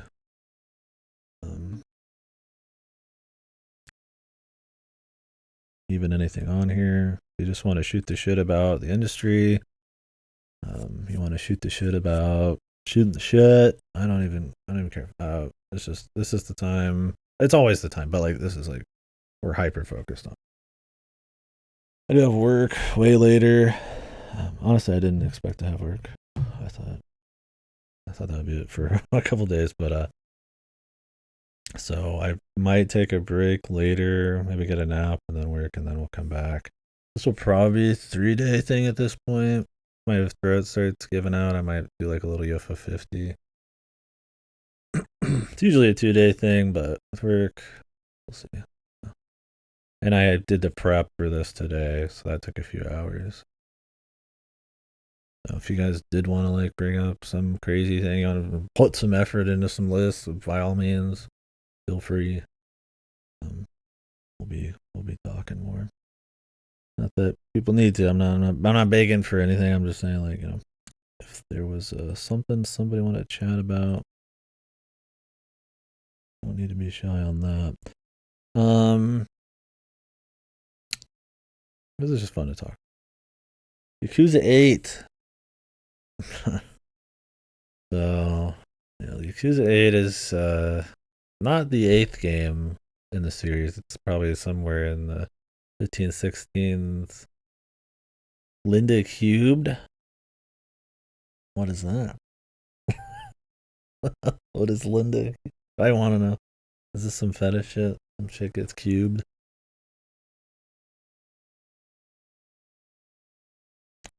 Oh, I probably would have to see it then.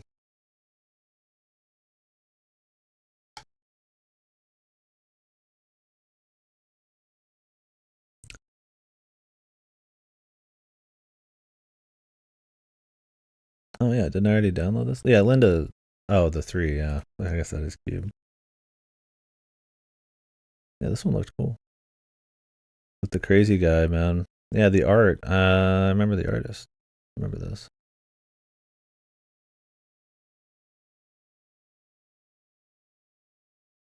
Not on there, bro. We got so much to get to. There's not even that many AAA games this year. What the hell? Yeah, like the fucking the what is the developer's name? Sulaco Cinematic Universe. And this year really was pretty light. This has not been a great year for AAA in general, let alone ones I'm playing. Although I did hear Black Ops 6 was good, but I want to do like a whole series playthrough of those campaigns, so I'm just skipping it for now. It's the song. So yeah, speaking of like higher-ish budgets, I guess moderate budget, probably pretty big games. Yakuza 8. Yeah, this is like what the 15th, 16th game or some shit. Way more than that, maybe. But ninth game in the continuous story of Kiryu and friends. Second game about Ichiban, and the second game in the turn-based, more JRPG style gameplay. This game you go to Hawaii, which is different. Right? Usually it's usually a couple places in Japan. They add like one new place and then maybe reuse a place or two. Like Kamurocho every game. Yakuza series is pretty. One of its hallmarks is asset reuse, but usually clever asset reuse, so they can put out quite a few games with lots of variety of mini games and stories, like high quality, not storytelling always, but high quality delivery. Very nice cutscenes and mocap. Yeah, well, yeah, Ichiban is like ultra goofy, and they kick up the comedy and combat up to the max because you get like RPG cutscenes. I think you should, still give 7 a go. Ichiban's fun, and the wackiness tends to be a bit more, I feel like, in the trailers than anything, but it definitely kicks up the comedy factor more than any other Yakuza games for sure. And I can understand that being too much. I don't find that to be the problem with them for me, but I definitely think it's something notable, that maybe is a problem. It still has a lot of melodrama and like, serious stuff going on, so I think if there's any game that it really is more of a stark problem, it's probably this one.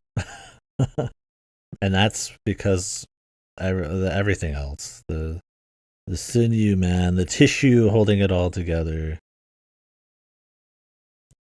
Yeah. So this it does continue the story. So if you want to get the full payoff of the story, you need to have played this 8 games before it, preferably.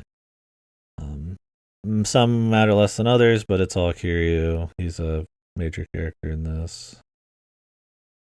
Party leader kind of guy. And then your dude is the other party leader. Honestly, it's a problem with the game. It has less focus because of it. I like Kiryu plenty, but this game is trying to kind of please everybody, and honestly, kind of people pop off about this one. I'm gonna say it to contextualize the rest of what's going on. I think this is one of the worst Yakuza games. I think it's outright just bad at times. I'm not even putting it on the good pile. I think they've proven they can't do turn-based combat super well. It's cute for Yakuza. It works well with the comedy. It's not very fun. It's coming from someone who plays a lot of turn-based games, so maybe it's more relative. I think the story is probably the shittiest Yakuza story. Even Gaiden had like a hit at one point at the end of it that felt nice, and it was a complete like filler story essentially.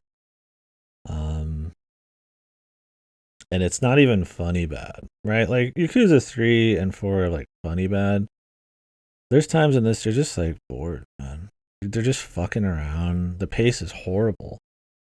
You'll just like just shit happens. It's just like, oh, we're just gonna run across the town for some reason, and then we're gonna run back across the town for some other reason, and oh, somebody did something. We're gonna run across the town and to do this, and then a giant octopus is gonna appear, and then Danny Trejo is gonna appear, and you're gonna fight him, and then it's just kind of like, it just feels like there's no plan.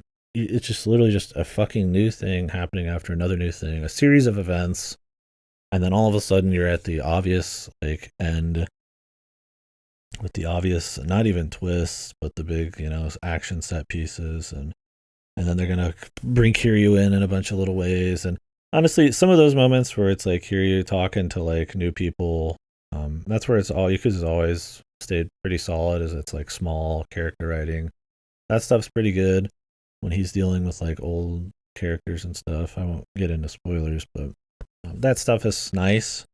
Which is funny because I feel like splitting this between two characters has kind of made it feel like kind of has no focus. Ichiban feels like a side character in this game, and it's supposed to be he's like the main guy. But the Kiryu stuff still ends up just kind of like stronger, and it ends up just all feeling very sloppy. Like I said, the combat just really not that interesting. It just gets old waiting for enemies to move around to try to make like cool optimal plays. The jobs, there's like a bazillion moves. They all feel so samey. There's just not enough depth to them. There's not the combos aren't all that interesting. Like it still has the same boring gearing. It still has the grindy jobs. The combo system where you could stand somewhere and then your friend will come beat him up is kind of cute, but like it's not improved in any like really noticeable way from the last one. It is technically better than the last game's combat. But this game did not need a fucking like new shade of the same color. It needed a fucking full redo, man. Like it needed a evolution of the combat. And I was willing to give it to them on the first one because it was their first shot at it. And I really respected them trying to mix up the gameplay and making it kind of stick. Instead of just doing like lukewarm melee combat. Problem is, all it is just lukewarm turn-based combat. And when it's like the thing, and I've mentioned this a bazillion times, at least with lukewarm beat 'em up combat, you get to the goofy violent shit almost right away, and then it's over. In lukewarm turn-based combat, you're spending a lot of time in the combat to get to the same things. And if that's not done well, it's a huge time investment, right? And it's like, I would rather just go back to the fucking like melee combat, the weak melee combat that's just like not very balanced well. Is all about just consumable spamming and all that kind of stuff. Because at least it's like it's just a sideshow to everything else. In this, there's so much of it, and while I'd still call the combat a sideshow, there's a lot just more because just the nature of turn-based combat takes longer. There's also just so many turn-based games that have come out that are just godly. It's like it's just really like they need to put a better step forward. I'd rather just mindlessly mash buttons and kill guys, beat people up in these than at this point because I just don't think they know what the fuck they're doing. I don't know, the repetitive major games. Once again, there's always a gotcha one. This one, it's like capturing Pokemon people. It's funny, it's cute, but at the end of the day, it's just the same old shit with DLC, and they've kind of fallen into. I have Yakuza-itis in that like the asset reuse has gotten too much. Where while it works technically still, you're seeing animations you've seen from like 6 games ago, and it's like there's diminishing returns. Like you start to notice every little piece of it. So if it doesn't have something special in the story or some kind of new thing that's done well, it can't hang its coat on anything. So it like all of those cracks just show. And this one, it's super. The story is atrocious, like bad. It's like it's just boring bad. And it's long, the combat's bad, and the mini games, like there's some good ones, but man, and there's some high effort. Like there's ones where it's like it's like an Animal Crossing, you have to like make like a town, and it's got relatively high amount of depth, but you just don't care after a bit because you don't care about almost anything else, and it's like kind of grindy, and it's like it's cool in a bubble because that's how a lot of Yakuza mini games are. It's a cool side thing where you can spend 10 hours, but like if it's the only thing that's kind of okay, you just don't even care, right? Like I need to care about the rest of the structure, the rest of everything else, to like want to like go a little harder into some of these side games. So, I'm afraid for the pirate one because I feel like they're gonna reuse some of these mini games and some of this shit. Um, at least it's not turn based. We'll see. Um, I think it could be fun because it's like Majima and shit, but the storytelling in it's bad, man. Like it's worrisome that it's bad as it is. Like I'm really hoping the 19th century game or whatever they're doing, they just have like a really clean idea for it and storyline. Because I think at this point, mainline stories are like, I mean, they either need to finish off the career shit or really just fucking come out swinging with something else. But that was supposed to be what these were like new character, new shit. And I don't know. I hope this is just a blip, but fucking hell, man. I mean, this game is considered godly by most people, but I honestly think it's weak. I wouldn't put it as worst, but I ain't putting it as good. And I've put like almost all the Yakuza games. Pretty poorly done. I don't know. I mean, I finished it. It took me months, man. This was one of like the most spread out playthroughs this year, and I still found it super repetitive. I was very rarely looking to come back and like crank out much of it. It's still got a lot of like charm, a lot of soul, right? It's trying to be fun. It doesn't feel so cynical that they've just like they're putting on a show like it's some fake, you know. Like it still owns its quirkiness and stuff, but you get used to that after a while because I think some people just jump into this one and they've played like one other Yakuza game, so all of those novelties still come out. Like look at all this shit. Like all of that just looks like super goofy and fun, but like it's just another Tuesday, man. When you're playing Yakuza, that's pretty normal, like in every game. So you stop. Those bits don't hit as hard after a bit, not without anything special. Side quest writing too, maybe better than your average Yakuza side quest writing, your subquest, but it's not really anything super crazy. I don't remember almost any of them. I'd remember if I like saw the beginning of one of them, but anyways, that's Infinite Wealth. Um, Funny enough, man, a lot of the big ones this year that people talk about, it's not even to be like contrarian. I found just fucking not that great. Where I was just kind of like okay on. Weird that it worked out this year. Like everything in the game of the year category except maybe Bellagio. I'm just like, I don't feel super strong on. Like on your VGAs and shit, right? Like everything everybody's popping off about. I don't think it's anything like I've just some changed or something. It's just kind of how the games worked out this year. I don't know, like Astrobot and stuff. Just like that one was probably the best of the. Wow, these games are all amazing. Pile. Well, no, Bellagio was probably the best. Oh, it was weird. Because like a Dragon, Infinite Wealth was considered pretty godly. I don't think so. Anyways, next game. Next game. Beanie. The Cilantro cinematic universe, dude. We're on it. I played through 10, almost 10 games in like a day. Well, maybe it was 2 days. I think it was just one day. Um, which is funny if these are all different entries, but UFO 50 is just one. But I don't want to get like goofy with it, man.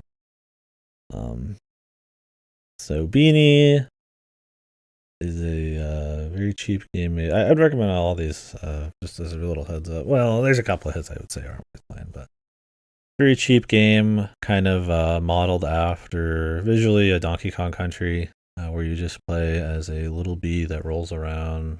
Yeah, called Beanie.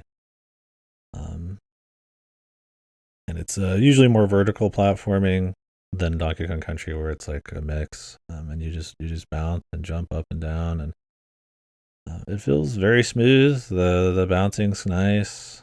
The stages are quick and dirty. The game's over before you know it. The aesthetics and tunes are very nice, very accurate to Donkey Kong Country style and shit.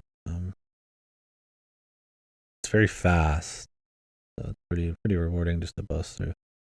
I thought it was great. I really enjoyed it. I mean, it's not a like ballsy game, right? It's clearly just some goofy little thing, but it's got a lot of charm, a lot of soul. It's fun to play. I mean, it's not pushing the boundaries, but it was definitely wholeheartedly recommend it. Why not? It's a good time. It's very fun, very enjoyable. Just short little game. There's really not much else to say about it. You'll get through it, and I have Beanie on here. Yeah, I did. Um, you'll get through it in like 20 minutes, or more, maybe less. Like it's short. Like you'd already be almost done with it. Guy does not make long games, right? This game is insanely short. So give it a quick run through. It's cool. I mean, there's more you can do than just that, right? You kind of get better times and shit. But it is trying to be a short, fun game, and it is successful. Kiwi 64. This is one of his first ones. This is one I don't even know if you can get this on Steam. You can get it through his itch.io page. This one's not that great. I'm not gonna put this anywhere super high up. Kiwi 64, not Super Kiwi 64, is you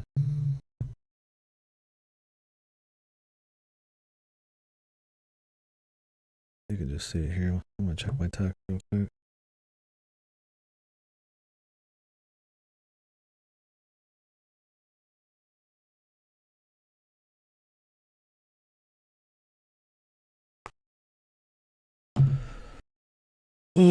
um, yeah, it's kind of just like a jank, stiff, more kind of obviously kind of amateur project made to kind of replicate like a Banjo Kazooie. It's fun. It's a cute little thing. It's got its humor and stuff, even if some of it's not that awesome. If you like collectathons, it's a cute little hour or less. You're essentially going through like a remix Click Clock Wood from Banjo, and I mean that's kind of the end of it. It feels very like noticeably kind of cheap. Not that that's like a really like a bad thing, but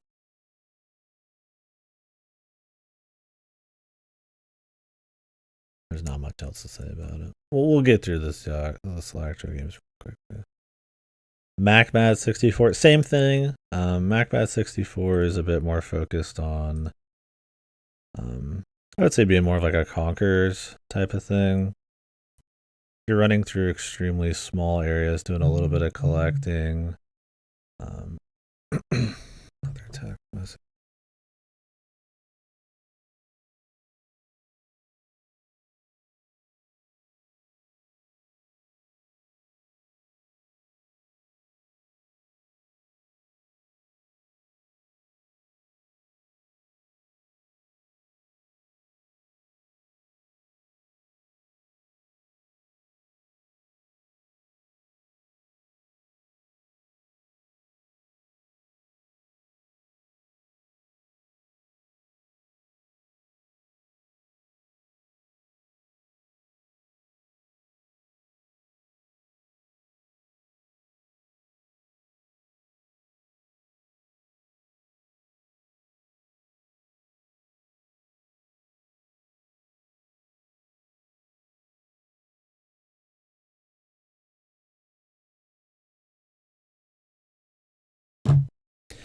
Anyways, I don't remember how to say MacMap. It's all right. It feels very, once again, very kind of simple and cheap. Like they're very small areas with not a whole lot going on. There's a little bit of collecting. The mechanics aren't too crazy. Some of the assets are a little nasty, but it's got a bit of charm. It's trying to mix up the gameplay sometimes. The humor's fine, right? Like if you're just looking for like a little N64 inspired like platformer thing, it's cheap, it's short. It's definitely, it doesn't feel like it's like pushing anything or not terribly fun or ultra charming, but it's got some stuff. So it's fine. You can kind of, honestly, what you see here, you kind of get the entire game. It's funny. It's fun to play these because like some of these characters will appear in like later games and stuff, and it's kind of goofy to talk about and meme about this the actress cinematic universe and shit. But, I mean, I don't think any of his games are like bad. Maybe Silver Trigger's kind of maybe Hungry Ducks, but I mean clearly Hungry Ducks is just like a like goofy little fucking games. Some of them are like unfinished, like the ramen game. But anyways, this is Tori 3D, the first in the Tori saga. Just a raw ass speed platformer, 3D platformer.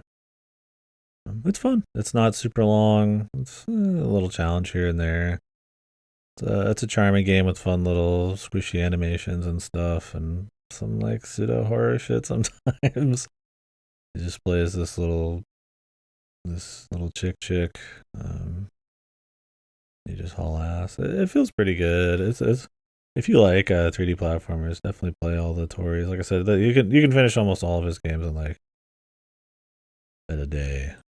Like I think Tori 3D took me how long is it? 54 minutes.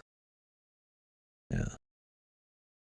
So like I'd recommend him. Just run through him real quick. A lot of he has a lot of these free on itch.io, so it's a good time. It's a fun.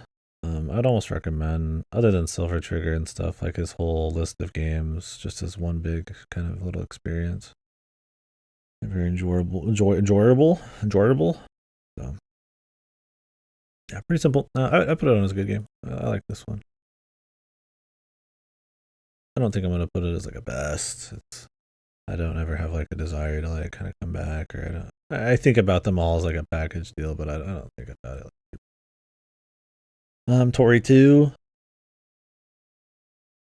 Um, it's I don't even remember if there's new mechanics in this. Maybe you get hats. It's essentially just more Tori. It's even shorter than the last one. I think this one took me 48 minutes. The last one was like 50 something. Or maybe it was reversed. Check. It doesn't matter. You get it. It's less than an hour. Just once again, same exact shit. Just fun. Just cool to just bust through. Speed. 3D platforming. It feels crisp. But it's nothing insanely challenging, nothing crazy surprising that you've never seen before. And the art style's fun and stuff, but it's nothing like, that's gonna stick with you. Now we're moving into I think some of the free ones. So Tori Genesis is Sonic inspired 3D platforming. Same Tori stuff. I think this was even made in honor of like somebody, I don't remember who, who passed away. Sega. But, yeah, same deal. Exactly the same deal. I mean, these are all essentially just like expansions, more or less. So maybe you get a couple little mechanical changes. Another fun one. I don't think any of these weren't fun. Play 'em. Yeah, that one's free. This is Tori 3D Jumbled Jam. So I think this one was a map pack for the original Tori 3D. I played them out of order a bit. I don't think it was fan levels. I don't remember. Essentially just like a slightly harder Tori 3D map pack. You liked the first Tori? It's just more. Once again, it's just more. I put that on. I mean, they're all good. Maybe not, insane, but good. Now Tori Jolly Jam. This is free. Mori. This one is essentially like a demo for the new Tori that's coming out. This one feels pretty good. This one feels a lot better. A lot more movement, a lot more momentum, a lot more polish. It stands out a lot more as a platformer. This particular game, the structure of it is essentially um, you just beat the level, uh, like I don't even know if different ways. You just beat the level and you get like different unlocks at the end, like multiple Tories or like special outfits or like weird control things. And it's like a minute long or two level. Um, some of them are just like um, art, I think, even. Or maybe it was just music. I don't remember. It's a cute little thing. I would recommend just playing it. It's free just to run through a few times. It feels pretty cool.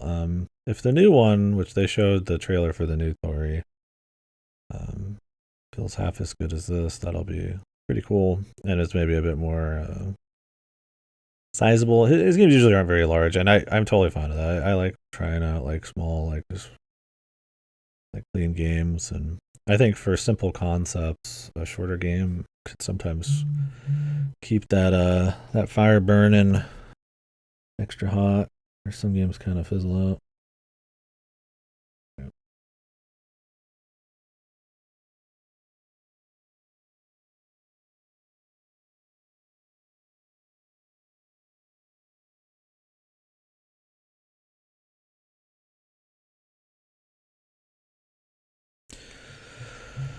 Yeah, this one's good too. I mean, hell, it's free, so try to really fun and it's free. So next one is his best by like a long shot. Super Kiwi 64 clearly has the most effort put into it. Not that the others are low effort, but this one has like a unique art direction. I thought it would be more goofy, but it's actually kind of like this surreal, like ruins and like it's kind of somber. It's much more atmospheric than you think, and the music is there to match. But you're just playing this goofy little fat Kiwi guy. Um, it's pretty fun. Think kind of like Banjo, but with a bit more move tech. They use the idea of being this like sharp beaked dude pretty well. You can kind of stick yourself into like any surface almost and kind of like climb up shit. You spawn like a little backpack with wings and stuff where you can fly around, and it feels pretty good. The really interesting atmosphere coupled with pretty fun mechanics and collectathon. I really liked it. It's short as well. I mean, when I say most effort, it like is double the length of the usual game. Um, so it's like an hour and a half this time instead of like an hour or like 40 minutes. But it was cool. I liked it. It was very enjoyable. Was this the one that had the DLC at the end too? I think it was. Yeah, this is where you get the MacBat crossover, man. If I remember right, which was pretty. It was pretty fun. Yeah, very enjoyable. I had fun with it. So would recommend. Um, short. It's not gonna like change your world, but it's got something distinct there that if you like a collectathon's good. I don't think Super Kiwi 64 came out this year. Let me double check. I'm like 99 in the 2020.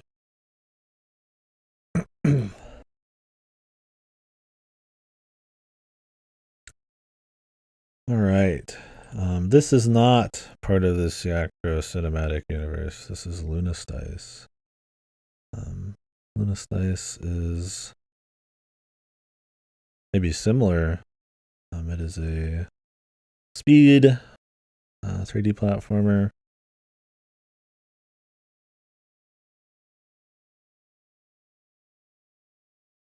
Pretty much like Tori, with a lot more of an art direction. And just a lot more going on in general. This one also runs a bit longer. This is 2.5 hours. Yeah, it's good. I like this one. I don't think I liked it as much as some of the people popping off here about it, but it's just a fun time. There's a couple levels that sort of suck to find routing for. Um,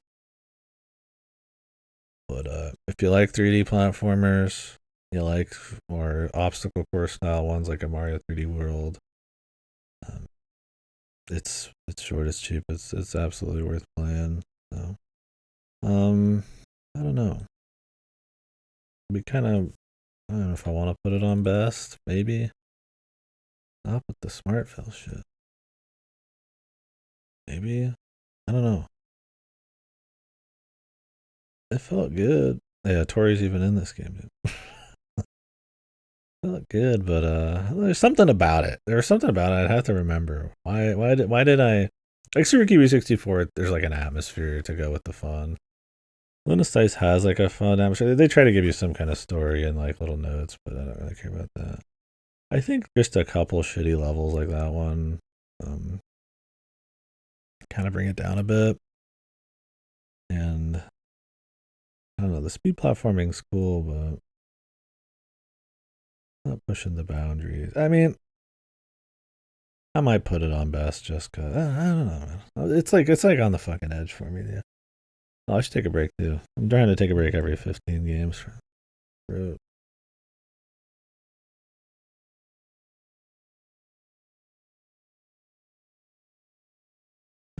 I don't know. I mean, I do like Super Kiwi 64 better.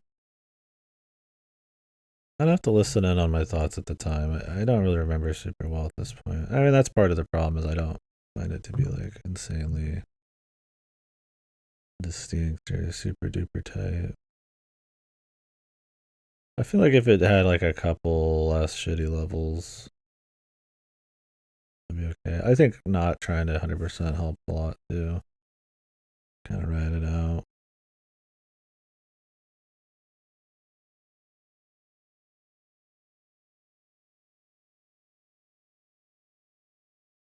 Mm. It's a good game. I might not put it. Hungry Ducks game. This is some random guy's Hungry Ducks gameplay. Hungry Ducks is another Siakra game. Um, it ain't really. Is it? I mean, it's funny. It's just a goofy little late game jam game. I mean, it's barely even a thing. It's a fun little like arcade deal. You just like feed these ducks apples, and if you take too long, they like try to kill you. And how many can you get in a small amount of time? It's intended just to be a goofy little game where you just keep. It's an arcade game and you just go for as long as you can. It's funny. It's got his like little fun character designs, creature designs and stuff, and a little comedy underneath it. It's fun for the 20 minutes. It's not that great, but I mean, it's not like not bad. I mean, its intent is to be pretty simple. So moving on from that, this will round out. Oh no, there's one more. Almost round out the Siactro cinematic universe. Silver Trigger 64. It's GoldenEye with more gags, I guess. Um, but it's a rail shooter. It's not really anything special. You can play it in a Flash browser. You can play it in any browser. Honestly, I barely remember it. Um, if it wasn't as short as it was, and it wasn't just like a simple early game from him, I mean, it would probably not super crazy, but it's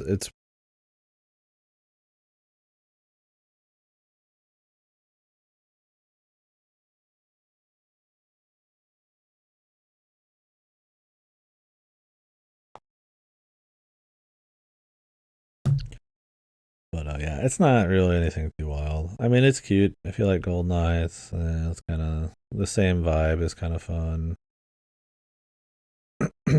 There's a bit of like a technique, I guess, to like when to reload and which guys to shoot first and stuff. But it's not.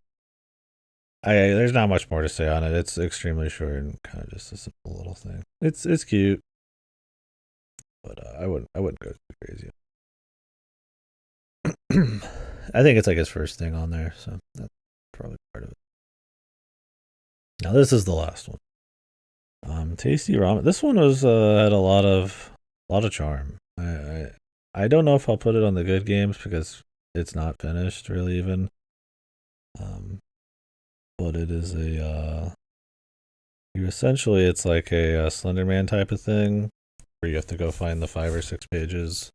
In this, it's like 5 or 6 batteries or something in a shop while you're outrunning a like murderous can of like ramen. Um, it's got a very cool visual style. This very like low poly anime, like Mega Man Zero looking ass, not Zero, Mega Man Legends looking ass art. Um, Honestly, one of his more fun games when it comes to the art style. But yeah, it's kind of just the beginning of it. I mean, it's not much shorter than any other of the games. But yeah, it kind of starts off with kind of starts strong as you're running from this thing and the stories gets going and you're running around these towns and stuff, and then it kind of just that's it. You've seen the whole game now, essentially. Like you run in there and you run from this ramen for like a while. Like that's kind of the end of it. So it's cool. I'm not gonna put on the good because honestly, I think it barely gets off the ground, and it's clearly trying to be something a little bit more than that. It's more of like a cool proof of concept than it is really a terribly amazing full experience. You can make a game that I feel like is really short. Um, that's intentionally meant to be that way, and like a full. I feel like a full like thing like it's intended to be like a short, nice little thing, but Instagram felt like there was more to be had, and it kind of that was it. So. Well, next up it's gonna be Hilux, but I'm gonna take a little break. Um, I'm gonna get a little, maybe a small snack off stream, and then we'll come back. So appreciate you guys watching. Um,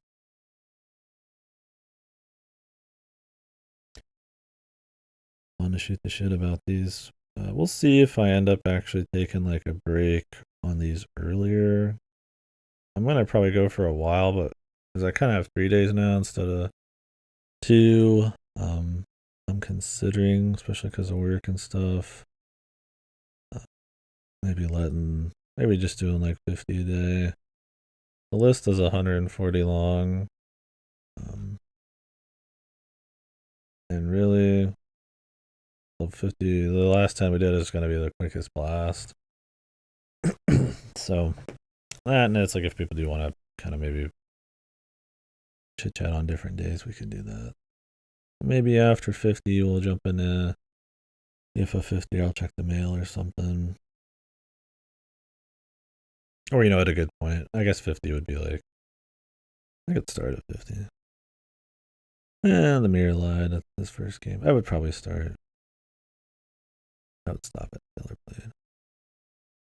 And maybe we'll do that. Just do it a little bit every day.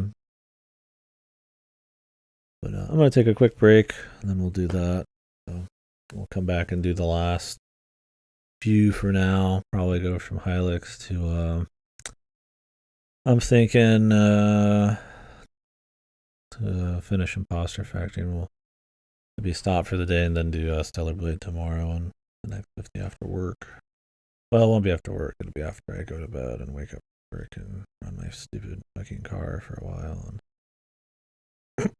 all that shit. So, anyways, I will be back. Thanks for watching.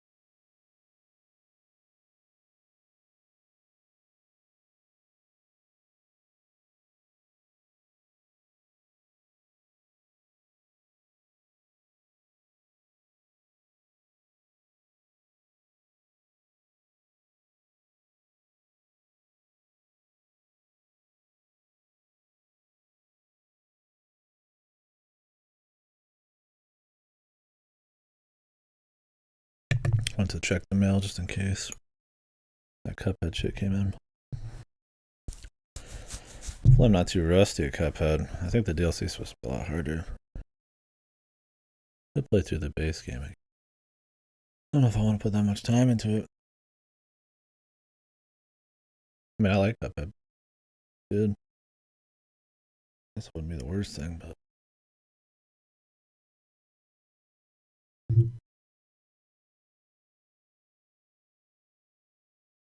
Alright.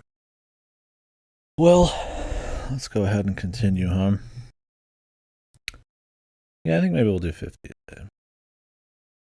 Sounds alright. Manageable. I also don't know if I want to non-stop talk for 12 hours before work. We'll see. Any Hoosier. I have a little bit of the old ones on here.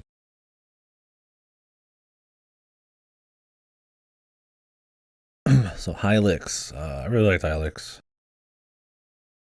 What it is essentially just an old RPG Maker style game. Simple turn-based combat.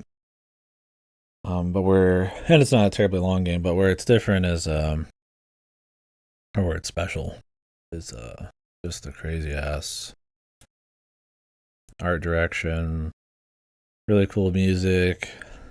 I mean, sometimes it's like not good music, but it's like purposefully kind of like just fucked. It works really well with the visuals, and then fun animations and all that kind of crap. The story's simple but effective. Once again, it all works very well together. Create a very cool kind of almost amusement park ride of a game.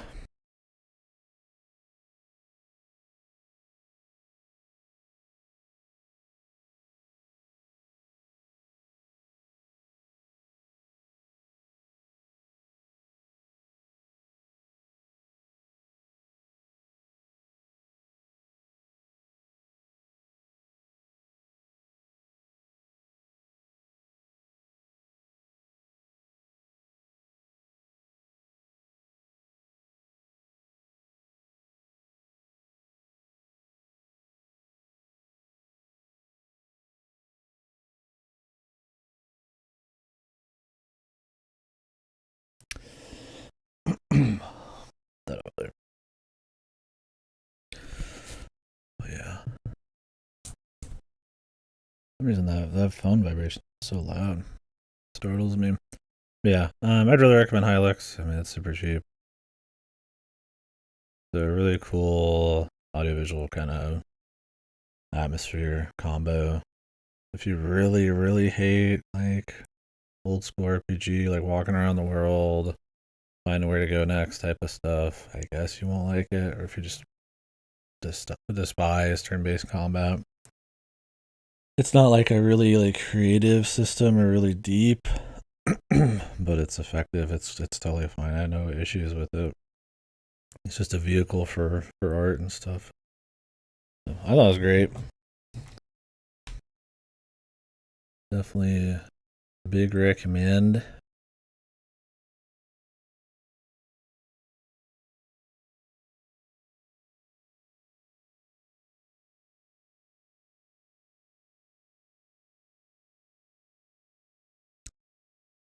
Lisa the First. Another RPG Maker game here. This is the very first Lisa game. Most people know Lisa the Joyful with Brad. Lisa the Painful. Wait, that's the Joyful's the third one. The Painful is Brad. The third is this is the this was just called, I think, just Lisa, but now it's called Lisa. I think I got a little re-upload. It's essentially just a Yume Nikki inspired RPG horror game.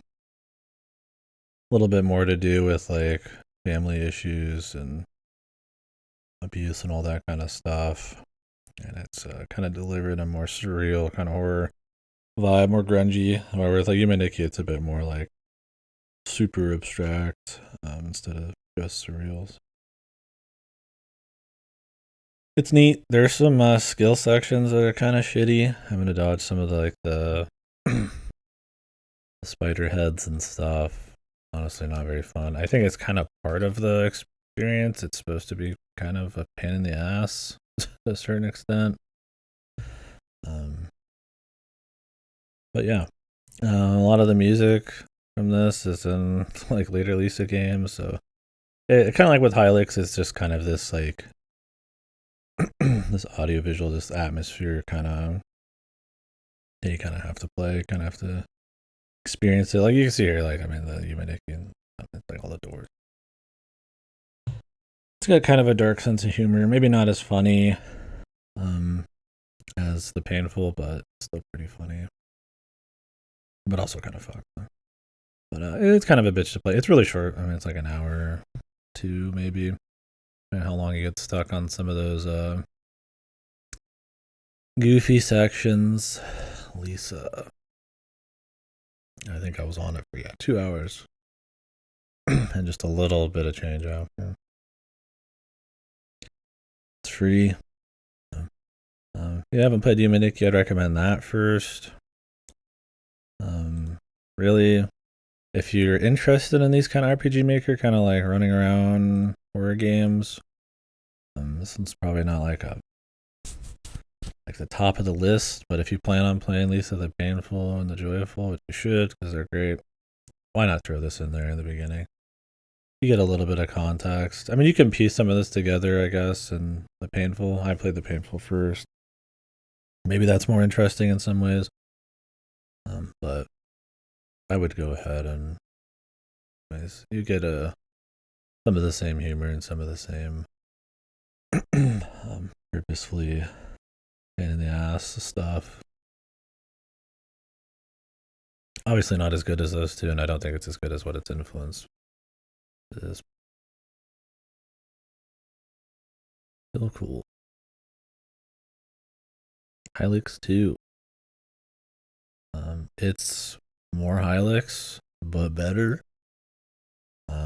Even more crazy art, more crispy, more fleshed out. Gameplay kinda more map, longer, more varied, like dungeon mechanics and ways to just move about the game. You're flying, first person dungeon crawling, jumping around and shit.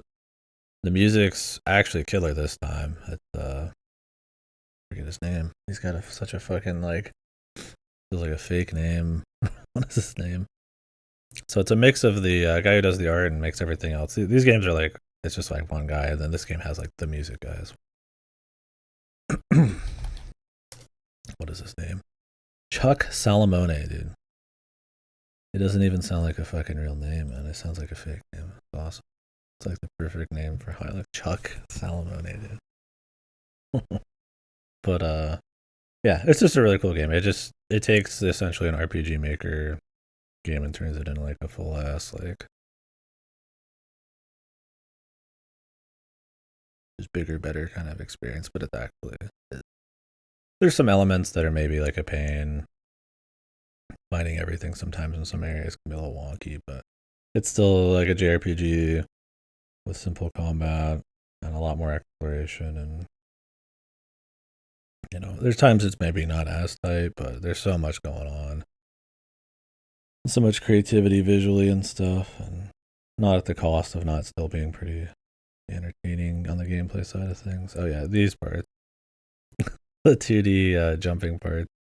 These were cute too. Those are actually kind of a pain in the ass. I would not recommend trying to get everything in those.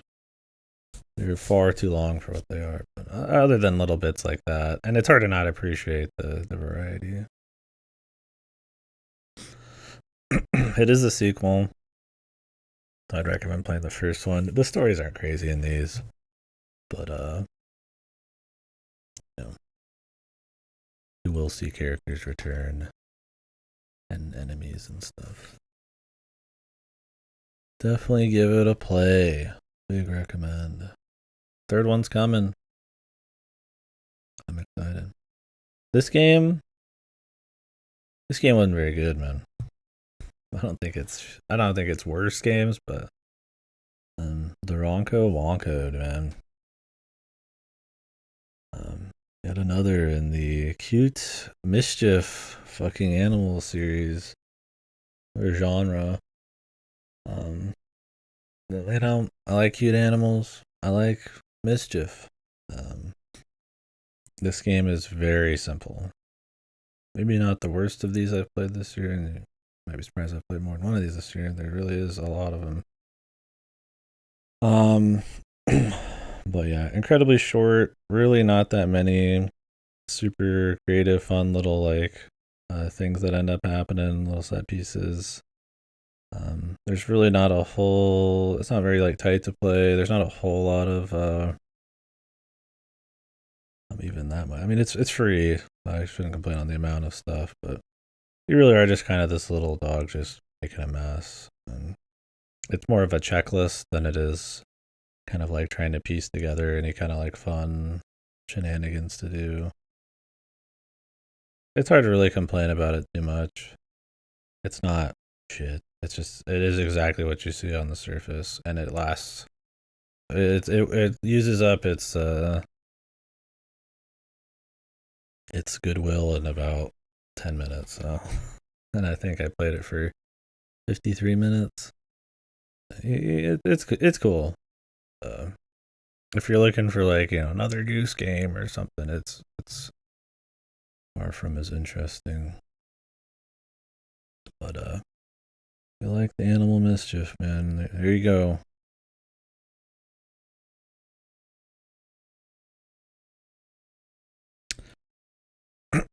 Taiji.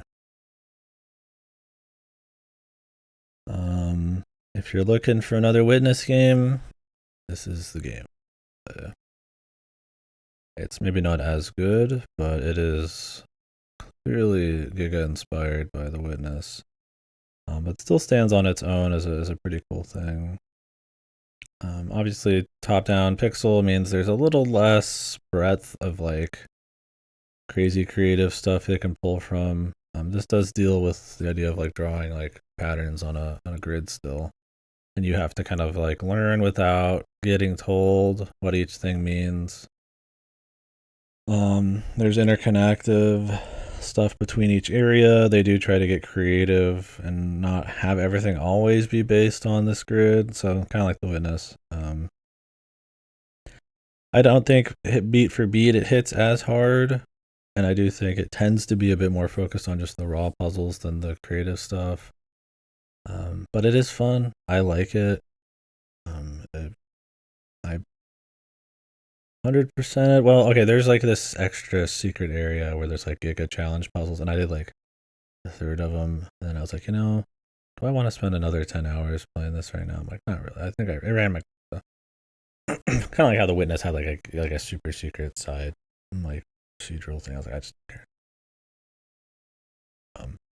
Because I kind of like how the secrets in the world kind of interact with the puzzles in some of these. And so when it's just raw puzzles, honestly, especially in like end game or post game, is like I just yeah, I would really recommend if you like The Witness. If you can get past it not being first person, I don't think that's a problem. But you know, some people see pixels and they cry bloody tears. And then I'd recommend it for sure. It's not godly. I wouldn't call it one of the best things I played this year, but it's very firmly a good game. If you like puzzle games, it's a for sure recommend, or at least try it out. And if you like The Witness, there's really not many games so close to The Witness. I mean, I wouldn't call this like cynically close, where it's like, oh Jesus, it's just the same thing. I think there's this game, because it is like 20, 30 plus hours, like it owns its own thing enough and its own puzzles. It just clearly has like Witness blood in it.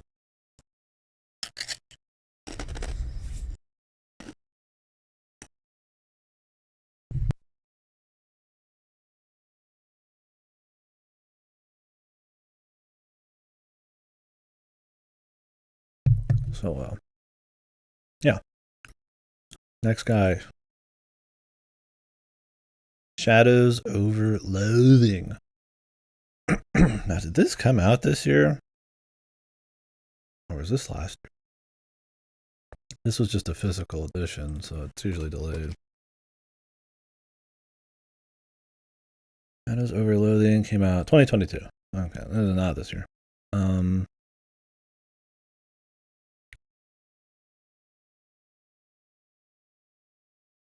Really respect these devs.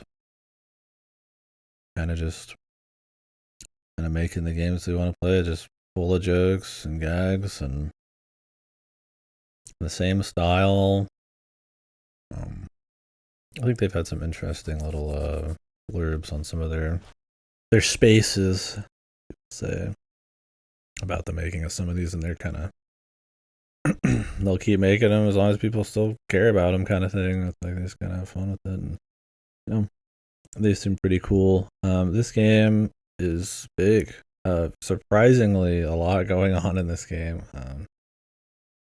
One of those hyper soul games, I would kind of say, where it has like way more detail and like layers than you would probably ever expect a game like this to have. There is a joke and a gag like everywhere, and then there's another one underneath that one. It's like it's to the point where it's honestly a little too much by the end of it. I'm like, how long have I been playing this game? I'm like 30 fucking plus hours, 40 almost. It's like, it's pretty chunky. If you want to see everything and try all the stuff and explore everywhere and find all the little gags, I mean, it's quite a bit. Most definitely a good game. I think sometimes the humor misses me a little bit, and there's almost too much shit going on and I don't think it ends super strong. Just enough where that and some of the sameness keeps it from being one of the best. But honestly, I could put it as one of the best because I just respect it enough. But yeah, I would recommend wishlisting it. It's cool. Play West Over Loathing as well. I played that first even. They reference it. It's like an old Western style one. Is it West Over Loathing? West Over Loathing? I don't remember what it's called. It probably is just on there. It's West of Loathing. Yeah, it's like $3. Yeah, if you guys haven't played West of Loathing, I mean, it's all based on Kingdom of Loathing, which is like a pseudo online game. I think they still run like a browser game. But West of Loathing is essentially just the one before this, I guess. And Shadows of Loathing focuses a bit more on like eldritch, like Lovecraftian kind of goofy bullshit, and that kind of more time period. You know, so there's so many different kinds of jokes. It's one of those where it's kind of a smiler. You're always kind of like smiling, right? Like maybe it's not always like you're fucking rolling on the floor laughing, but it's just fun. And there's combat and there's like different builds and OP shit and partners and there's a bunch of places to find. And honestly, you can do as much as you want, so don't let the too much stuff, bother you. It was a good time for sure. It's a goofy little fun comedy game. One of the few games I would just outright call a comedy game more than anything. I would say West of Loathing was more of like pure comedy, just because this one has so much more combat and goofy equipment and stuff like that. But I definitely recommend it. It's pretty cool. Almost want to put it in best, but I don't think I will. Like I said, it's a little long-winded by the end of it, but it's right on the fringe for sure. It's not like a Talos 2, or it's like I almost don't even want to put it in there. Or FF7 Rebirth, right? Like this one's pretty firmly good category. Anyways, Dragon's Dogma Deuce.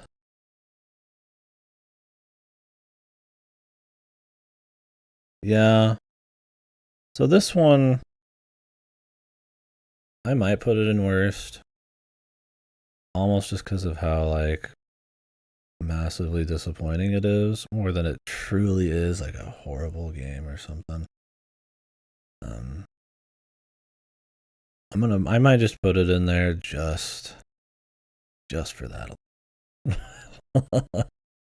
I mean, I think that's a good enough reason. I mean, I try to separate expectation and stuff a little bit, but with Dragon's Dogma, it's so intrinsically tied to potential because of the first one that to really just flounder it, and honestly make a game that's worse than the first one is honestly just special, be notable. I'm not even gonna put it notable.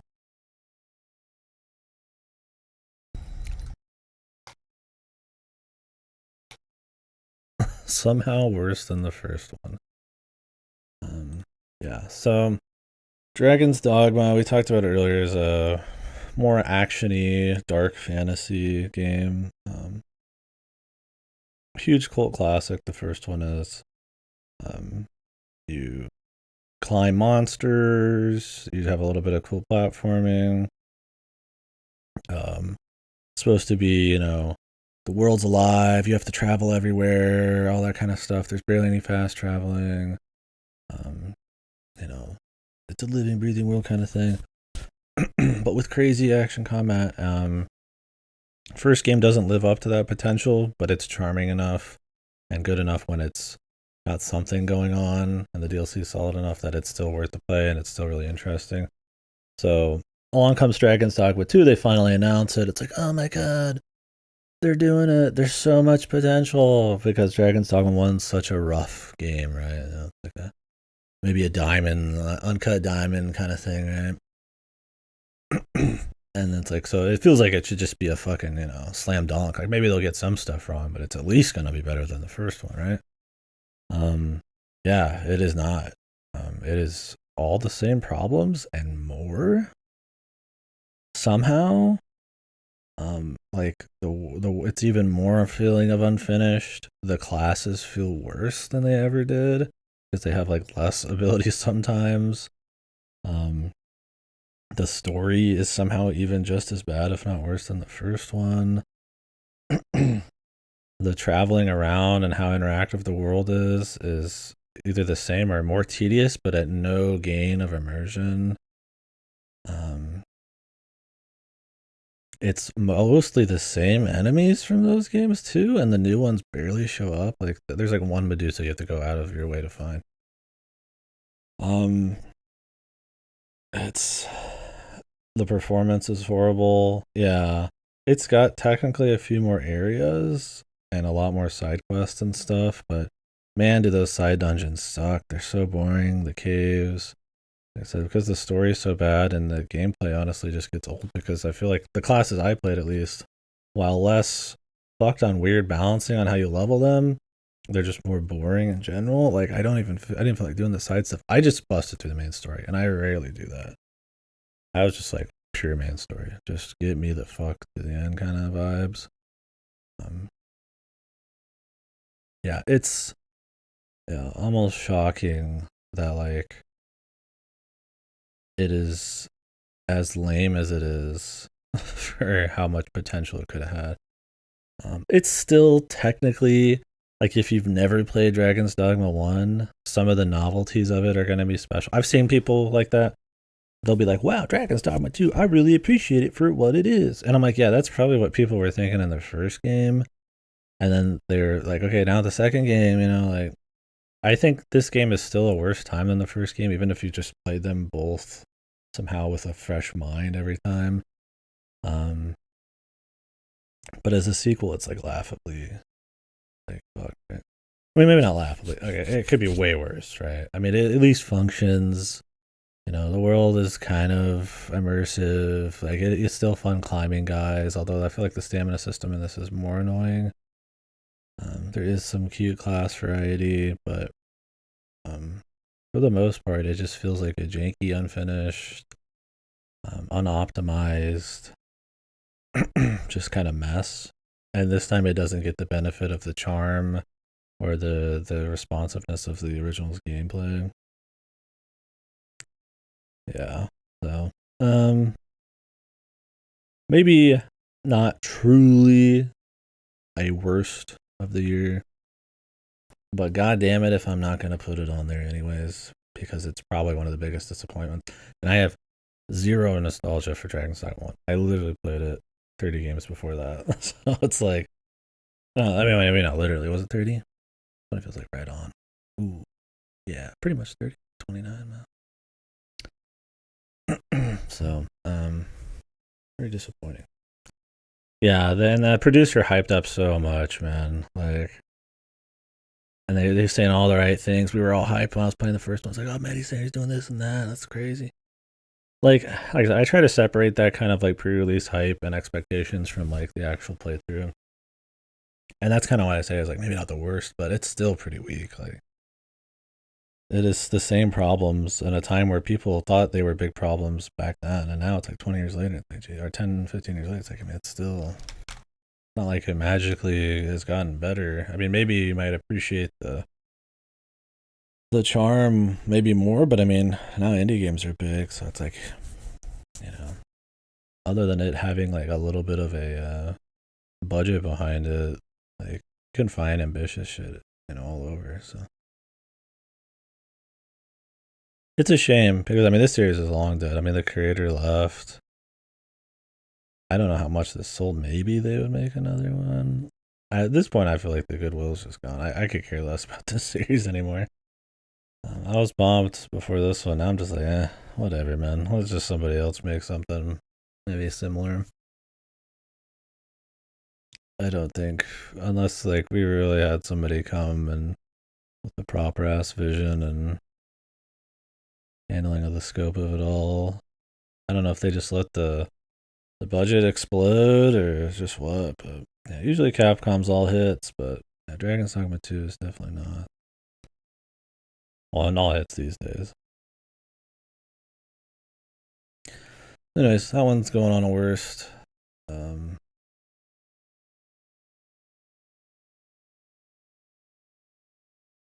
Next up, A Space for the Unbound. So this is a side scroll. I would call it more of a VN. It's extremely storytelling focused game where you're kind of walking left and right, kind of like what I was talking about earlier, Deathmark 2. You can see it. This is how the whole game is. There's not really any gameplay. It's more just kind of maybe at most adventure gamey stuff. Oh, there is a lot of gameplay. It's not different than this, but there's a lot of this. One of this game's biggest problems, it is agonizingly slow. This game is like a lot of walking far distances slowly for a story that you already know what's going to happen in it within like first hour, and then you've got like 9 hours to like I don't remember exactly how long it was. I'll check. But you've got a lot of game left to kind of get to this like obvious point it's going to end up. And that's fine. Not everything's about a twist, but I don't think, yeah, it's like 10, 12 hours. I do not think, and you might ask yourself, how the fuck is this 10, 12 hours with some of the stuff we've seen? The game doesn't have to be just about, a story doesn't have to just be about twists, right? But, it might be a big part of the story. This game, I don't think, builds up the meat and the characters and the potatoes enough for me to really enjoy the ride. I think it has a great final sequence, and they show it half of the time in this trailer. I actually got kind of emotional for it. I thought it was really good. But that was like the only thing. There's like some symbolism there and like some how the twist works and stuff, some kind of meaning there that's kind of fun or interesting or maybe sad or whatever, right? But man, is it just a fucking long-winded ass. I already need a recap. I'll link you the VOD button. We'll be stopping at 50 for the day. Oh wait, you guys can't see 50. I'm stopping after Imposter Factory. That's 50, yeah. Me beanie. Okay. There you go. So, Space for the Unbound is one of those that, like, on the surface, it looks like something that would be right up my alley. Just like a very, maybe emotional, melodramatic, maybe an angsty, who knows, kind of story with like some surrealism or something. But man, it just is. It's more long-winded than I am. It just keeps going, and it just keeps going, and it's all to just kind of introduce these little side characters and give them arcs and stuff and how they relate back to the main chick. I just don't. It's so hard to care after a bit. Like I said, I like slow pace. I like um, building up characters as like a chief focus. That's fine. It just ain't it, chief. There's a lot of walking around, a lot of just kind of whatever dialogue, and while the art looks nice in a trailer, you've essentially seen the whole game. It's just not super interesting. It's almost worth it just for that ending, but man, I've played games with as strong or not stronger emotional hits that took 8 hours less time. I mean, Find the Frame earlier was hit, and it's like an hour and a half, 2 or 3 hours. I'm like, okay, and much more interesting even to play, you know. So, it's not quite in the cynical park of like a Planet of Lana where it's like, okay, these people really needed to probably just make like a short movie or something, but it's kind of in that vein where it's like it's not trying to put on airs of having gameplay at least. It's chiefly in the like walk and talk adventure game category, but even then I think they should have cut most of that out. So anyways, that was a Space for the Unbound. I don't know. I don't know if I want to put it in worst. I've really not put much in worst. I think I'm being maybe a little too nice. Like it's that it gave me even a single hit, I guess, was enough for me to say it's more. And it's got nice art, right? It's not. When I'm talking worst for how many games I play every year, I want some like shit that I really hate. Maybe if I have like only like 3 games on there, maybe we'll see if I want to widen that. I don't need to meet a fucking quota. I don't find myself just truly despising this, but I wouldn't recommend it at all. Anyways, game I would recommend quite a bit. To the Moon. This was a big one back in the day on like Let's Plays. People have probably seen it.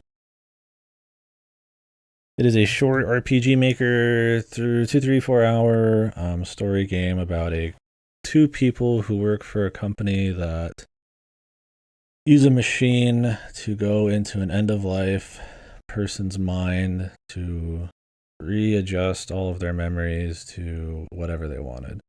In this game, you're going into this guy's mind to well, you gotta figure it out, but I mean, he kind of tells you to do something, okay, to the moon. You could probably guess what he wants. It's not really the big deal. So it's an interesting idea because it works really well with pacing. Because the idea is they go in your mind and they jump around your like entire life's memories, figure out what you're about, and then they make like adjustments and try to mess with stuff. So you can run to like really like, and it works really well with the story. It doesn't feel like you're just jumping around because they just needed to. It's like part of like the structure of it. So you're getting like so much to draw on in this person's life just back to back.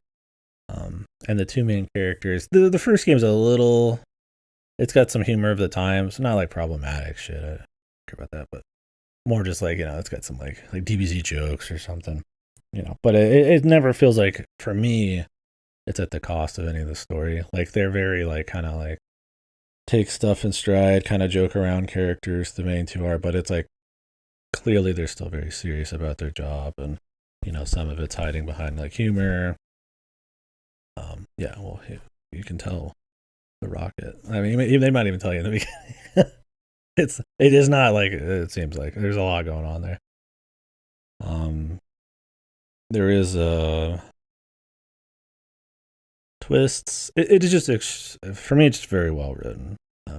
Maybe some of the humor doesn't hit for everybody, and the pace of the humor, but it is just a very well paced game with lots of setup and payoff and great character building and nuance and subtlety. It's just a well written ass, right? And you don't get that as often as I'd like. They've made many more since then. It's all one big running story. I'd really recommend it. Yeah, it is an emotional game for sure, though. You don't like getting emotional.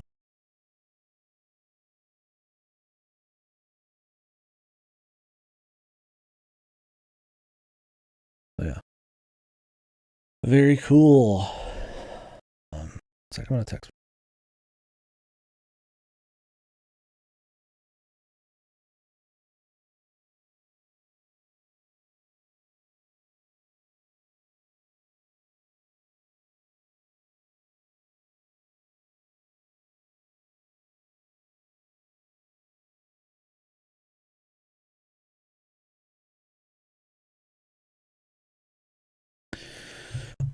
So yeah, I'd really recommend To the Moon. It's old, but they make new ones all the time. It's really solid. Really solid. I just really like the writing. Kind of a well written game. It's one of those like 9 days where you'll play something like playing a Space for the Unbound right before this was like Jesus Christ. Like a 10-hour game that gets to a pretty okay like emotional ending, but over, such a huge swath of time, and then for To the Moon to be in there and like like more of like almost a movie pace and hit doing it a lot harder. Very stark difference in writing quality for sure. Would recommend. Anyways, next up, Endless Ocean, and it's really cheap. You could probably get it right now for like $1, I bet. Endless Ocean, man. I feel like Endless Ocean's one of those that's like it's kind of fucked, but it's just kind of charming. I can't help but call it a good one. I don't think people would generally like this game if you just pick people out of a hat and just said, "Here you go, here's Endless Ocean, play it." I think most people would probably not like it, but I think it's pretty good. I think it's more good because of the charm of it. So Endless Ocean is essentially a like diving simulator in a way. It's on the Wii. You just point and aim, and you just kind of go in this make believe part of the ocean and find different critters and kind of follow a story.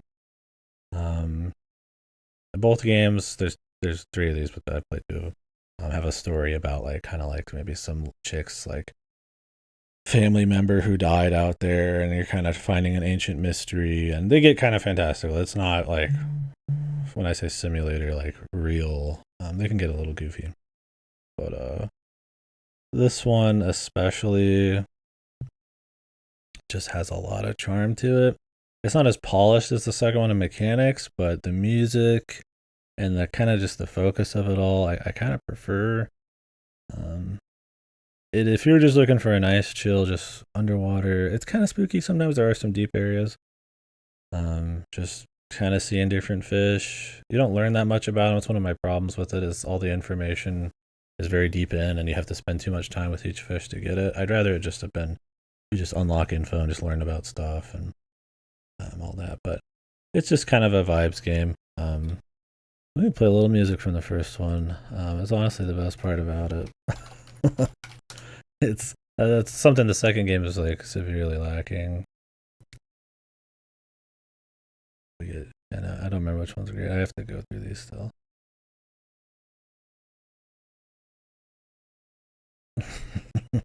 Fucking hell, dude. But yeah, it's like all of this. I don't remember her name, man. I don't remember her name.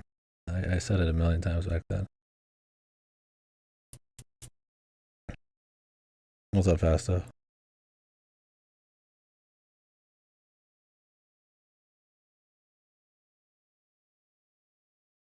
Oh, really? Can you not quite get it? I wonder if I would be able to name it. Probably not. That sucks. Surely you wrote it down. So.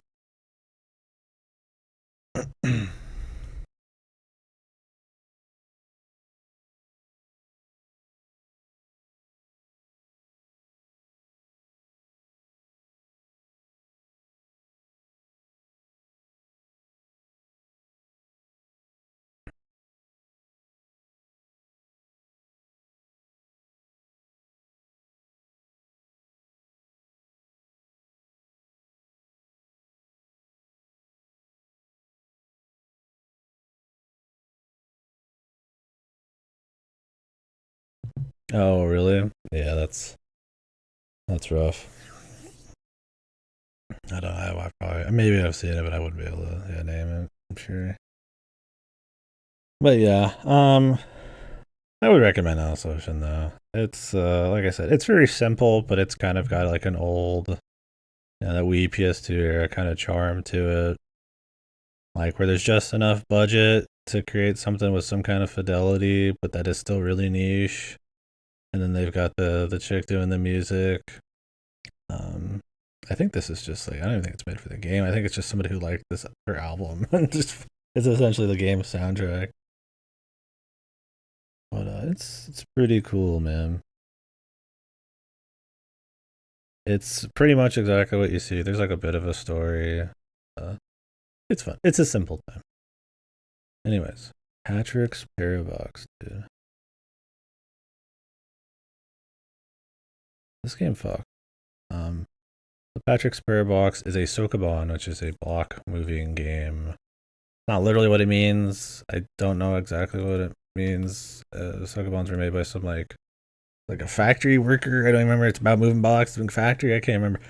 Anyways, it's a genre about moving boxes, and it's a very creative genre. Surprisingly, you take something as simple as moving boxes, and people make a lot of crazy games based around it. This one is about worlds within worlds, and beyond. It can get very wild.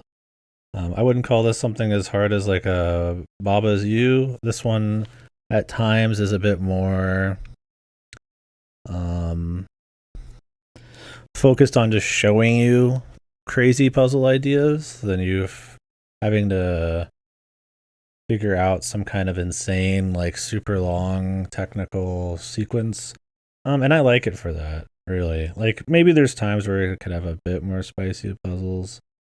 I I think it's fine. There's plenty of Sokobans like that. I don't even think they're like super easy in this. There's definitely times you'll get stumped, but it's a lot more about kind of like thinking up the solution and the surprise, or just showing how like mechanics kind of work and stuff, and wrapping your mind around it. Um, yeah, very creative, very interesting. Um, I was definitely done with it when I was done with it. Like, I feel like it hit everything it needed to, and I wasn't like jonesing for much more. But that's totally fine. It hit right where it needed to.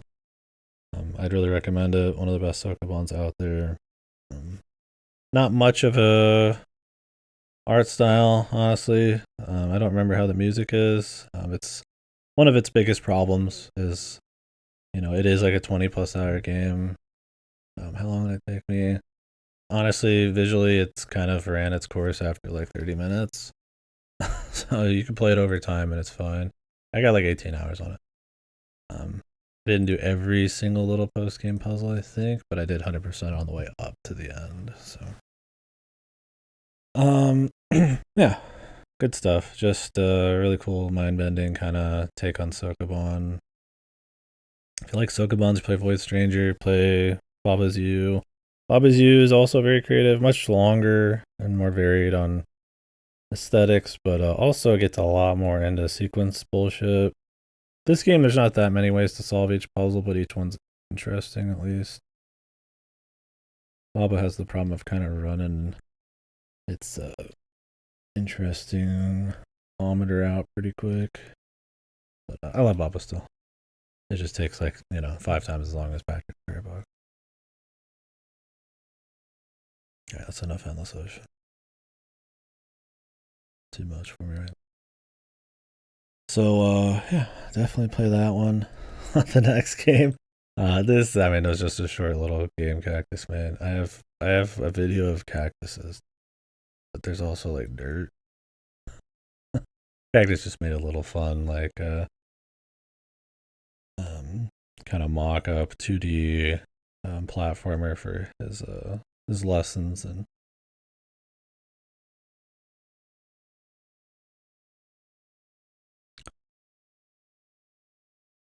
making games or whatever. I think it's partially part of the program.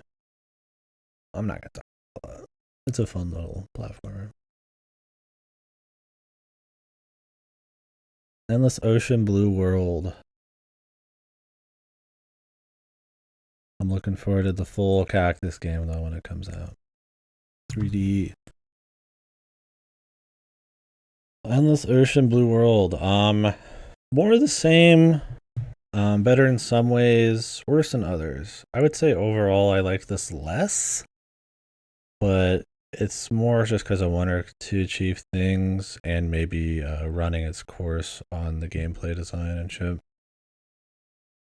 So this game is a case of like just more more locations, a bit better assets, more like gear. Oh, you did? Awesome. What game was it? Oh, was it called Happy End? Or that was like what just happened?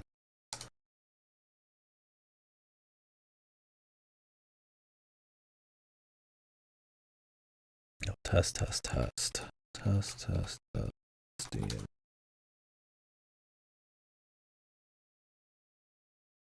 This looks neat. Oh, it's free.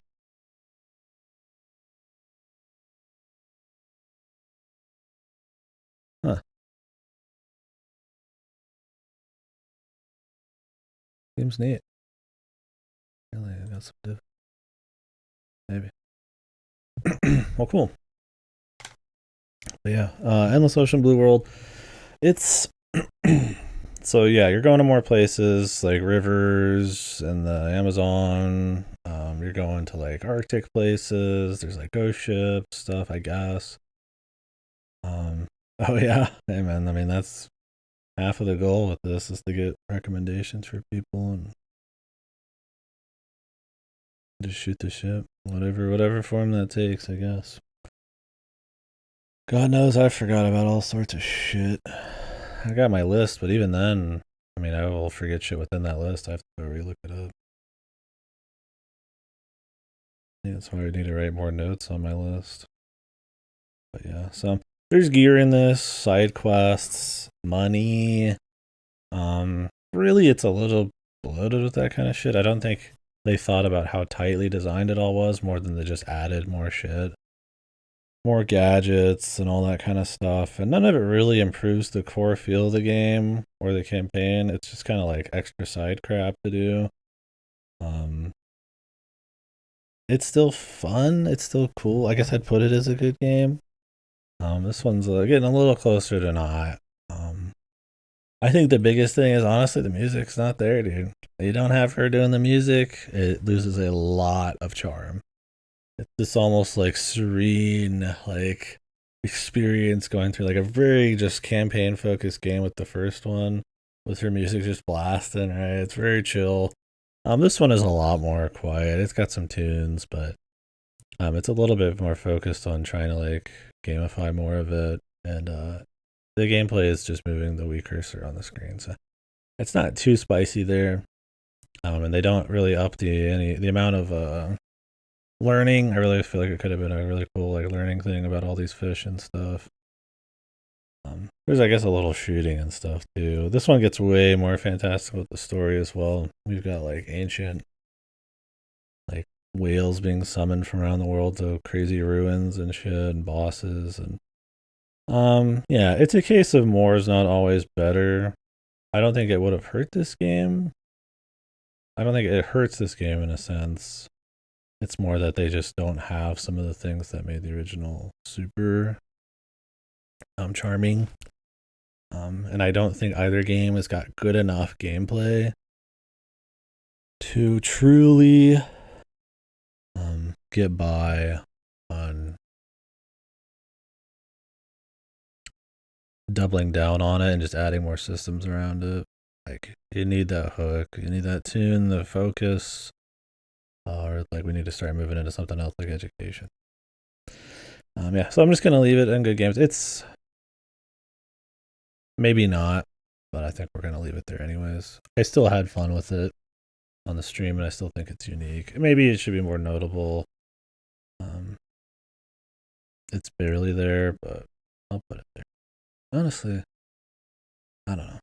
Did I? it's objectively probably like better than the first one, but because of all the extra polish and stuff going on, but it has the same issues, and without the music, it really makes a big difference.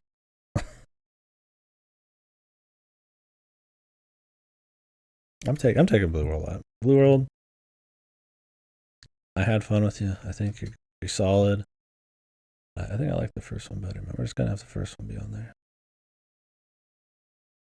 Full fun to play though. I'd recommend them. I heard the third one, Luminous, though, is dog shit. Chicory, man. I was really excited to play Chicory. I was like, man, this one's supposed to be awesome. Crazy art game, exploration art game. I did not like this fucking game. For shit. I did not. This game, I don't know if I'll put it on worst. I don't know. It's close. It is close, but I don't think it's that far. It is just not fun, honestly. It's not interesting. The story is... It's so depressing. Yeah, I mean, I figured it could be like that going into it. I found it like it was focused on deeper themes like that, and I guess you'd say, depressing stuff. But I don't think it handled it with the kind of grace or nuance I would have liked, right? Like, it's kind of like just the typical like cutesy but depressing, but it's like I don't think it really tackles like what the character's up to or how they're treated really that well. I don't know. Like I said, I don't know if I'd even call it. Honestly, a lot of the story escapes me. I forget a lot of it. I just think it's a very dull game. Yeah, it's another of those metaphor depression games, but really, it's just like I don't think the mechanics are very deep. I don't think they do enough cool stuff with the photo painting. It gets very old. I don't think there's that much fun stuff to find and explore, and it's generally just not very fun to move around and do shit. Like I said, the writing is, God, I wish I didn't like it, but honestly, I can't remember why I disliked it so much. I think a lot of it was just lack of like depth or like handling of some of its topics and shit. Not because I have a problem with it in the sense that it was like insensitive or something, but it's just not for that being like one of the big things. I just didn't think it was very interesting at all.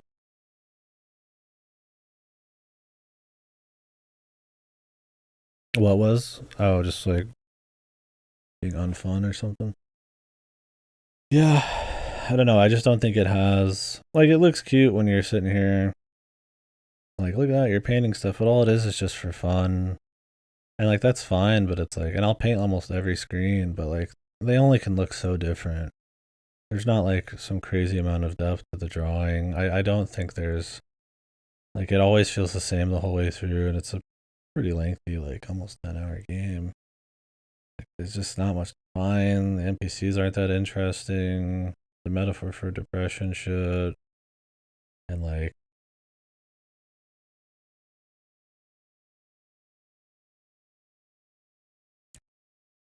I'd have to go back through it. Honestly, I kind of erased a lot of it from my mind. I just don't care for it much. Check the bot, I guess, if you want the breakdown. Um, I just recall being very irritated by it and pretty bored. And honestly, it looked like a game I'd like a lot. I think it's almost like I don't want to say naive, kind of like chipper, just hug it out vibe. Like that's just always gonna be like enough kind of thing. Gets kind of to be a pain. It's not that I don't like the sentiment or something, but like it comes across as that kind of like um kind of naive stuff. I feel like maybe it gets a little bit of extra credit because it is a cutesy depression game more than it is one that's very well told, that really gets to the hardest stuff. Or it's not the first gameplay. It's not the first game by these devs, I think, that has done that. Let me check.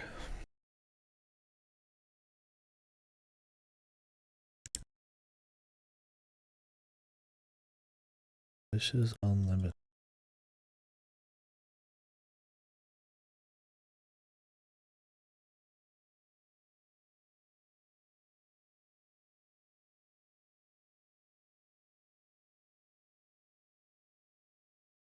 Yeah, Wander Song, same shit. I think I liked Wander Song more, but it was like the same problem where it comes across sometimes as like almost like annoyingly like naive, like that sounds so mean because it's like it's got the good intentions, it's trying to be nice and stuff, but it's like almost this like sickly sweet, like um almost at times like almost offensively so like levels of like just like hug it out kind of vibes, like it's just. And I maybe I'm misrepresenting it. This could be bullshit. I check the VODs would be a better way to get my actual take on it. But between that style of writing and more importantly, um, just the fucking most just dull ass gameplay with such a cool look and style to just essentially be nothing but just like a coloring book in depth and literally, like, I mean, it has the depth of a fucking coloring book, right? Um, it's really what you get on the surface the whole way through. I'm shocked it's rated so highly. Yeah, sickly sweet. The thing is, there's games like a Little Gator game that we got coming up that are just super fun, happy, go lucky, and I just love them. They're great. Like a fucking. It's like a fucking sickly sweet kind of like story that I feel like almost doesn't even treat these sorts of topics with, I feel like, the kind of grace and nuance they deserve, on top of just being a fucking like boring ass fucking game on top of it, man. I don't know. It's I'm not gonna give it the best representation here. Um Take what I say with a grain of salt on this. This might be your favorite game. I might be totally off base. Watch the VODs if you want my take. You just go to the YouTube and press review Chicory. It's just the last VOD. You scroll to the end, but yeah, that's another thing. Is Chicory is so long for what it is, right? And that's kind of why I liked Wander Song, their other game, better. And I didn't love that one that much either. But it's like at least was like more varied, cuter gameplay. It had a lot of that like annoying, sickly sweet writing. That I feel like, while maybe good intentioned, ends up being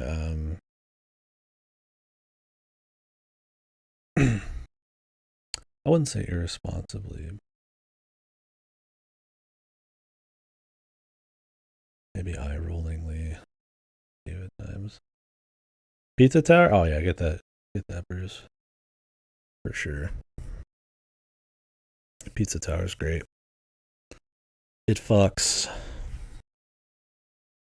Yeah, hop the fuck on the Pizza Tower.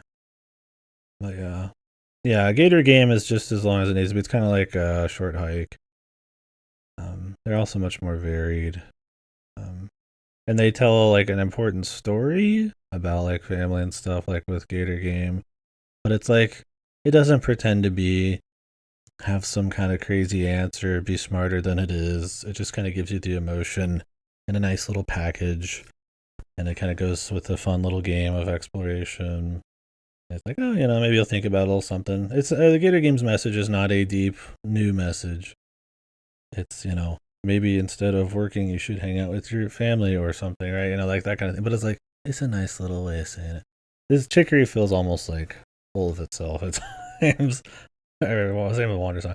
I think that's mean to say because I don't think that's really what's actually going on, and I'm sure the devs are awesome. But I just don't like the writing style, or how long it is, and for how boring the rest of the game is. I probably should stop talking myself into some weird opinion that I might not even have. It's just been a long time. Honestly, I forget most of this game, if I'm going to be straight up honest with you. I remember the way it looks. I remember some basic mechanics, but 90% of its runtime is completely forgettable, and the rest of it's kind of just like sometimes eye-rolling story. Right? Who's gonna find what?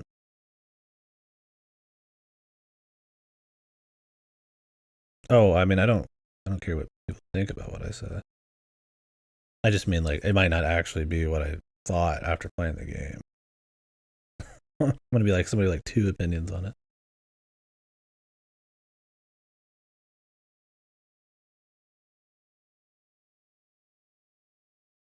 It'd be easier for me to go back and watch my VOD and remember the game. It's honestly just been too long for the kind of game it is.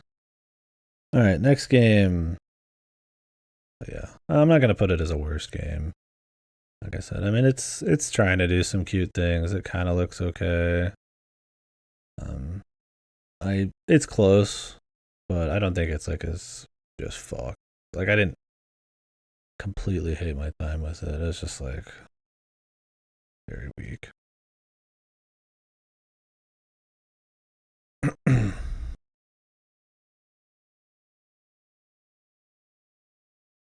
Yeah, Mamiya. Kutsu played it. I talked about it. Um, it's supposed to have a great first chapter and falls off pretty hard in the last two, which are like DLC. Um, I haven't played it myself. If you want more, I'd ask Kutsu on it, but he really liked the beginning, if I remember right, and then the sequel and the next one after that, I think are not supposed to be as good. It's supposed to be like a cool world and shit. I don't think it's just Tome though. Yeah, we talked about it quite a bit.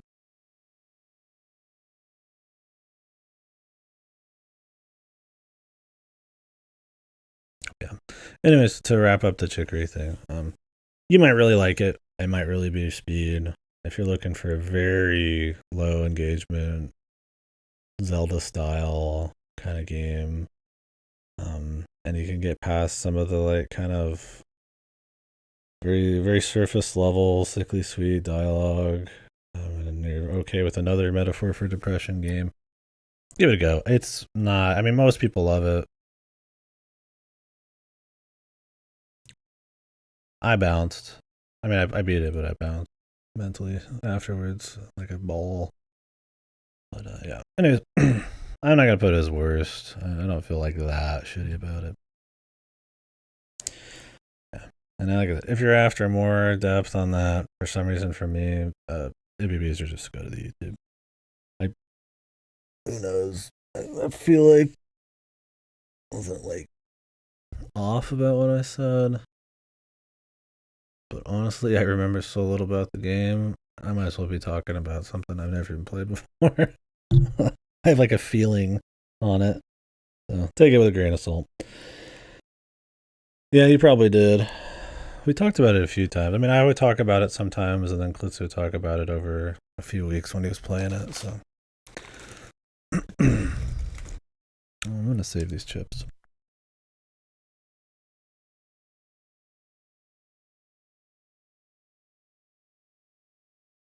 I'm gonna go get some food with my brother after this. Yeah, so The Mirror Light is another game by the devs who did To the Moon. This is before that. Um, honestly, it almost feels more like a proof of concept on like art style and just how to like do RPG Maker shit.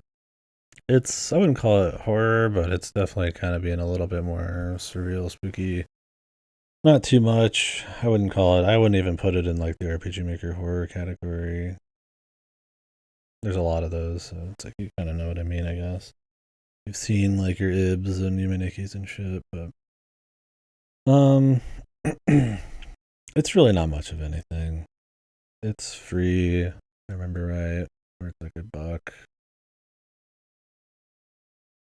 It's not like just fucked or anything, but it's not trying to be much more than it is. The whole game's like half an hour long.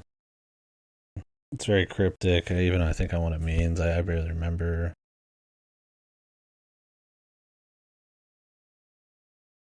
It's It's really just not much anything. I wouldn't recommend playing it, but I would recommend their other games. It's got an atmosphere, I suppose. It's got a little bit of like adventure puzzle, and if you're just looking for like a quick, dirty, cheap one, I would really recommend it as like as an add-on to seeing all their other games. If you're invested in the devs,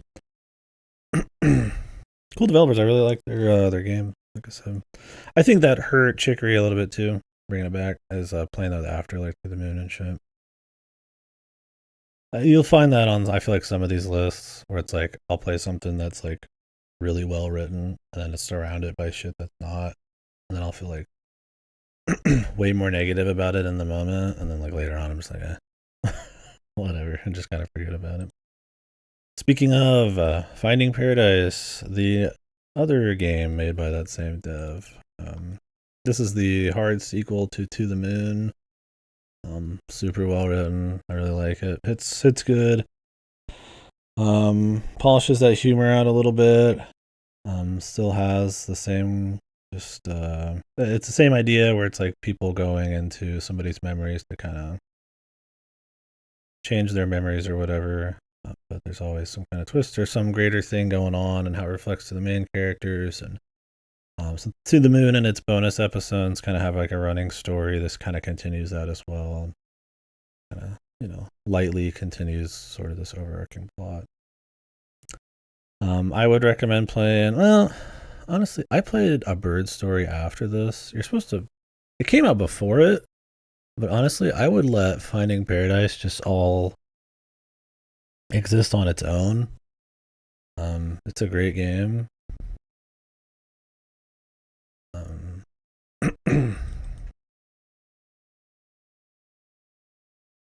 And then play A Bird Story after.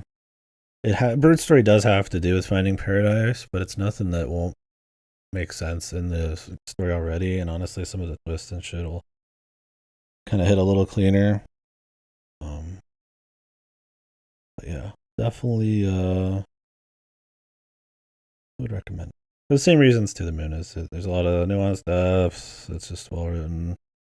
I played Bird first, and I mean, the release order did come out first. I think it'd be fine. My personal recommendation is to play it second, but I don't think it.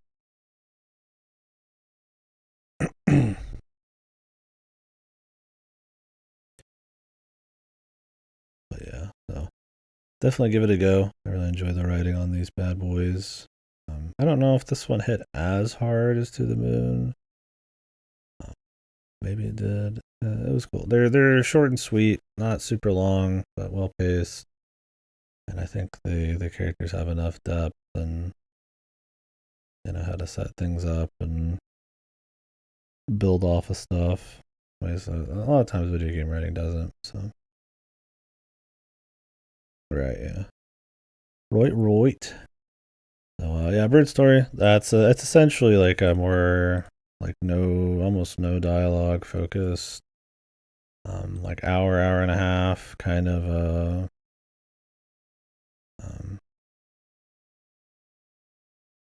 an AM tour. It's alright. They mix it up as you go. I don't know about the original, but yeah. So A Bird Story is focused on essentially a part of Finding Paradise. It came out before, but kind of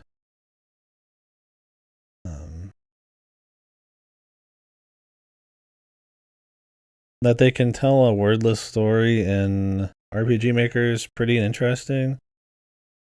I would recommend it just for that alone. That they tell like an entire story on top of that with something as lightly animated as a RPG Maker game can be.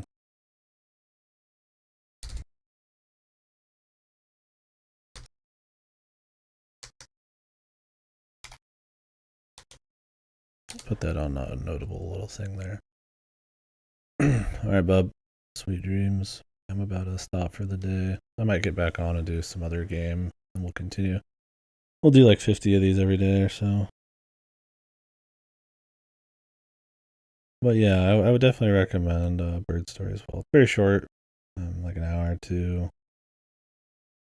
Nice little accompaniment to Finding Paradise. Cool stuff, and it's interesting seeing somebody who like writes very well do something without writing. So pretty fun. And then the last game for the day. So I'm gonna go eat and take a little break. I gotta work tomorrow and shit. So honestly, that puts a little. He hates it, man. It's alright. Sam's in the minority, alright? I stand with the people. Yeah, I could totally understand somebody liking Bird Story the most.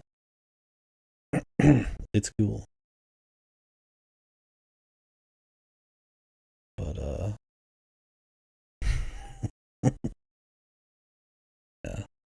So tomorrow we'll do more. Yeah, I don't stand with the people on that one.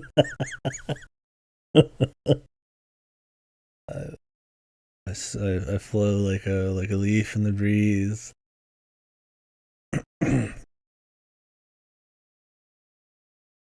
Look, man, I didn't put it in the worst, alright? Although I kind of wanted to.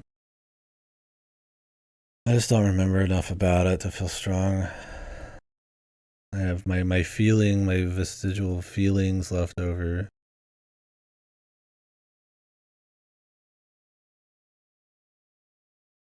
Oh, okay. I'm just joking.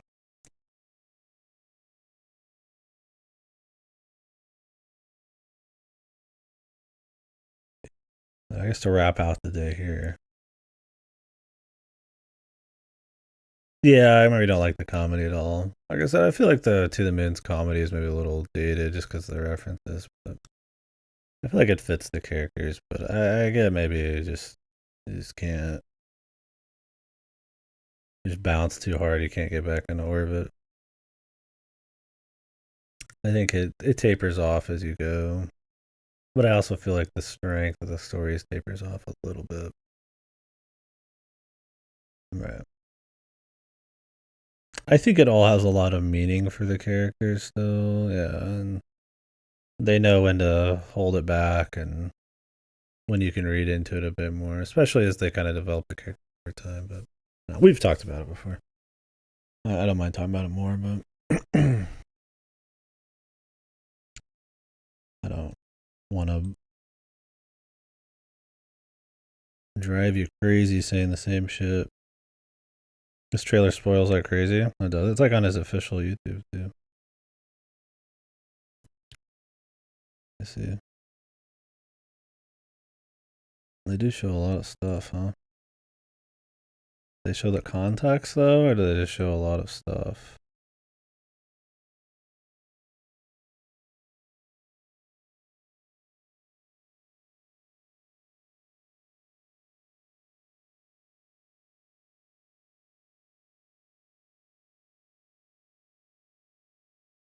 Hmm.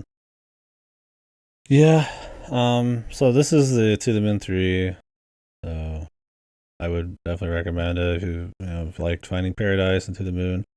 I think it's obviously like visually the most polished of them all. I think its story's maybe not the best one, but it's still good. And it kind of forwards the overarching story a bit more as well. Still really enjoyable. I'm kind of with Kalitsu on this one. I kind of forget some of the details of this one compared to the first two a little bit. Um, but I like it quite a bit, and I'm invested in the overarching story. So definitely a good play. Um, yeah, and it's a little bit more out there. Did I put it as one of the best? Ah, fuck it. I liked it. I don't think it hit as hard, but I enjoyed it still. They're all kind of like a package almost. Wait, I didn't put Bird Story higher. Maybe I'll put Perfect. Is it just good? I want to put just as good. I like it pretty well. I feel like I could put Bird Story as best, but I do think it's a little bit more like Like, I think it's interesting what Bird Story goes for, and I think it's pretty effective, but I don't think I get as like big of a hit or find the continuation of like a story like with Imposter Factory is interesting. But yeah, so Imposter Factory is maybe barely in the best, but we'll just put it in there. I think I like wrapping the series a bit. Yeah. Well, their new game just came out, the beach episode. It's apparently just like an act. It's not really like a filler episode at all. It's like a whole new thing. That'd be cool. I want to pick that up at some point. Since it just came out, I don't know if I'll pick it up right now. How much is it?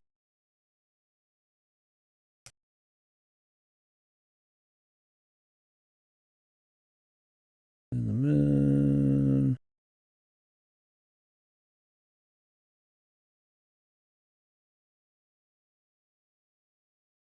Where is this? It's like $6.50 right now.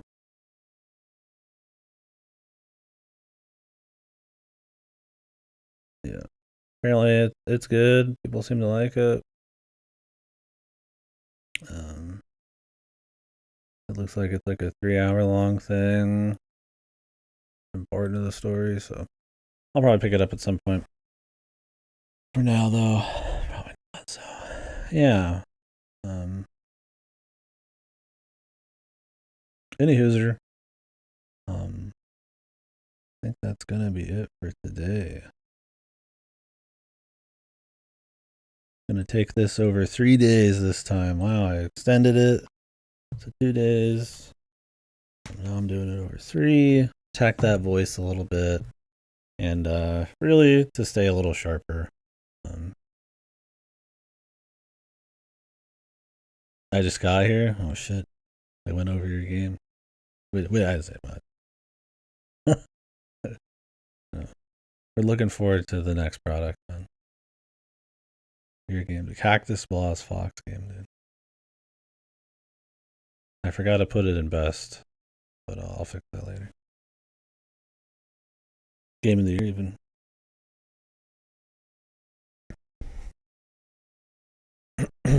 But yeah, so yeah, that's what I said. I was like, you know what? Fuck this game. So yeah, we will continue tomorrow. I'll probably go later tomorrow. Um, I got work after today. I'm gonna work and just stay up through the day and work. I honestly didn't expect to be working um a few days. All right, I'm totally cool. Appreciate the work. But kind of my sleep schedule's really bad for it right now because I thought I'd have a few days.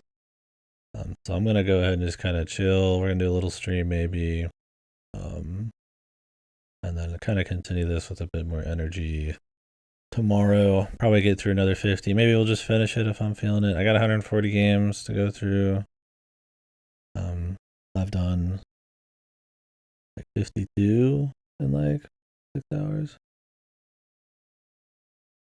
Yeah, Beanie's on there. Drop everything.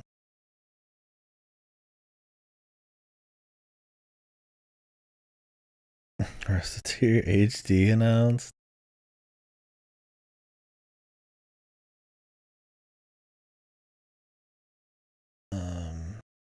But like, I bought the first one 10 years ago. Goto, what am I supposed to do with that one? I think I'm just gonna play it instead.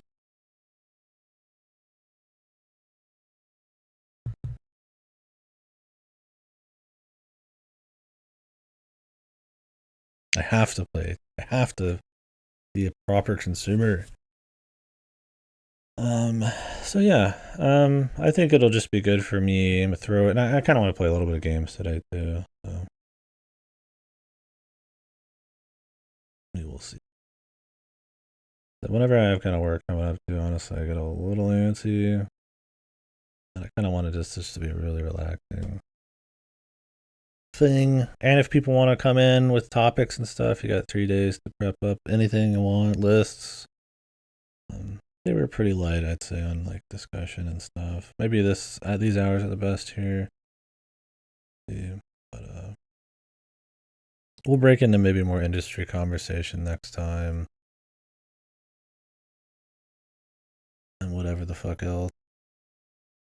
Always feel free to jump in if people want. We'll cap it off, checking out every game and kind of looking back over the year.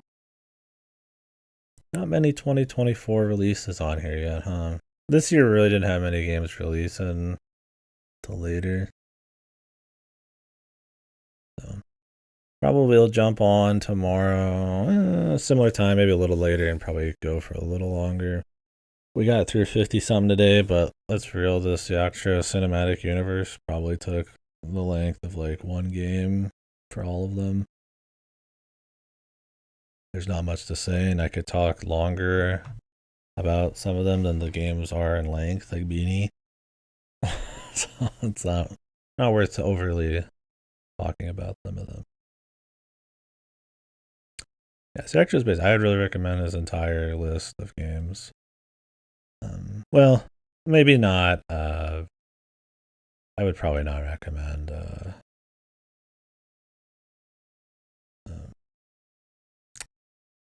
Called Silver Trigger 64, and honestly, Hungry Ducks is funny, but yeah. That's the list right now. People want to look it over. If you missed a game you wanted to talk about, I just do it because it's fun. But I'm more than happy for this to be a breeding ground for some kind of chit chat. So if people want. But yeah, it'll be over the next 2 days after this, and we'll probably do a little streaming of other stuff. So but tomorrow's gonna be longer because 50 of these, which are a lot heavier duty, like East typing. Oof, got a lot to say on that. It's gonna be this year. So a lot of games this year, man. Might be the most I've done in a year that I've actually counted them. Got Octet on screen, dude.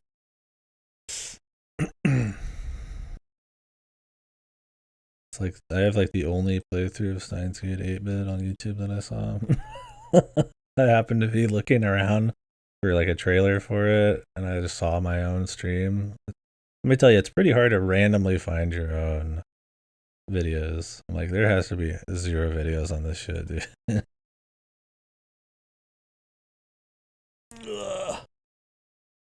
All right, well, I'm gonna go get some food with my brother. I need to go run my other car, my non-work car, for 30 minutes so the battery doesn't die. Then we'll probably come back. The tower might be Kino. I mean, the game's Kino, dude.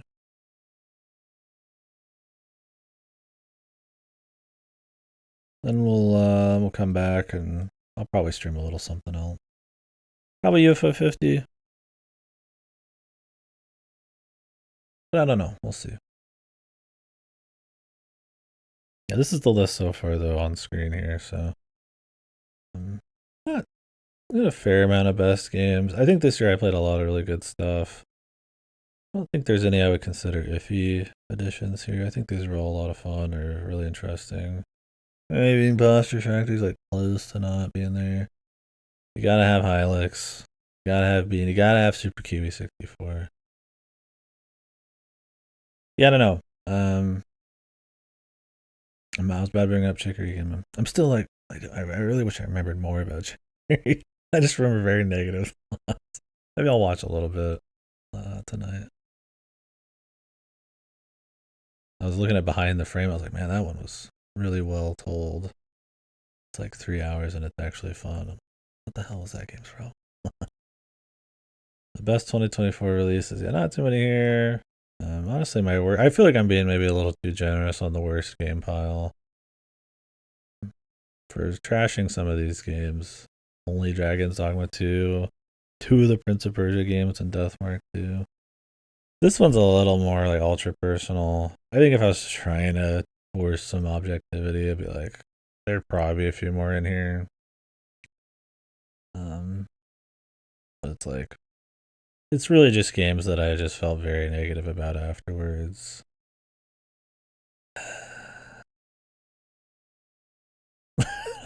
Which I did feel really negative about that. We'll see. Maybe I'll edit. Anyways, guys, I will catch you later. Thanks for watching my talking about my own bullshit stream every year.